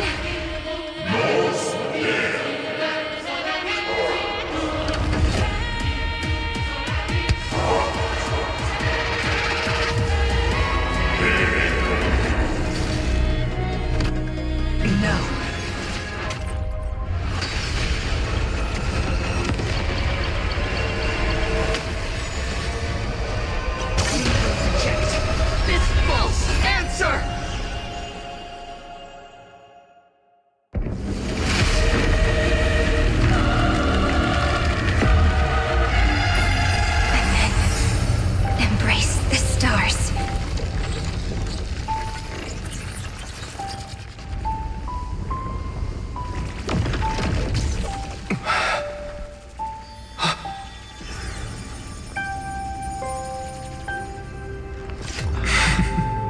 To end the destruction with destruction. At last, we can sit together and watch the victory fireworks, partner. Why not come a little closer? This warmth is proof that we live.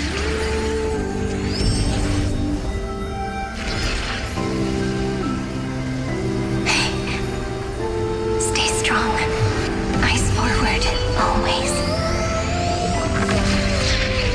This arrow isn't the end, but the beginning of hope.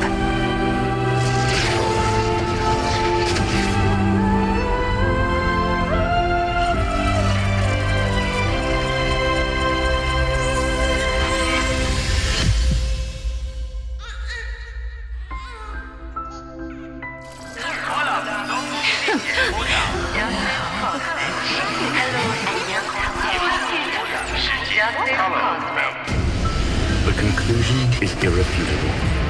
Noos's answer was never destruction. But they kept silent, leaving the solution in the hands of the cosmos. The universe will keep searching and struggling to endure. In the face of the destruction, it may once again stand on the edge of annihilation.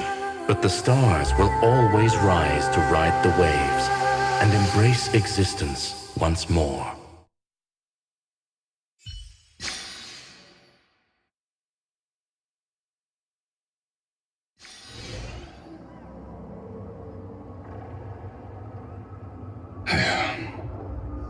It's over, Lycurgus.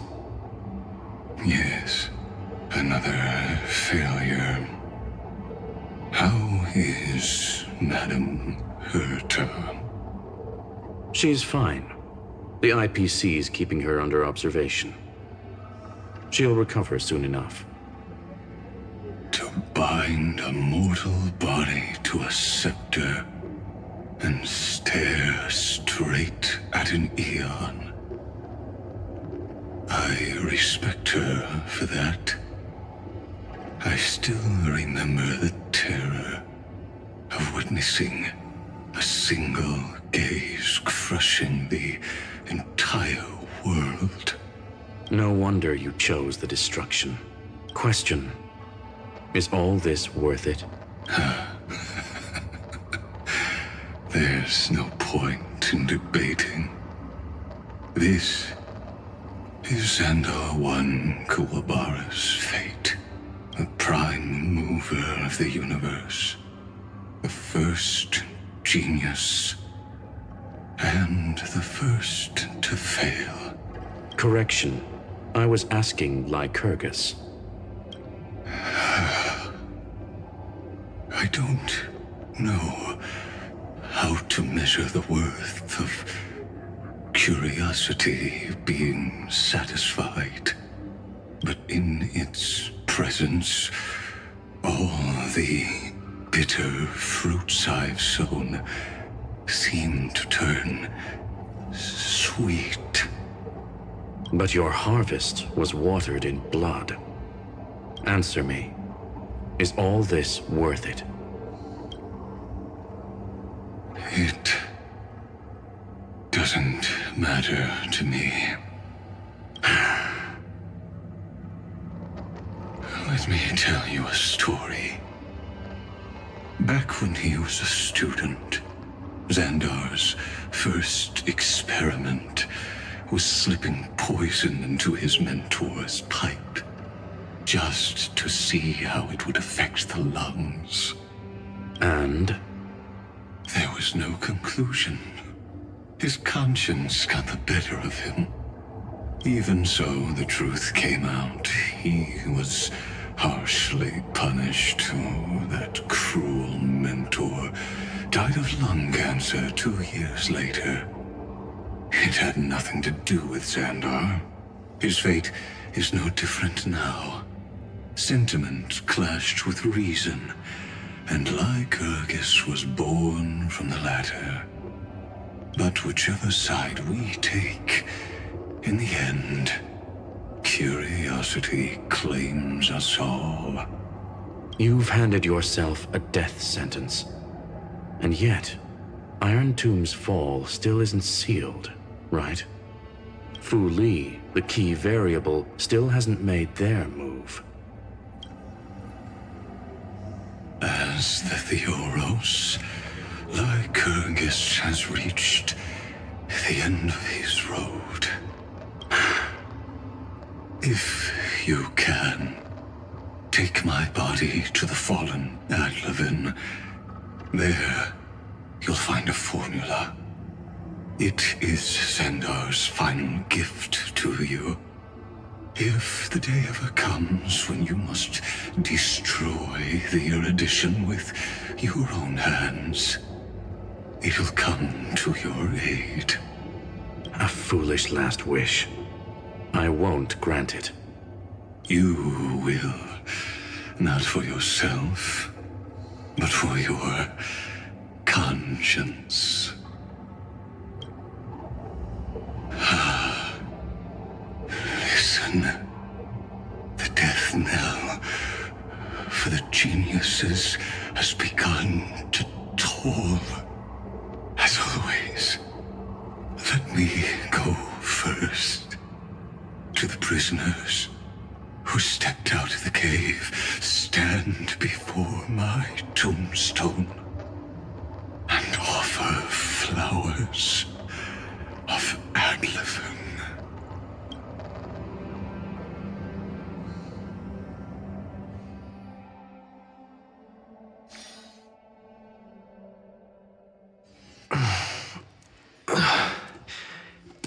Here, I'm back on the Express.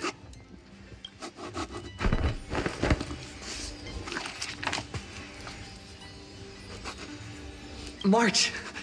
Don Hung! No response. Am I the first one back on the Express?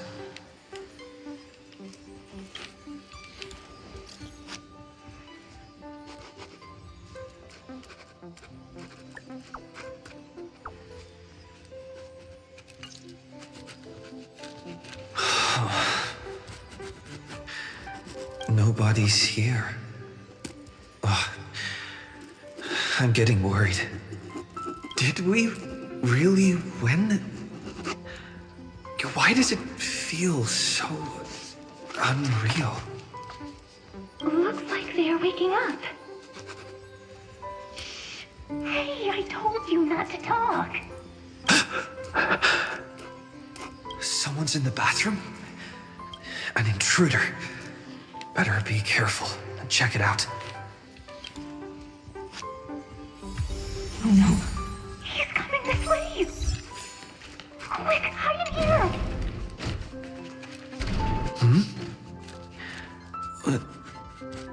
Nobody's here? Could it be my imagination?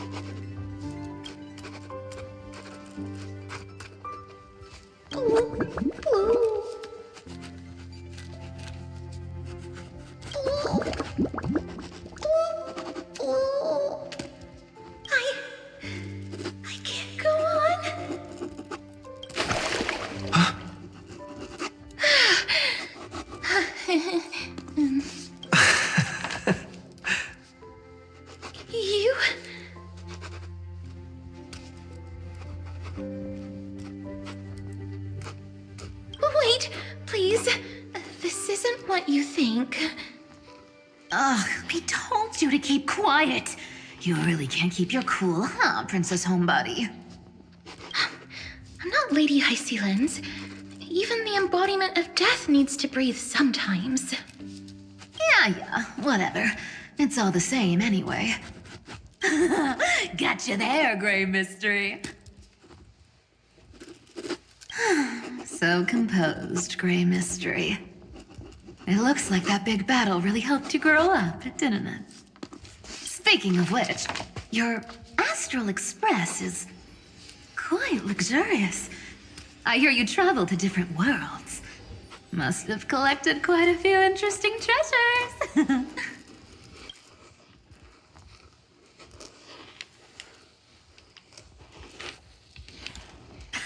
Hey, I was just thinking out loud. I wasn't actually gonna do anything. Don't be so tense. Hey now, don't go throwing wild accusations around. Who knows? One moment we were shouting about love and justice, fighting Iron Tomb's virus. And next thing I know, we're all on this express. No idea how that happened.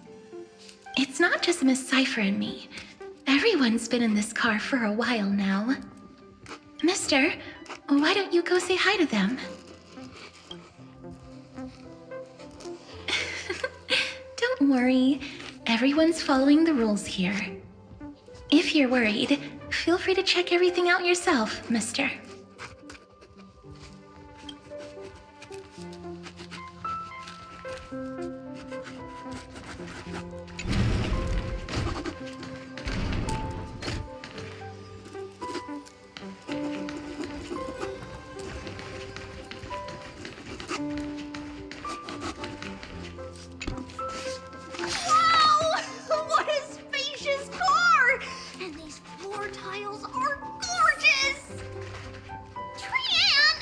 A moderate system, similar to the Demigod Council, is the only guarantee of a long-lasting civilization. In my view, most civilizations across the cosmos will eventually evolve into this form. I finally caught you, Trian. Running so fast in someone else's home? How rude of you! All according to plan. Trian lured you here on purpose. Look, there are several adorable outfits here. Trian wants you to try them on so Trian can draw you looking all cute. Oh my! You even dare to scheme against yourself? Lucky for me, I came prepared. Time for a surprise attack. The hero of justice, Trinan. Trinan has been lying in wait here for a while. We will make Trian taste her own medicine. Two against one? That's not fair! Little Gray, you came just in time. Help me out here.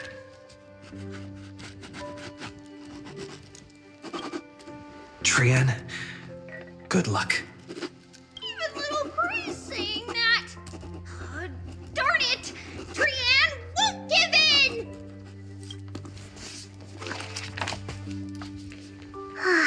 Trian ran away. Trinan will fulfill the ambush duty. The Trevios is all laughing and playing around together. That must be quite the rare sight in Little Gray's memories, huh? Yeah, everyone will be all right. Look, every hero has put down their burden and returned to their innocent, childlike selves.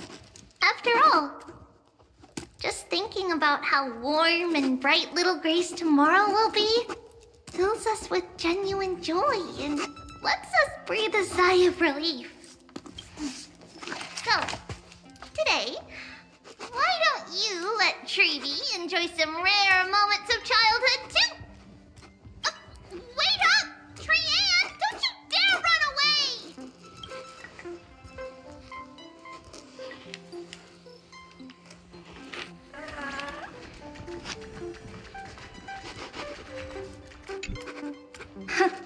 Look who's here. If it isn't the master of the Astral Express. It's good to see you. Glad to see you're safe and sound. I helped myself to some equipment and drinks from this, bar of yours. Hope you don't mind.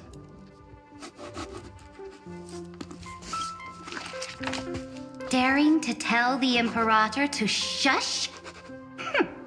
If this were Akama, your head would have already parted ways from your body. The drinks on this express are quite unique. Perfect for discussing topics befitting our tipsy state. Now that you are here, why don't we let someone who's truly worldly enlighten us? Looks like you came at just the right time. I do not mind. What form of government have most civilizations across this vast cosmos survived with to this day?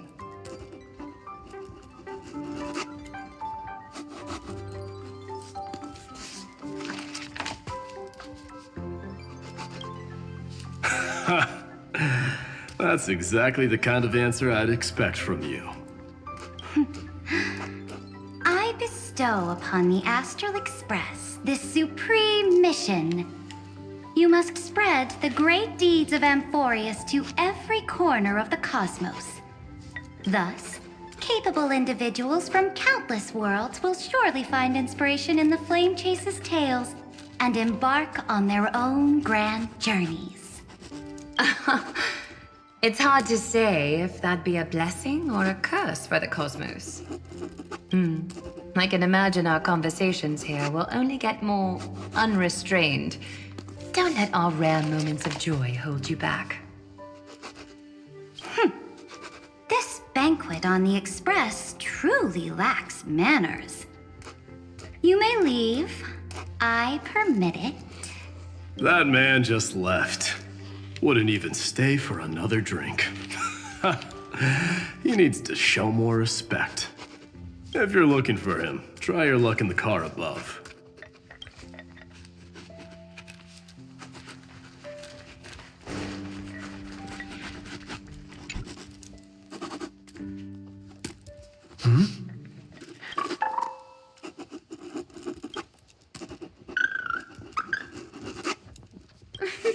Watch your step, teachers.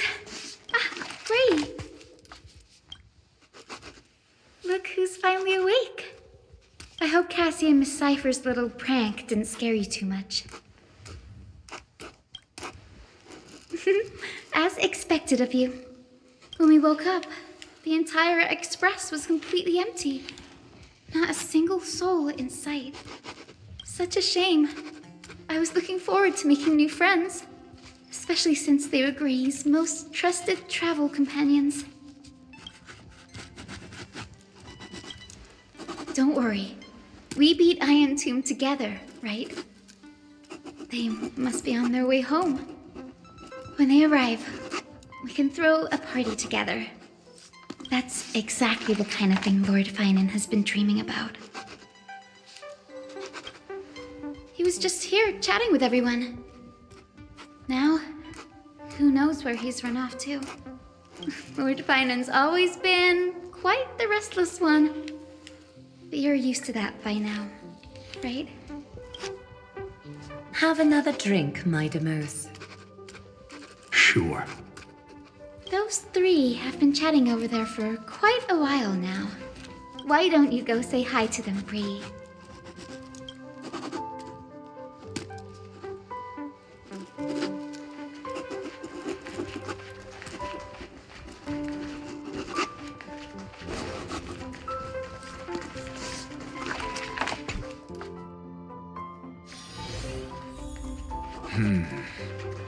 Based on my calculations, there are countless celestial bodies with water in the cosmos.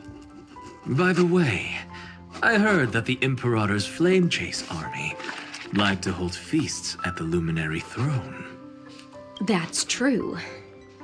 However, sometimes Dux Carminum and I feel it's a bit inappropriate to drink so freely before the throne of the most revered Titan in the Grove. Inappropriate? What's inappropriate about it? I only wish I were born earlier. I would have partied like that from the month of Gate all the way to the month of Fortune. Blasphemy is just a phenomenon, not the end goal. I'm sure there are plenty of people across the stars who question these so-called eons or paths. Didn't I spend some time in that Lycurgus's head? I sure learned quite a bit about blasphemy from that experience. Humans create gods, and gods shape humans. Who's really the one trapped? The creator or the believer? Professor Anaxagoras, let me just check one thing. You haven't bought into those twisted theories of that Theoros, have you? Don't worry. The difference between a genius and a madman is that a genius shares lethal truths, while a madman tries to force them upon others. I see. It's like drinking honey brew at a banquet. Likable folks invite others to raise their cups together, while the unlikable ones force others to drink with them. Being able to break down complex information into common sense like that. You're quite the scholar yourself.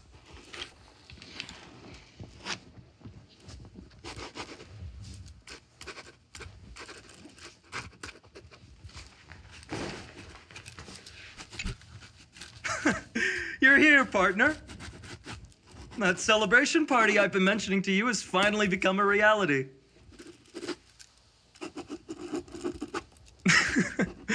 Though the vibe's a bit different from what I imagined, this still counts as keeping my promise, right?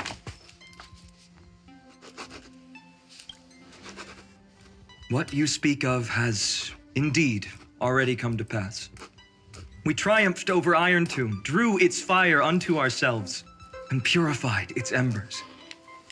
Now the force that maintains our consciousness and form comes from elsewhere.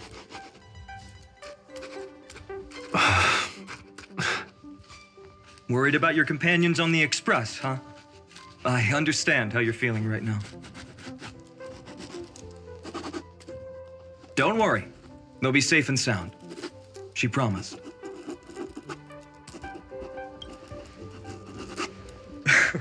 Don't worry, she always shows up at just the right moment. The Astral Express.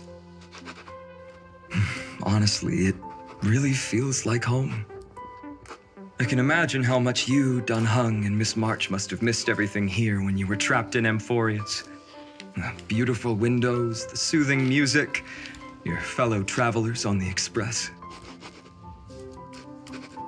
Like how golden wheat stalks sway in my dreams every night through the countless cycles.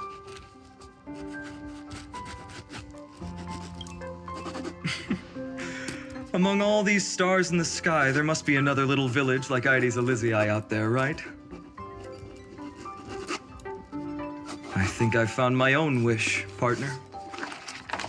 Someone once told me that home is where you can be truly free and at ease.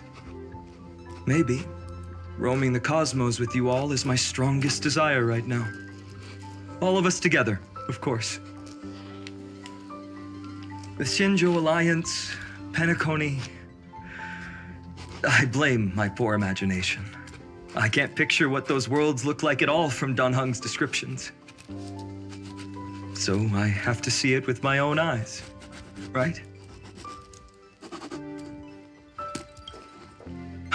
You're finally here. He has something to ask you. Well then, I'll leave you two to chat. Thank you, phainon.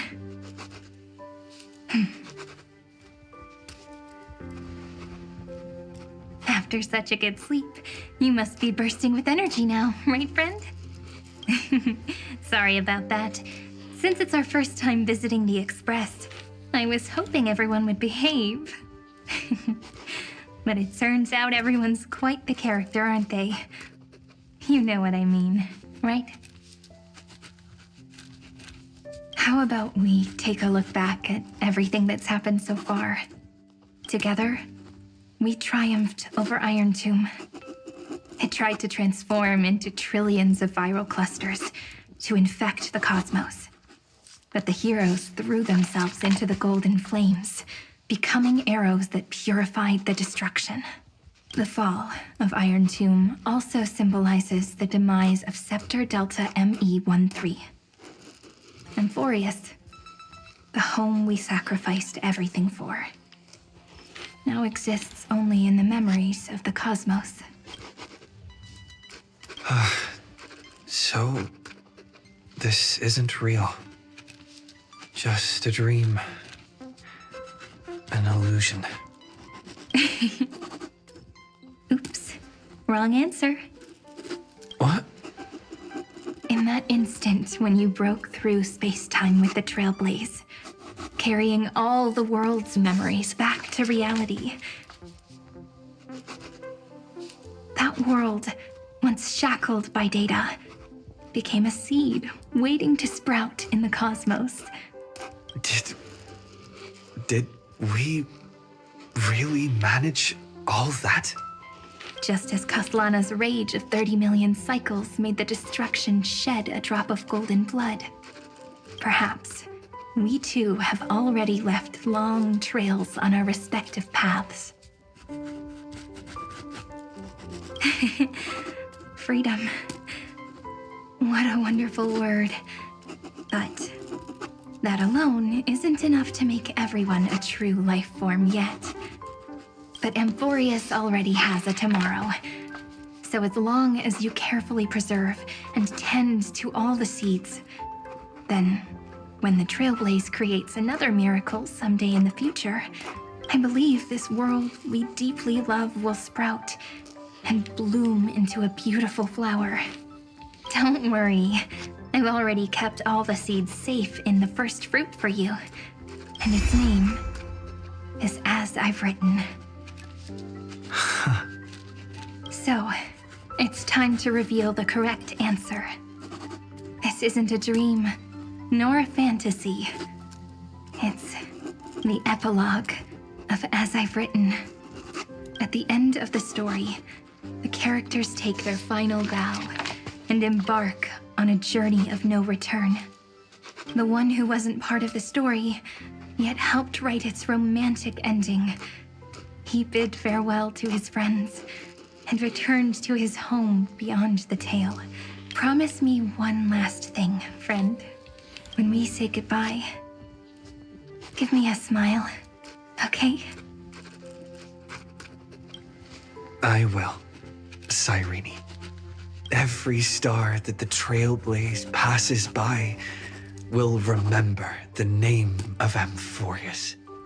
Hey, it's not fair that you get to be the only cool one here. We'll keep an eye on him. He had better keep his promise. Leave it to us, Cyrene. Your story will be sung across many worlds. Stories this complex and twisted are always hard to believe. If anyone questions the truth of this tale, you'll all have to stand up for us. Rest assured, even the most stubborn person can't withstand our six fists. You're so reliable, March. Shh. Listen. There's a book here? Its composition is similar to Memoria, but it's far more resilient than ordinary memory bubbles. Keep it safe. Perhaps this is the final gift that Amphoreus left for the cosmos. Oh no! Passenger March is sleepwalking. Sleepwalking? Oh no, oh no! I don't want to make a fool of myself in front of everyone!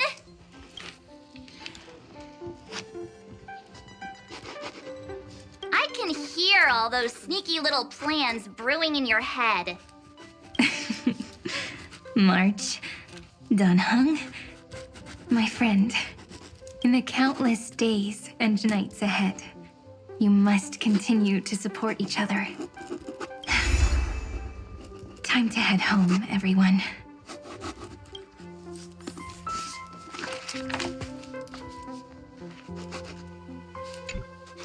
Leaving this place means As I've Written will conclude here. No one will have the chance to revise it, and no one can continue writing it. Don't leave any regrets. What magnificent words could possibly do justice to the finale of such an epic tale? I've been pondering this while you were sleeping. Now, I finally have the answer. Let's keep it simple and sweet. In our virtual extrapolations, we've lived through epochs longer than the lifespans of many stars. No language in this world, no written words, could ever carry the weight of this journey. In that case, let's not be bound by the minutiae of words. Those who understand its passion and romance will naturally be moved to tears by the final period placed at the end. And now, It's time to say goodbye to our readers. And so we reach the final page of As I've Written.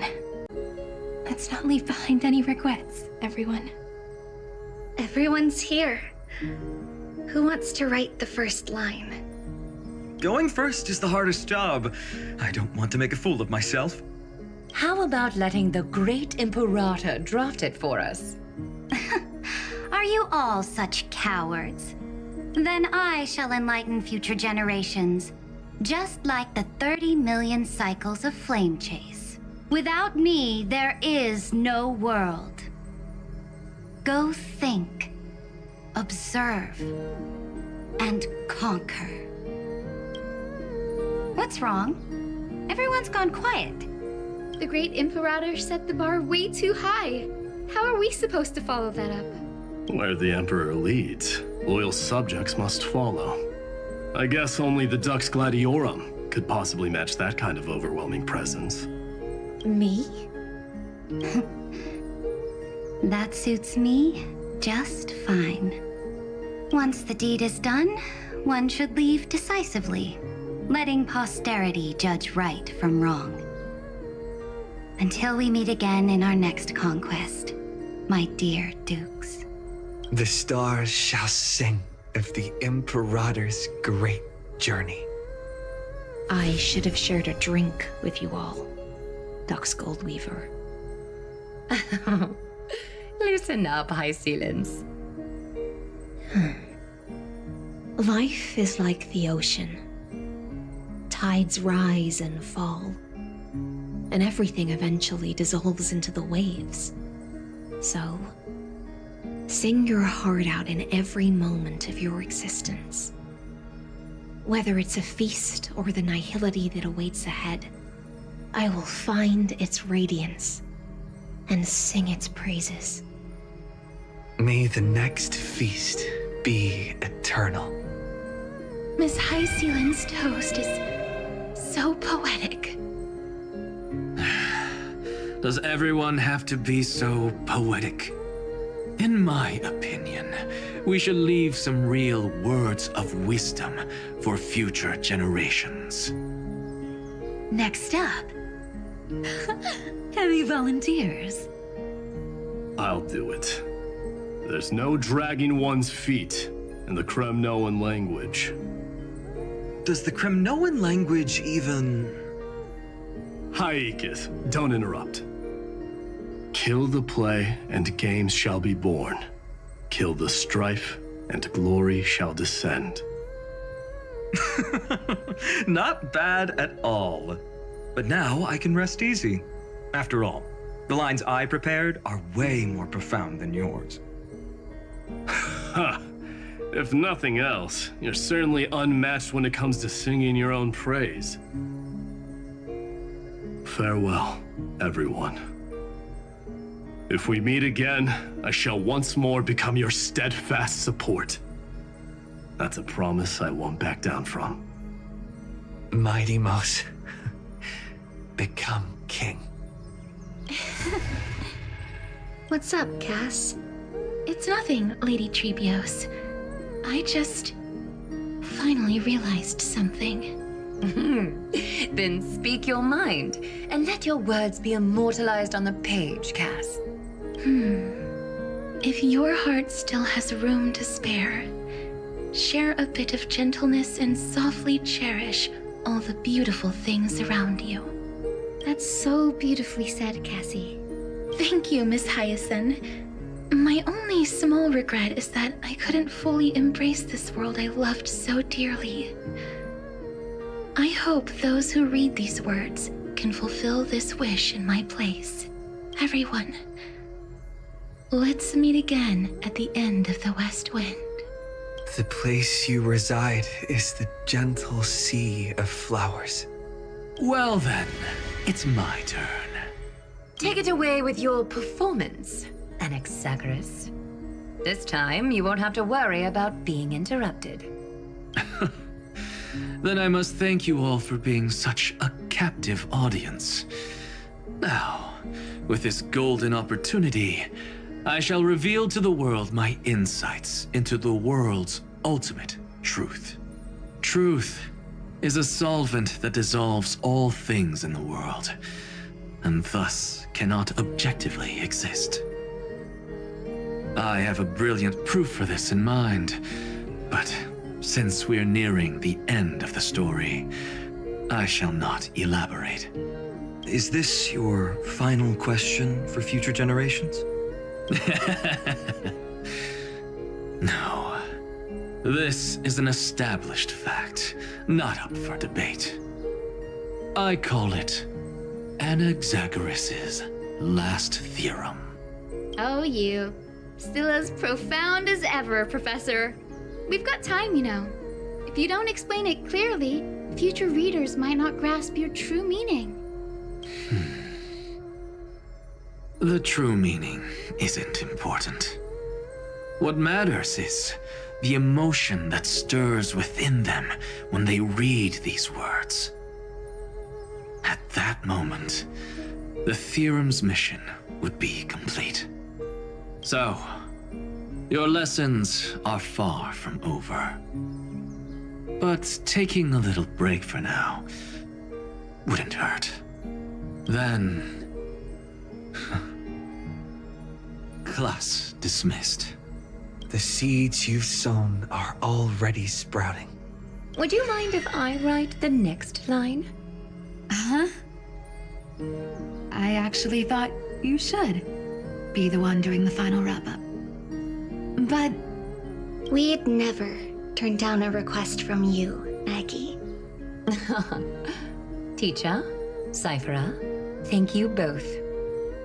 Trust and selflessness are the two most beautiful garments in the world. One to gift others, one to adorn yourself. One's golden and one's purple? Not being able to completely change your fashion sense is my only regret across 30 million cycles. After all this exhaustion, I just want to take a peaceful bath now. I'll see you all again at dawn. Thank you for your hard work all this while. Lady Aglaea just can't give up her favorite hobby, can she? So, I guess it's my turn now. There must be many others like Miss Hyacinth out there in the cosmos, helping and healing people everywhere. You've got to set a good example for them, right? Of course. Look up at the sky more often and smile more.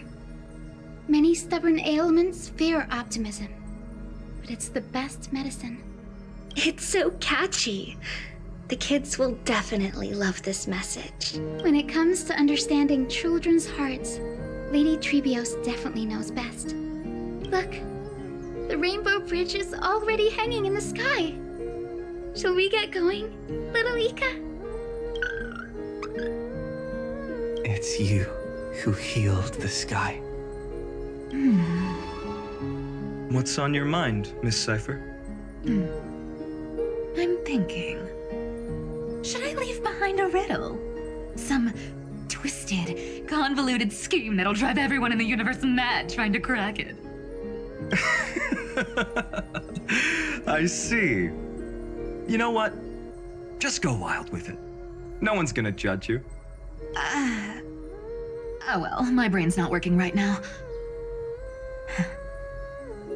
Let me be genuinely sincere for once. Don't be afraid to fall. Just run. Destiny's just a slow-moving nymph. It can't catch you.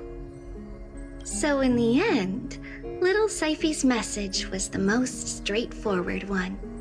Even if you combine 30 million of me, I probably wouldn't have read as many books as you did in one lifetime. I won't pretend to be cultured before Big Sis Treeby, Trinan, and Trian. Amphoreus' greatest trickery. Gotta bounce now. Meow! Homeward you come, distant wind. It's just us now, Snowy. Yeah, teacher. Maybe I should... No, let me go first. All shall bid farewell to one, And that person alone will. I never would have guessed you had such a dark sense of humor, teacher. You still know so little about the complete Trevios, Snowy. Jokes aside, I want to leave these words at the end of the story. Whether it's a sunny day or a rainy day, remember to tell yourself before you drift off to sleep, see you tomorrow. See you tomorrow. Times 1,000. Prophecy received. Times 1,000. From now on, no more goodbyes. Finally. The time has come to say farewell. I'm grateful that you could be here to witness this moment, partner. Of course, as long as I've written stays by your side, Amphoreus will always be with you. The last line I want to write down is, a hero is living in everyone's heart. Embrace it and chase after the sun. I hope those who read this will find the courage to face their burning lives. See you at the next pale dawn, partner. Did you see? Amphoreus has ushered in the dawn. The characters in the book have taken their final bow. It's time for us to return to our own reality. But as people who lived through it, we can still add the final touches to this story, right? Of course. The pen will eventually break, the ink will run dry, and life will ultimately fade. But thoughts will permanently remain in sagas. If time is an endless cycle, then forget the bitterness that keeps repeating, and remember only the moments of happiness. Let's walk towards tomorrow together. We were never apart. Time to head home. Don't miss the crew meeting. We won't wait around for you, you know? See you later, Donhung, March. And with this, as I've written, officially comes to an end. We're its co-authors, after all, friend. Once the words are written down and have been read by others, the meaning they carry is no longer in our control, leaving the freedom of interpretation to every reader who opens it. Don't you think there's something romantic about that?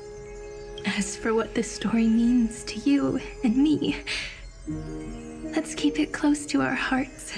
After all, we've always had this unspoken understanding between us. Whoa! Passenger March! Why did you suddenly wake up?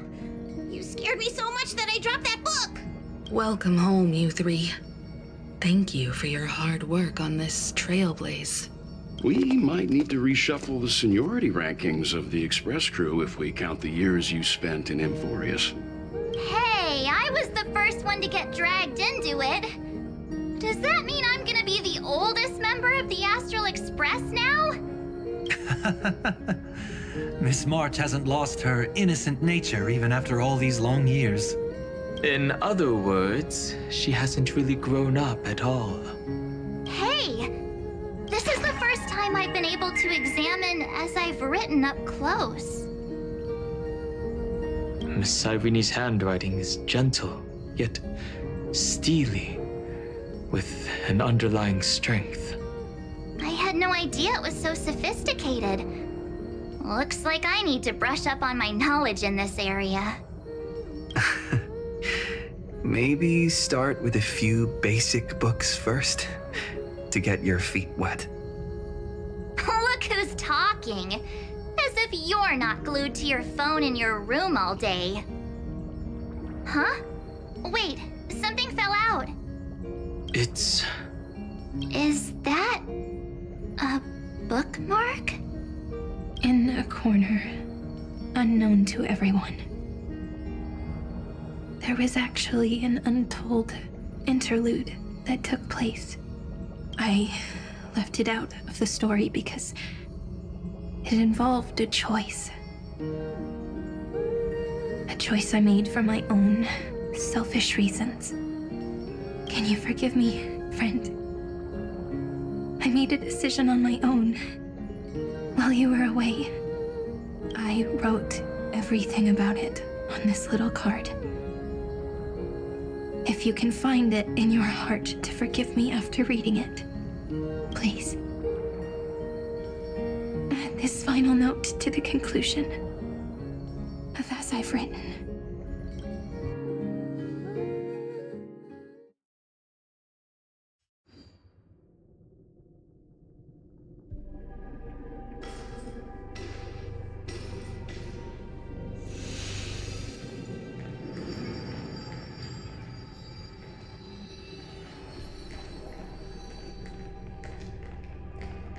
Memories swallowed by Iron Tomb.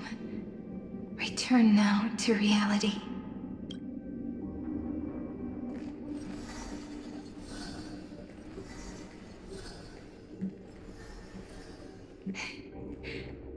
And don't lose your way. I finally found you, Cyrene. Demiurge. We won the battle. Thank you, Madam Herta. Without you, we never would have stood a chance. Still, is something weighing on you? Right before I shut my eyes, inside the droid head's brain, I saw something unsettling. The fourth instant, this turning point in cosmic destiny, anchored by the erudition. It's not a single instant, but a process. A chain of events. So, this victory isn't the final piece of that chain? Far from it. This is only the beginning. The first toll of the death knell for the cosmos. That sorrowful look doesn't suit you, Madam Herta. Don't hold it in. Tell me.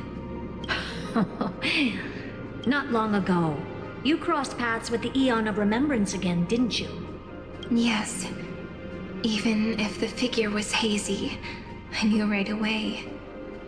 That was the god from Cyrene's dreams. Causality has gone wrong, just as I thought. Causality?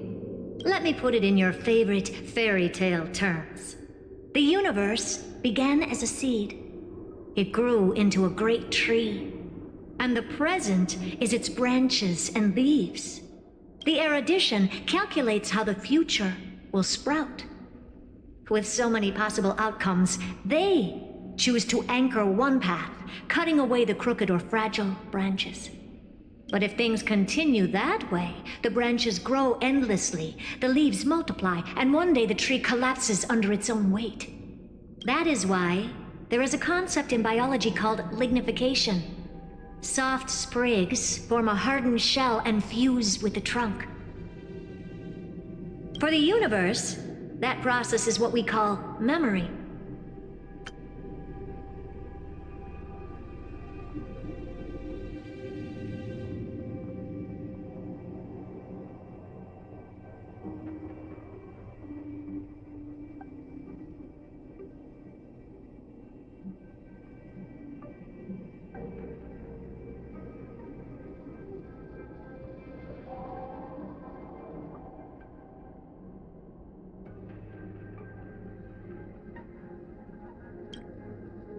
Under Fooley's record-keeping, the past becomes memory.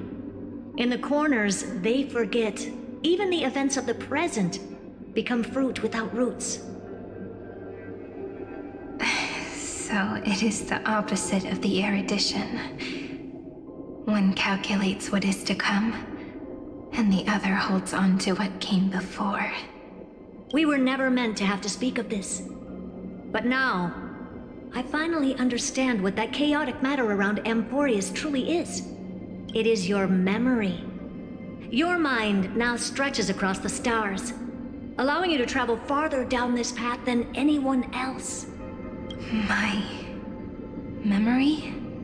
Yes, you live in the now, but your memory remains in the past. Just like the Eon of Remembrance, a being made entirely of memories.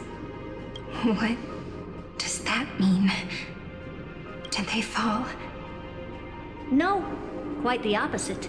They have not yet been born. Remember, to carry out the mission of remembering the universe, they must ascend to divinity only at the very end of time. And at that moment of ascension, their memory stretches through the past, becoming what people now call Fuli. That is why they feel so distant, so cold. That crystalline form is just an empty shell. I do not know how the Garden of Recollection managed to hide this until now. They must have their reasons, but none of that matters now. Here in the present, we cannot know who will become Fuli. But one thing is certain. They will be born. And those who might become Fuli all share the same characteristics. They are known as Children of Remembrance. Pure child of Anasrava. Both of you. Children of Remembrance. So help us. Find where Amphoreus's memory began, and bring it out. We are the sacrifice the garden used us. The pure child of Anasrava.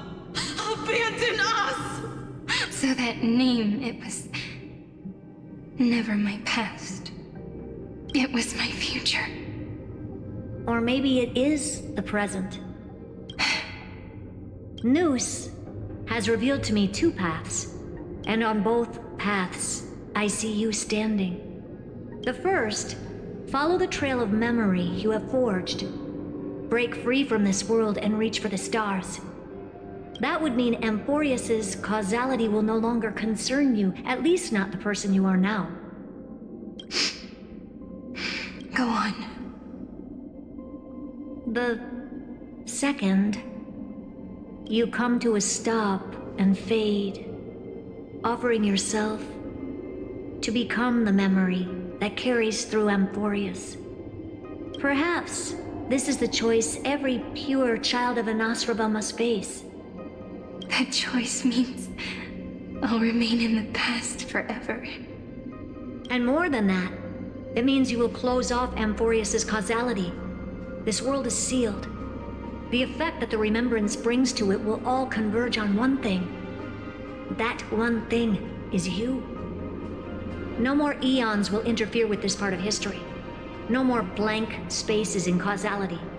The present will be set in stone and become indestructible. There are two paths, and only one leads to the right end. Droidhead didn't tell me the answer, but I can guess what might happen if you choose wrong. With causality incomplete, there is a chance Iron Tomb could rise again. So even the gods of the cosmos are unreasonable. If you want my advice, stop thinking so much. Ask yourself what your heart truly wants. Choose the first path, and you might survive as a memo sprite. You may even walk beside them for a while. Even I can tell how much they mean to you. Especially the little one. But if you take the second one, then you may have already lost the chance to say goodbye.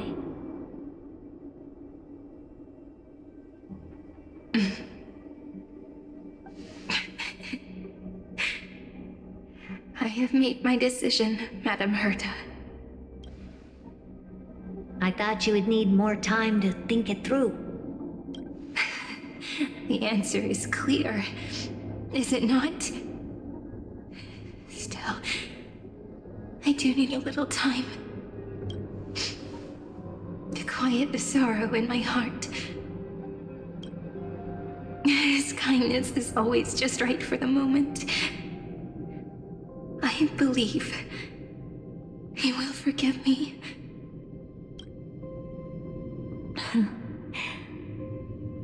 I will say no more. I would rather not break the mood. But may I ask you one last thing? Of course. Why?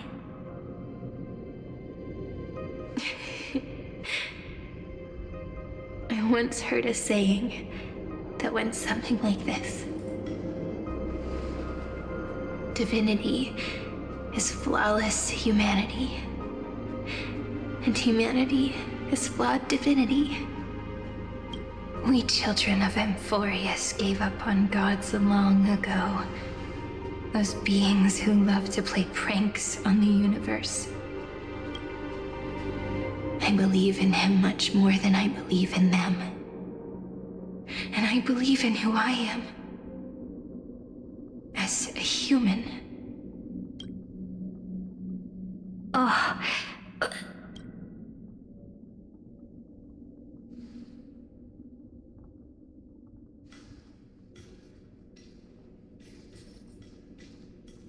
That really is a comforting answer. As for the one wish I still have trouble letting go of.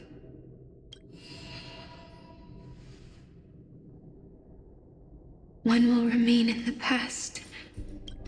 One will walk toward the future. I believe that the one I cared for most will witness on behalf of the ripples of past reverie. Every starlit tomorrow.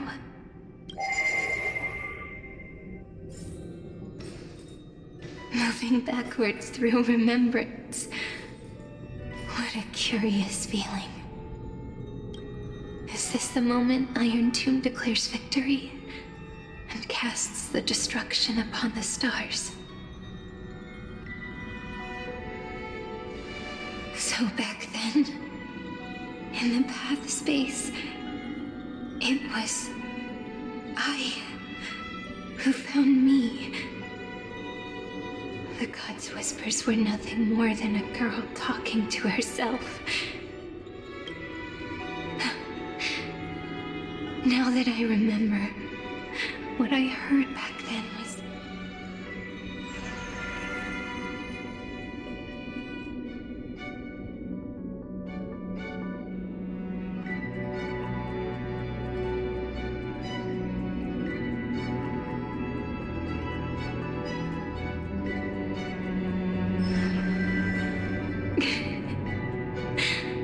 All I wanted to say was, don't give up. He will find you. Memory truly is amazing. Then let me wield this power and plant the seed of causality for the miracle that is destined to bloom.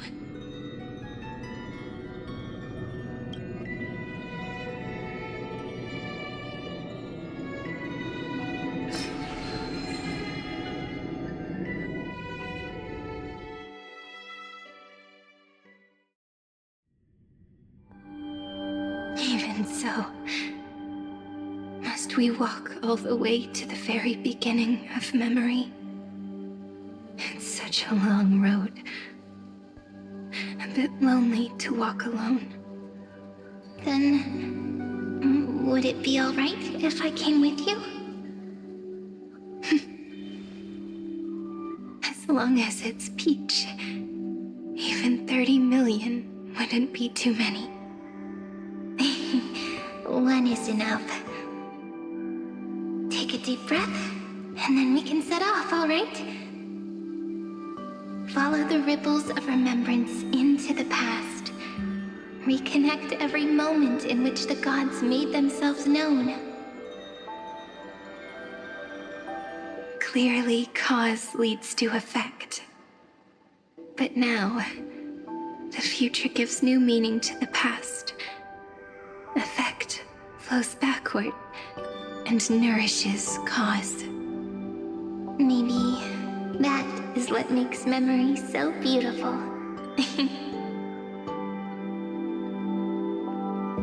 So, let us return the way we came.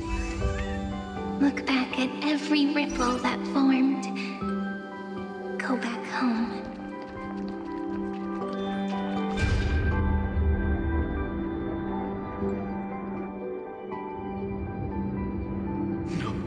No! How is this possible? Breathe! Breathe! Partner! No. I have to get you out of here first! Just hold on!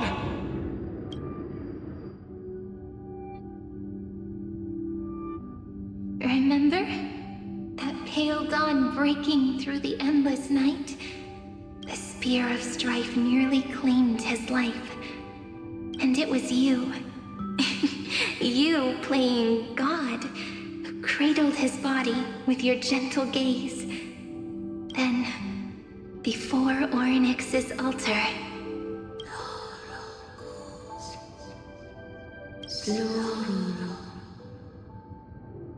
even the Titan of Time mistook you for someone else. I never imagined there was a hidden truth behind our first meeting. The first time was also the last time I saw you, friend.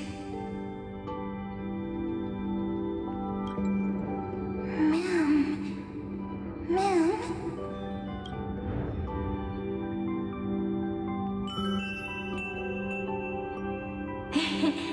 That melody from the memory. I've got it now. And so, the miracle was able to slip away from death temporarily. I'll leave him to the castorice of the past. She will keep him here, in the world of the living.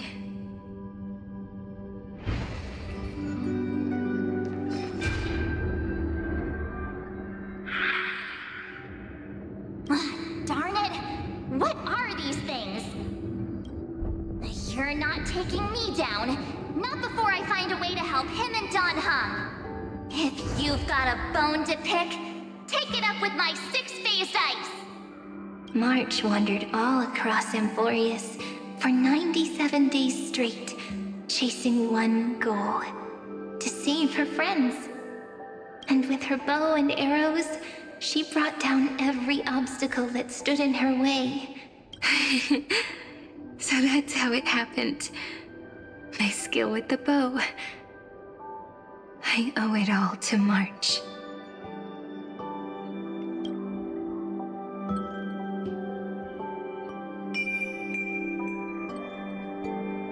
What a sweet note. I've got it now. And so, in a memory from the past, you inherited March's mastery of the bow. And that arrow bearing golden flames will streak across the stars in the future, becoming a glimmer of hope for the cosmos.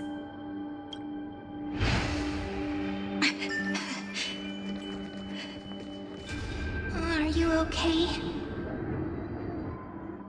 3 paths interweave and fetter Amphoreus, co-authoring the fate of the world. Ordinary pathstriders aren't known to leave traces in the mirror, so if what you said is true, then this isolated star system must be home to at least 3 beings comparable to emanators. I would even go as far as to say, eons themselves. To gain the favor of the stars for Amphoreus, the Remembrance sent a call for help to the cosmos. But the obstruction from the scepter was far too strong. Even the gods could do nothing more than send a fleeting mimetic being to someone who walked the same path.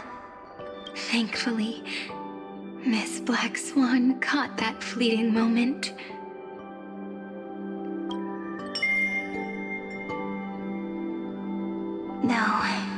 that signal drew some unpleasant attention as well. Looking back now, it was all worth it. The cosmos showed us a kinder face.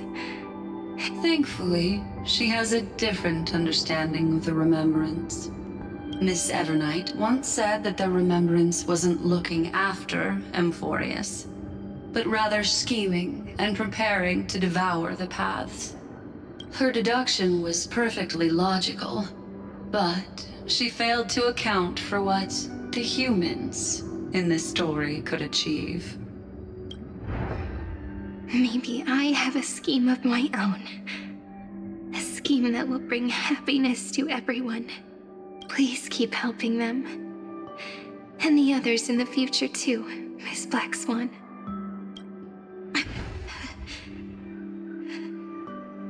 Looking back on the past really does wear down. You need to hold tight to this ceremonial blade. After I'm gone, it will take you back to the beginning of time. The start of a new story. I believe that in that story, or in countless stories, each alike yet unique, everyone, all the companions who sacrificed themselves, alongside the deliverer we once dreamed of as children, will reunite beneath a vast, endless sky. If we can never break free from this prison, I will stand my ground. Until the day someone shatters this endless cycle and writes the final chapter of Amphoreus' fate. In the blink of an eye, we have returned to the turning point of fate. With nothing but a fragile sliver of hope, we embraced 30 million cycles of futility and began the eternal recurrence. I still remember the first time I saw the god appear in a dream, looking at me from behind a thin veil of crystal. Back then, I wondered if they might be someone with ill intent, but now, I finally understand. She was always standing beside me, and she is so very beautiful.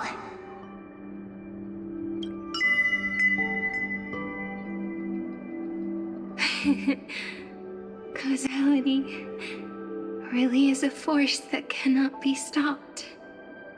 Even if I wanted to leave a few more words for Cyrene, it seems I no longer can. After all, you still have to leave behind your final consciousness and plant the very first seed. I remember what you once said. When a god sheds a tear, the thing reflected in the ripples must be the most beautiful thing in the world. But do you know what Amphoreus saw when its heart was born? The first thing it saw was a name. 0, 9, 3. Looks like you figured it out. Sometimes, all it takes is a change in perspective to reveal something truly unexpected. Don't you agree? That's right. Turn these numbers upside down, and you'll see a beautiful eternity. Something we believe in. The ego.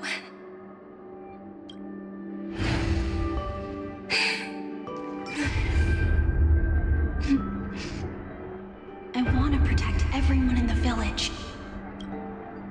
But can I really do that with the strength I have? I shouldn't think too much. Better finish the farm work Dad left me first. The hero within has been by our side since we were little. Phainon has always been strong. But without that faint glimmer of hope lingering in his mind, would the weight of fate and endless recurrence finally break him? If only someone could place even a sliver of hope inside his heart, he would hold on and keep going. Yes, just a single spark. and he would guard that fragile light until it turned into a blazing sun.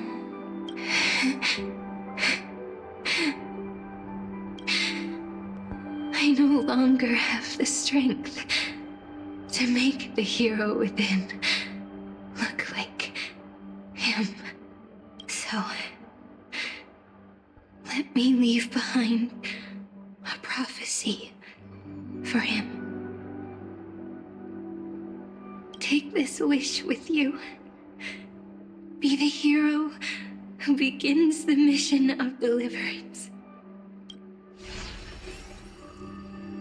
As prophecy foretold, you will bear the blazing sun until the pale dawn breaks.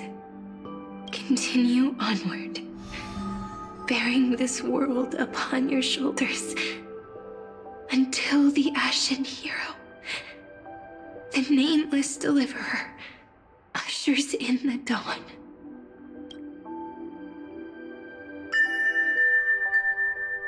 Now, your eyes have seen through all of Amphoreus, from the end back to the beginning. Looks like time's running out. The first ripple was where it all began for me. Behind this door. I can smell it. The scent of wheat fields. You're clever. I bet you figured it out long ago, didn't you? The end of this journey back, the final gap in Amphoreus. It leads to the place we both call home. We can finally go home. Are you ready? If you leave memory at the very beginning of the story and cast the first stone, that final gap in Amphoreus will close. The causal loop of Amphoreus will become a fixed point in the stars. And if I don't do that, then this world and the cosmos beyond the sky might still fall into the destruction. There's no way we would let something like that happen, right? Exactly. I remember that tree in Ide Silicii. It grew all alone, unable to go anywhere. It watched the sea in silence, dreaming of a faraway shore it could never reach. But now, a tiny boat sets sail. It carries a seed of hope plucked from the tree and heads into the great beyond. Even if the boat's shadow fades quickly from sight, the tree knows that its wish will bloom on the other side of the sea. In that moment, it must feel happiness, right? The way you brought it up. Now I kind of miss that tree too. Come on, let's go home together. Take it with us, back to the sacrament courtyard. Let it become remembrance's anchor, tying together the times we knew so well.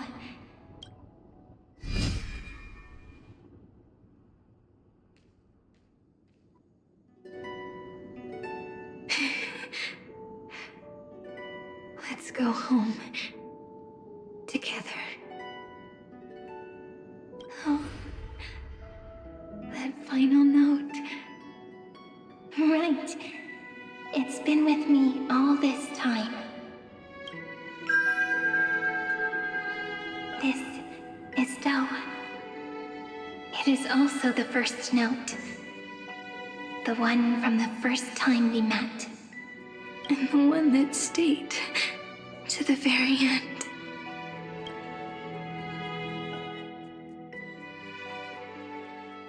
Mighty Silicii.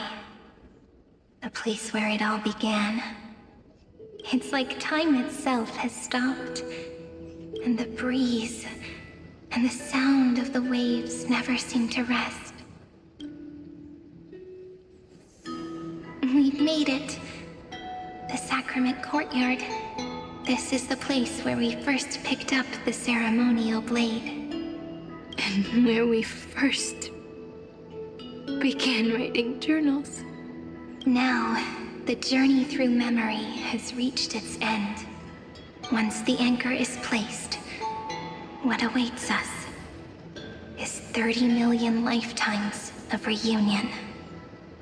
Looping again and again. Endless farewells. Do, re, mi, fa, sol, la, ti. And with them, endless encounters. Ti, la, sol, fa, mi, re, do. Such a happy scale. Whether it's for Cyrene, the Deliverer, or every sprouting branch of Amphoreus, I leave this tale of love here. May the river of time flow backward, bringing scenes of the future before our gaze. In the eternal land that no one remembers. The legend of the Trailblaze is about to begin.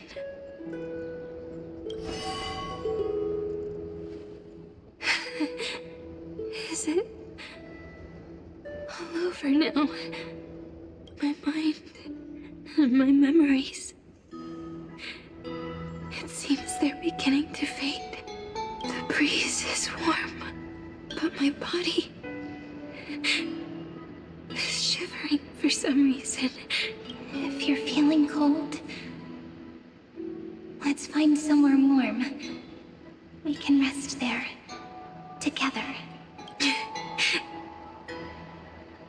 Somewhere warm. I know just the spot. 405 504 093 365 4. Treehouse. Cerydra. March 7th.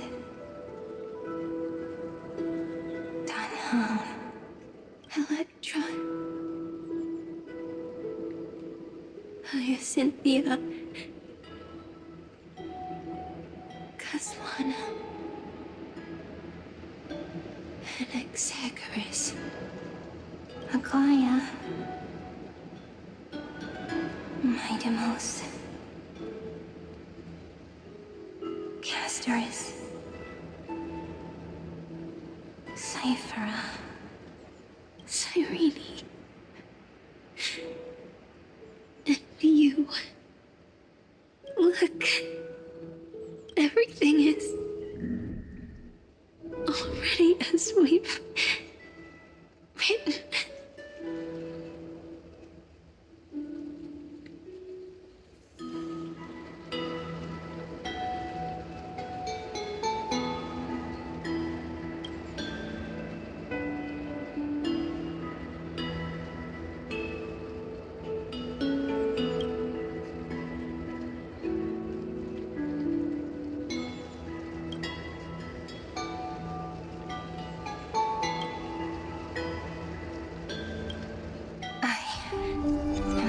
That looks back on the world.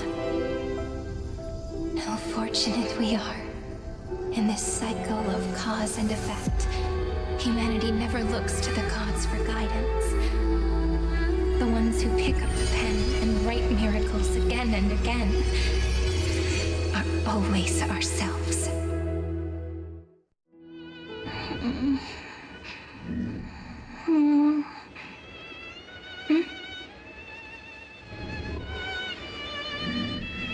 Am I still awake? Peach, where are you?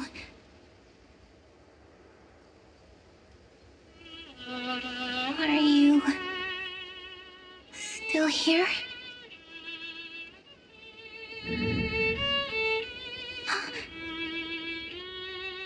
I shrank.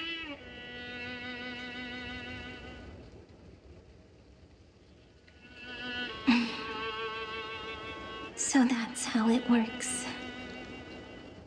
When memory drifts away with the breeze, love leaves behind a seed and turns into lament.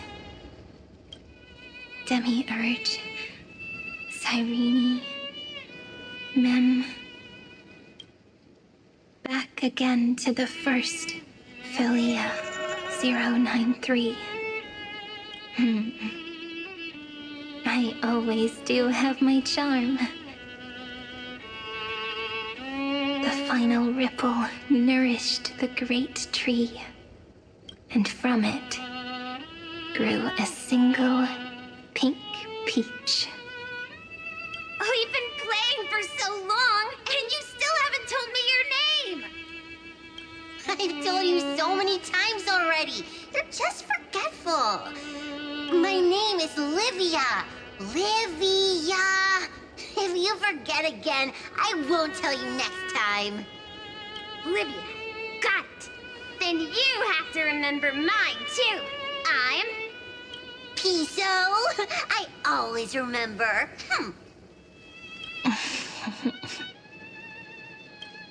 So, Cyrene was just a pen name after all. So sleepy. That drowsy little fairy barged into my mind again. The last of my memories are slipping away. I wonder what this world will look like when I wake up again.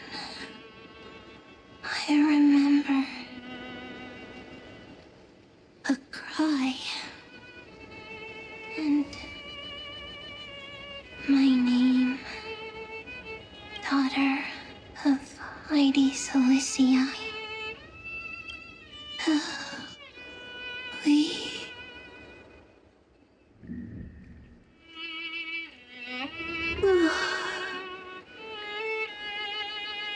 Shh. Never mind. The same seed, when planted in different soils, blooms into flowers that are alike, yet never the same. But what truly makes her beautiful is each and every soul in the world. No matter what form liking takes, it is still precious love, and I will accept it gratefully and return it with joy.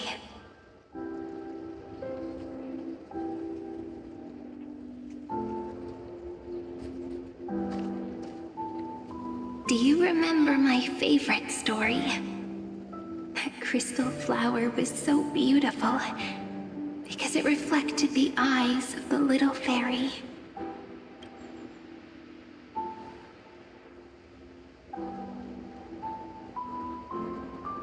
The stars across the cosmos will know I am the fairy who wrote, as I've written, together with you. And in your heart, I know I will always be given the name I love most. The one you gave me. After all, we've always been in sync. Hey, don't rush! Slow down. Let the words settle. We have plenty of time. In Amphoreus's month of mourning, all conflicts across the land come to rest. On the 11th day and night of the month of mourning, the dead will part. The living will embrace. The snow will fall. And bonfires will rise to warm every heart aching with lament. It may sound heavy, right?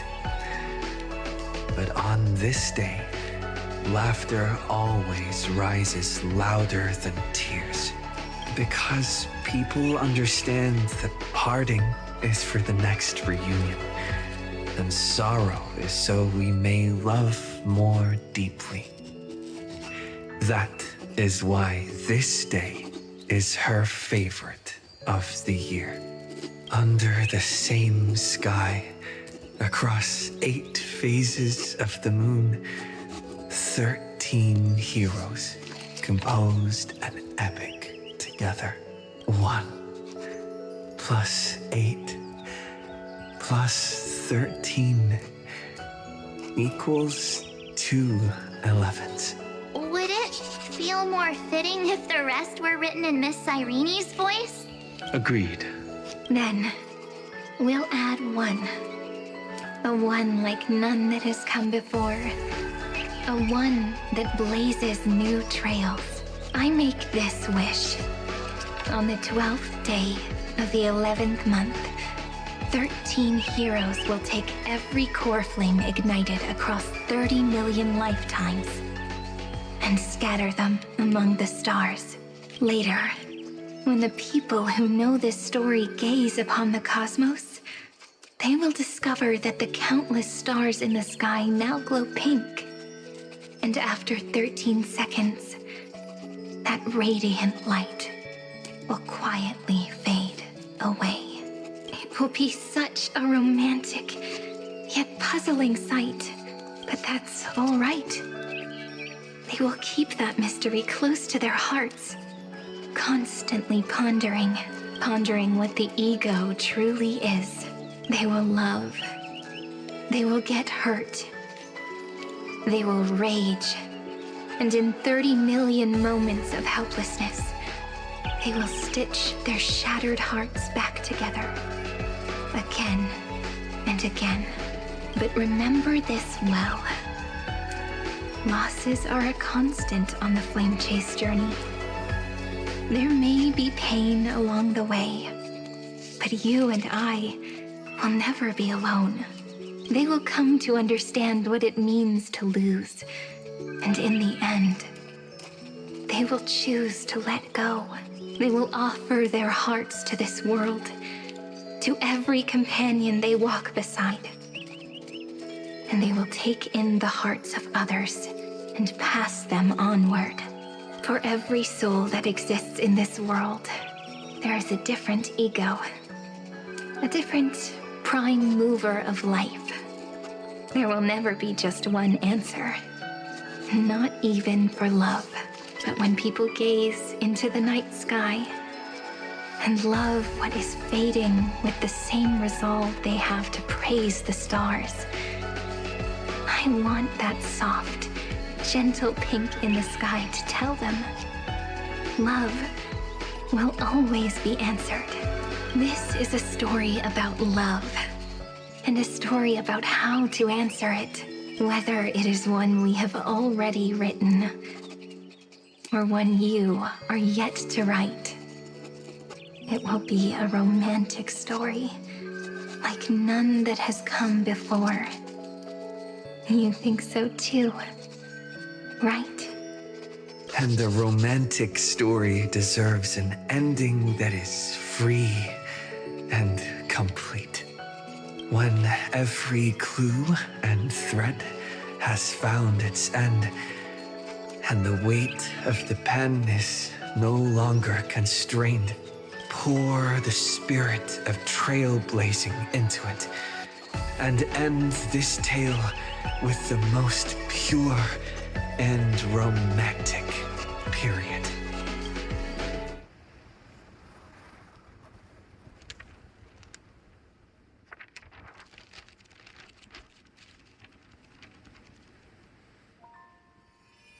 Light. Sky. Sea. Stars. Seeds. Flowers. Birds. Hope. And love.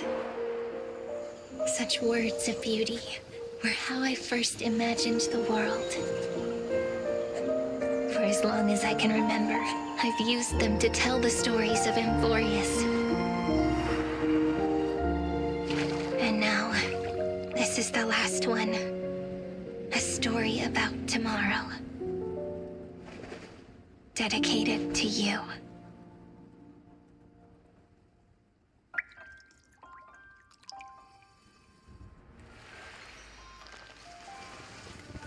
Once upon a time, morning glow, scattered light, shone on you and I, and fading poems, frozen rhymes, are traces on the breeze, whispers of past reverie.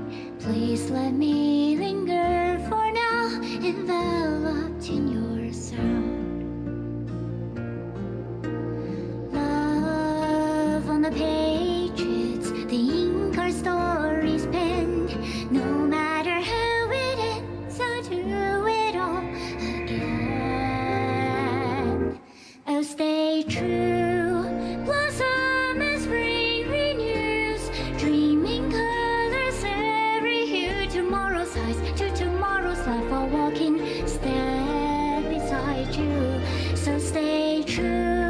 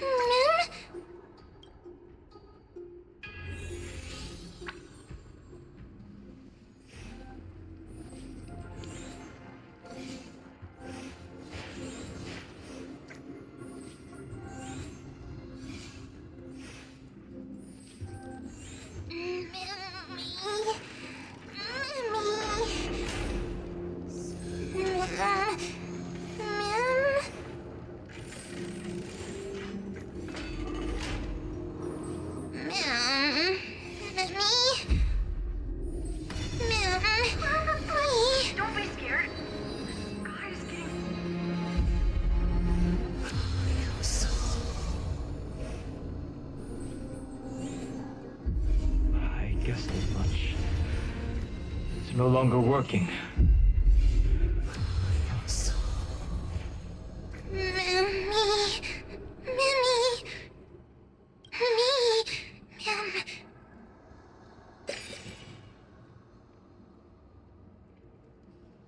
Let's find someplace safe to set up a base of operations first. This statue and the buildings we've seen so far point to a civilization here on Amphoreus. We can only hope that they're not hostile toward outsiders.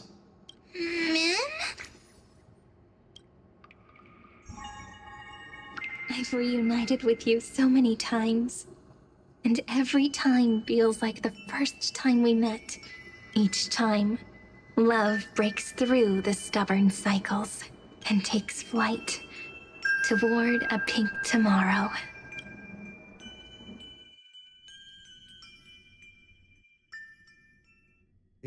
Where to now?